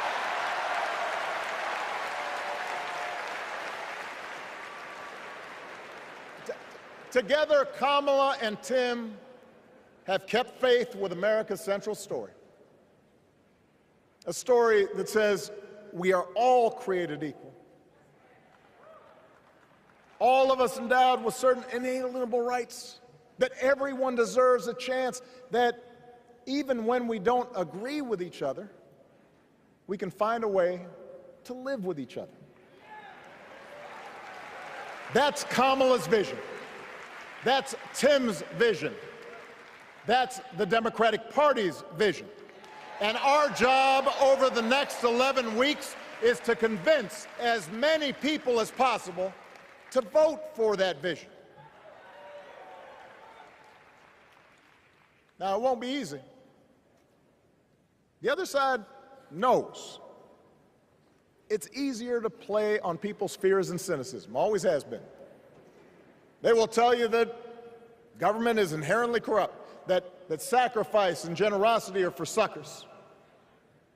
And since the game is rigged, it's okay to take what you want and just look after your own.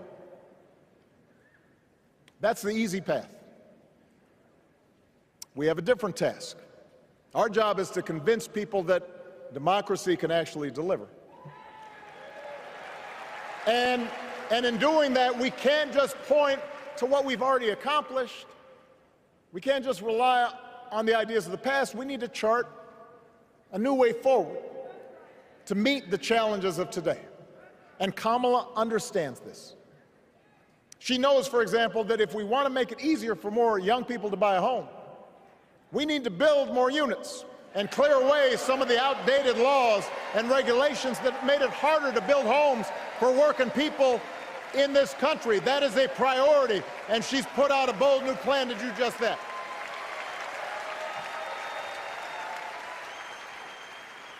On health care, we should all be proud of the enormous progress that we've made through the Affordable Care Act, providing millions of people access to affordable coverage, protecting millions more from unscrupulous insurance practices. I noticed, by the way, that since it's become popular, they don't call it Obamacare no more.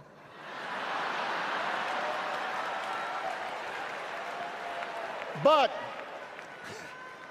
Kamala knows we can't stop there, which is why she'll keep working to limit out-of-pocket costs. Kamala knows that if we want to help people get ahead, we need to put a college degree within reach of more Americans. But she also knows college shouldn't be the only ticket to the middle class. We need to follow the lead of governors like Tim Walz, who said, if you've got the skills and the drive, you shouldn't need a degree to work for state government. And in this new economy, we need a president who actually cares about the millions of people all across this country who wake up every single day to do the essential, often thankless work, to care for our sick, to clean our streets, to deliver our packages.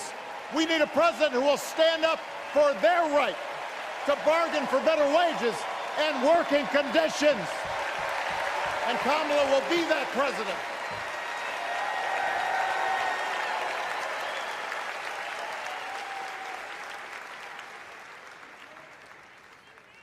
Yes, she can.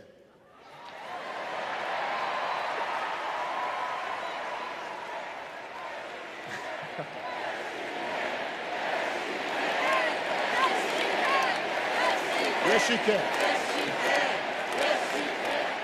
A Harris-Walz administration can help us move past some of the tired old debates that keep stifling progress. Because at their core, Kamala and Tim understand that when everybody gets a fair shot, we are all better off. They understand that when every child gets a good education, the whole economy gets stronger. When women are paid the same as men for doing the same job, all families benefit.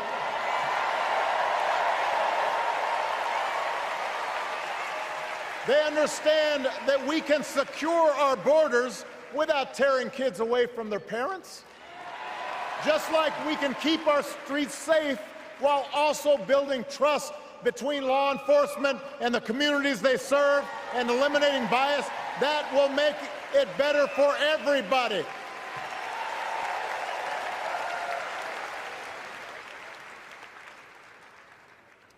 Donald Trump and his well-heeled donors, they don't see the world that way. For them, one group's gains is necessarily another group's loss.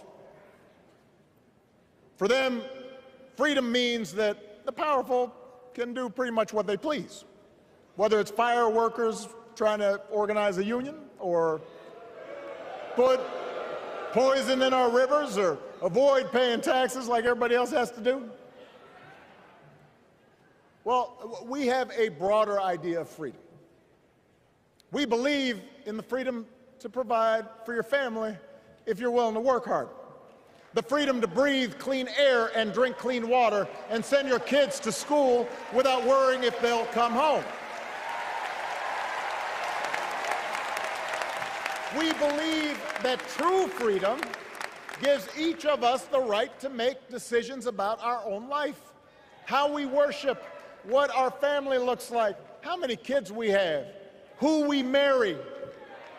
And we believe that freedom requires us to recognize that other people have the freedom to make choices that are different than ours. That's okay.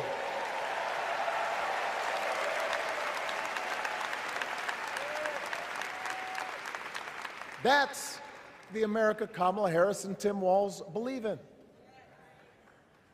An America where we, the people, includes everyone. Because that's the only way this American experiment works. And despite what our politics might suggest, I think most Americans understand that.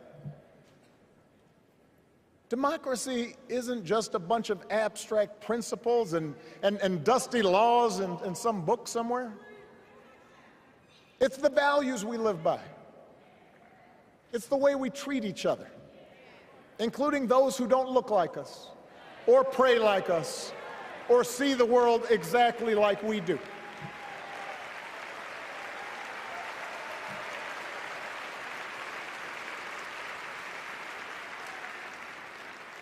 That sense of mutual respect has to be part of our message.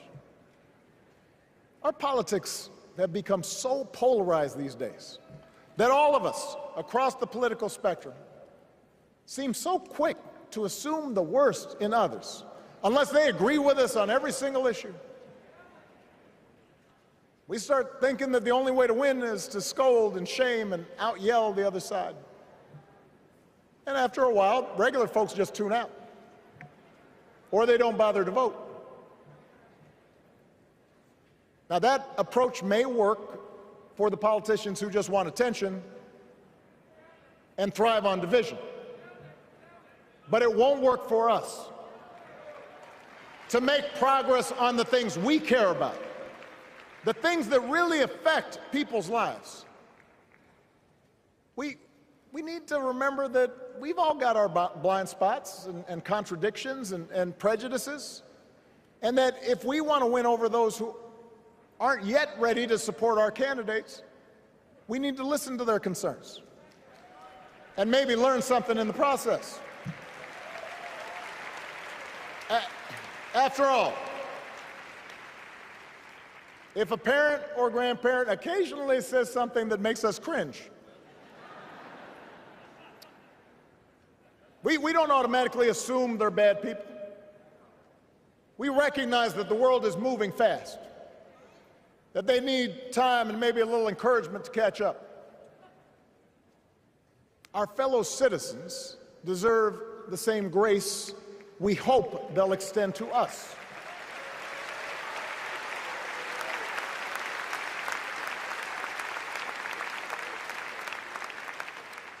That's how we can build a true democratic majority, one that can get things done. And by the way, that does not just matter to the people in this country. The rest of the world is watching to see if we can actually pull this off.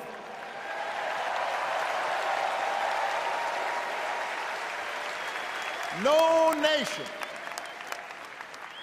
no society has ever tried to build a democracy as big and as diverse as ours before. One that includes people that over decades have come from every corner of the globe.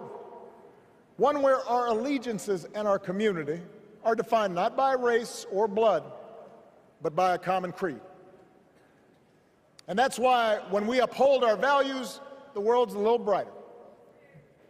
When we don't, the world's a little dimmer, and dictators and autocrats feel emboldened.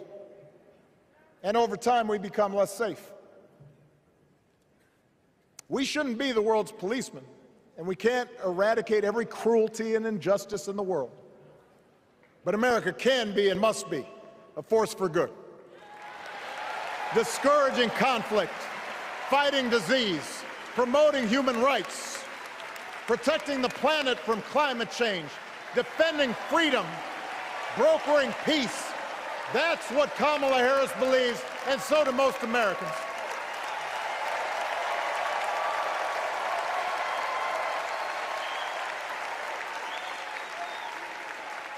Now,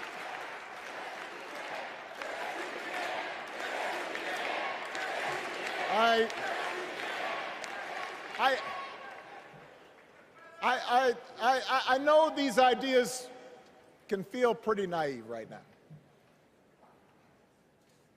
We live in a time of such confusion and rancor, with a culture that puts a premium on things that don't last. Money, fame, status, likes. We chase the approval of strangers on our phones. We build all manner of walls and fences around ourselves, and then we wonder why we feel so alone. We don't trust each other as much because we don't take the time to know each other.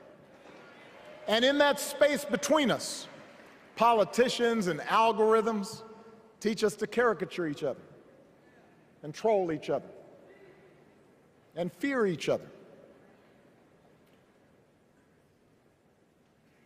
But here's the good news, Chicago. All across America, in big cities and small towns, away from all the noise, the ties that bind us together are still there.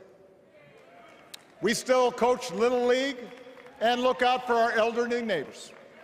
We still feed the hungry in churches and mosques and synagogues and temples. We share the same pride when our Olympic athletes compete for the gold. Because the vast majority of us do not want to live in a country that's bitter and divided. We want something better. We want to be better.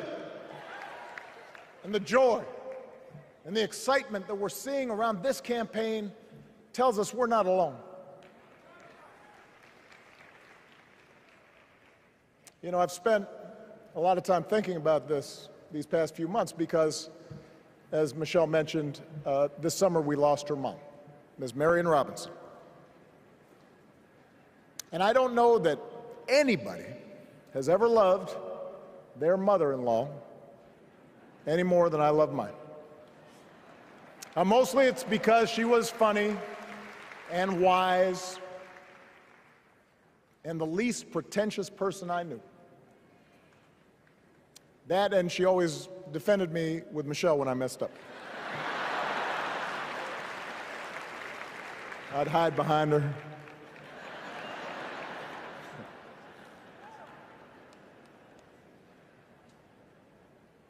But I also think one of the reasons Mary and I became so close was she reminded me of my grandmother, the woman who helped raise me as a child. And on the surface, the two of them did not have a lot in common. One was a black woman from right here, south side of Chicago, right down the way. Went to Englewood High School. The other was a little old white lady born in a tiny town called Piru, Kansas. Now, I know there aren't that many people from Piru.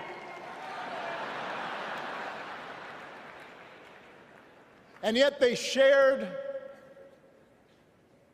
a basic outlook on life. They were strong, smart, resourceful women, full of common sense, who, regardless of the barriers they encountered, and women growing up in the 40s and 50s and 60s, they encountered barriers. They still went about their business without fuss or complaint and provided an unshakable foundation of love for their children and their grandchildren. In that sense, they both represented an entire generation of working people who, through war and depression, discrimination and limited opportunity, helped build this country.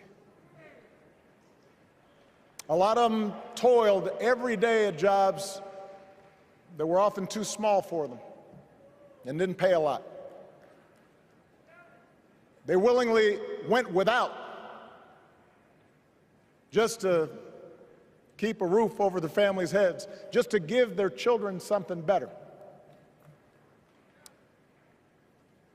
But they knew what was true. They knew what mattered. Things like honesty and integrity, kindness and hard work.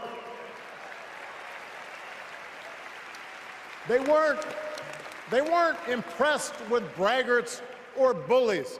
They didn't think putting other people down lifted you up or made you strong. They didn't spend a lot of time obsessing about what they didn't have. Instead, they appreciated what they did. They found pleasure in simple things. A card game with friends, a good meal, and laughter around the kitchen table. Helping others. And most of all, seeing their children do things and go places that they would have never imagined for themselves.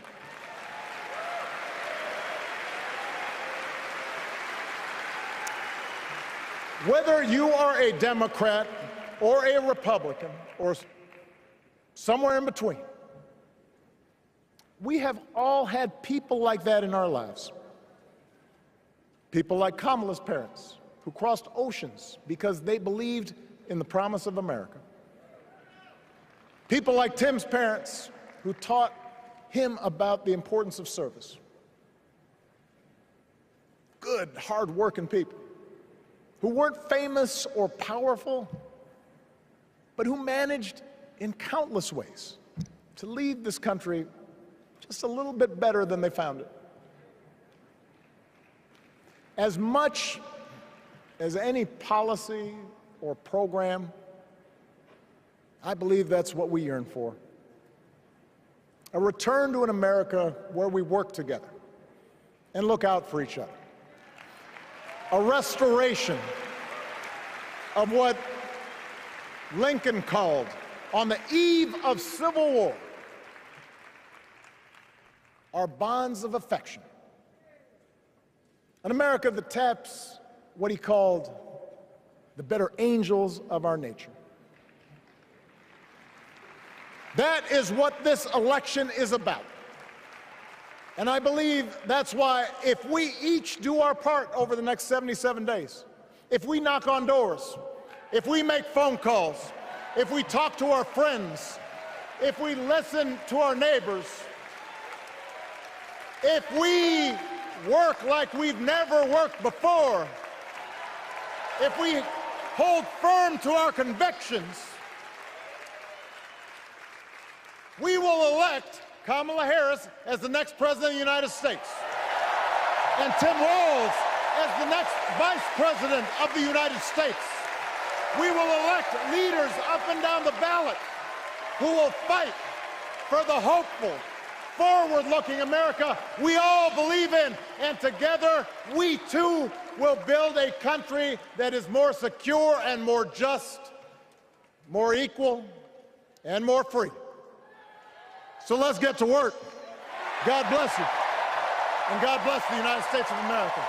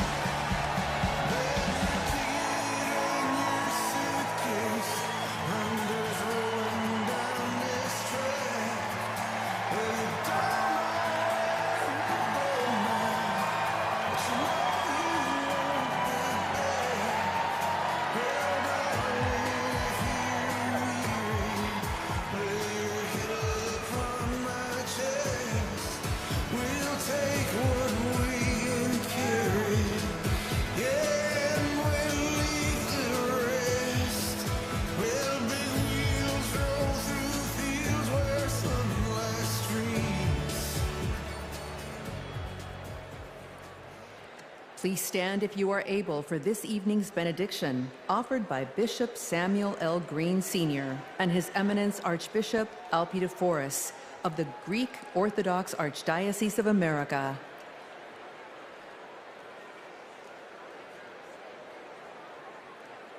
God of our weary years, God of our silent tears, Thou who has brought us thus far along the way, You are the one who brews over the days of our lives, and without You, we would be nothing. So we lift our hopes and hearts to Thee, and we pause tonight to say thank You. Thank You for loving us. Thank You for not giving up on us. Thank You for giving this nation the benefits of Your mercy, because all of us can feel that something enthusiastic is rising in the soul of America. And all of us can tell that the tyranny of resentment has finally met its match.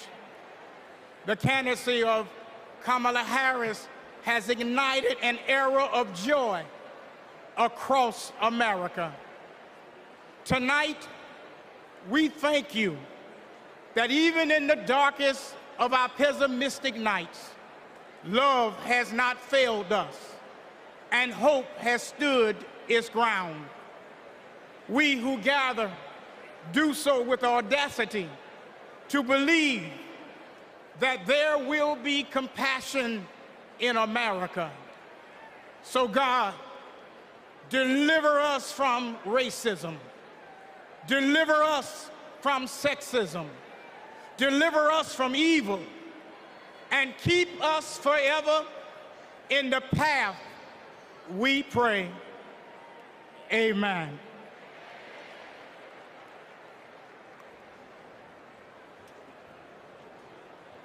It is now time to pray to the Lord.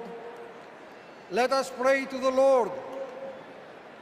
Eternal and ever-living God, source of goodness and grace, we come before You, seeking Your heavenly benediction upon this democratic national convention. Grant unto the nominee for President of these United States, Vice President Kamala Harris, and her running mate, Governor Tim Walz, to pursue the highest offices in the land with love, with hope, and with faith in our nation. Grant unto the delegates to engage with their fellow citizens in a spirit of joy and duty, always seeking the best for our country.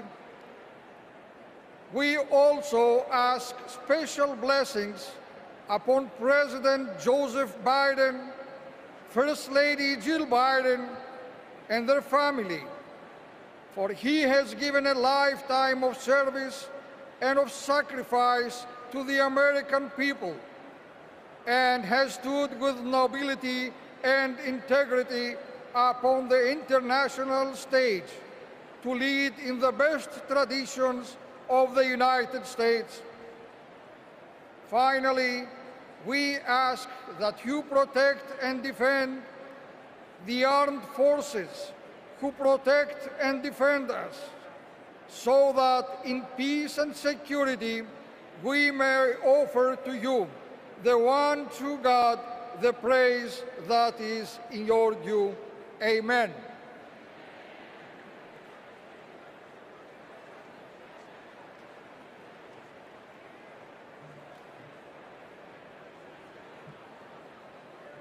Friends, do I hear a motion to recess until 5:30 tomorrow?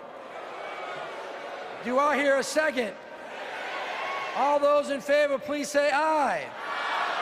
All those opposed, say nay. That was one hell of a night. I'm bringing this thing to a close.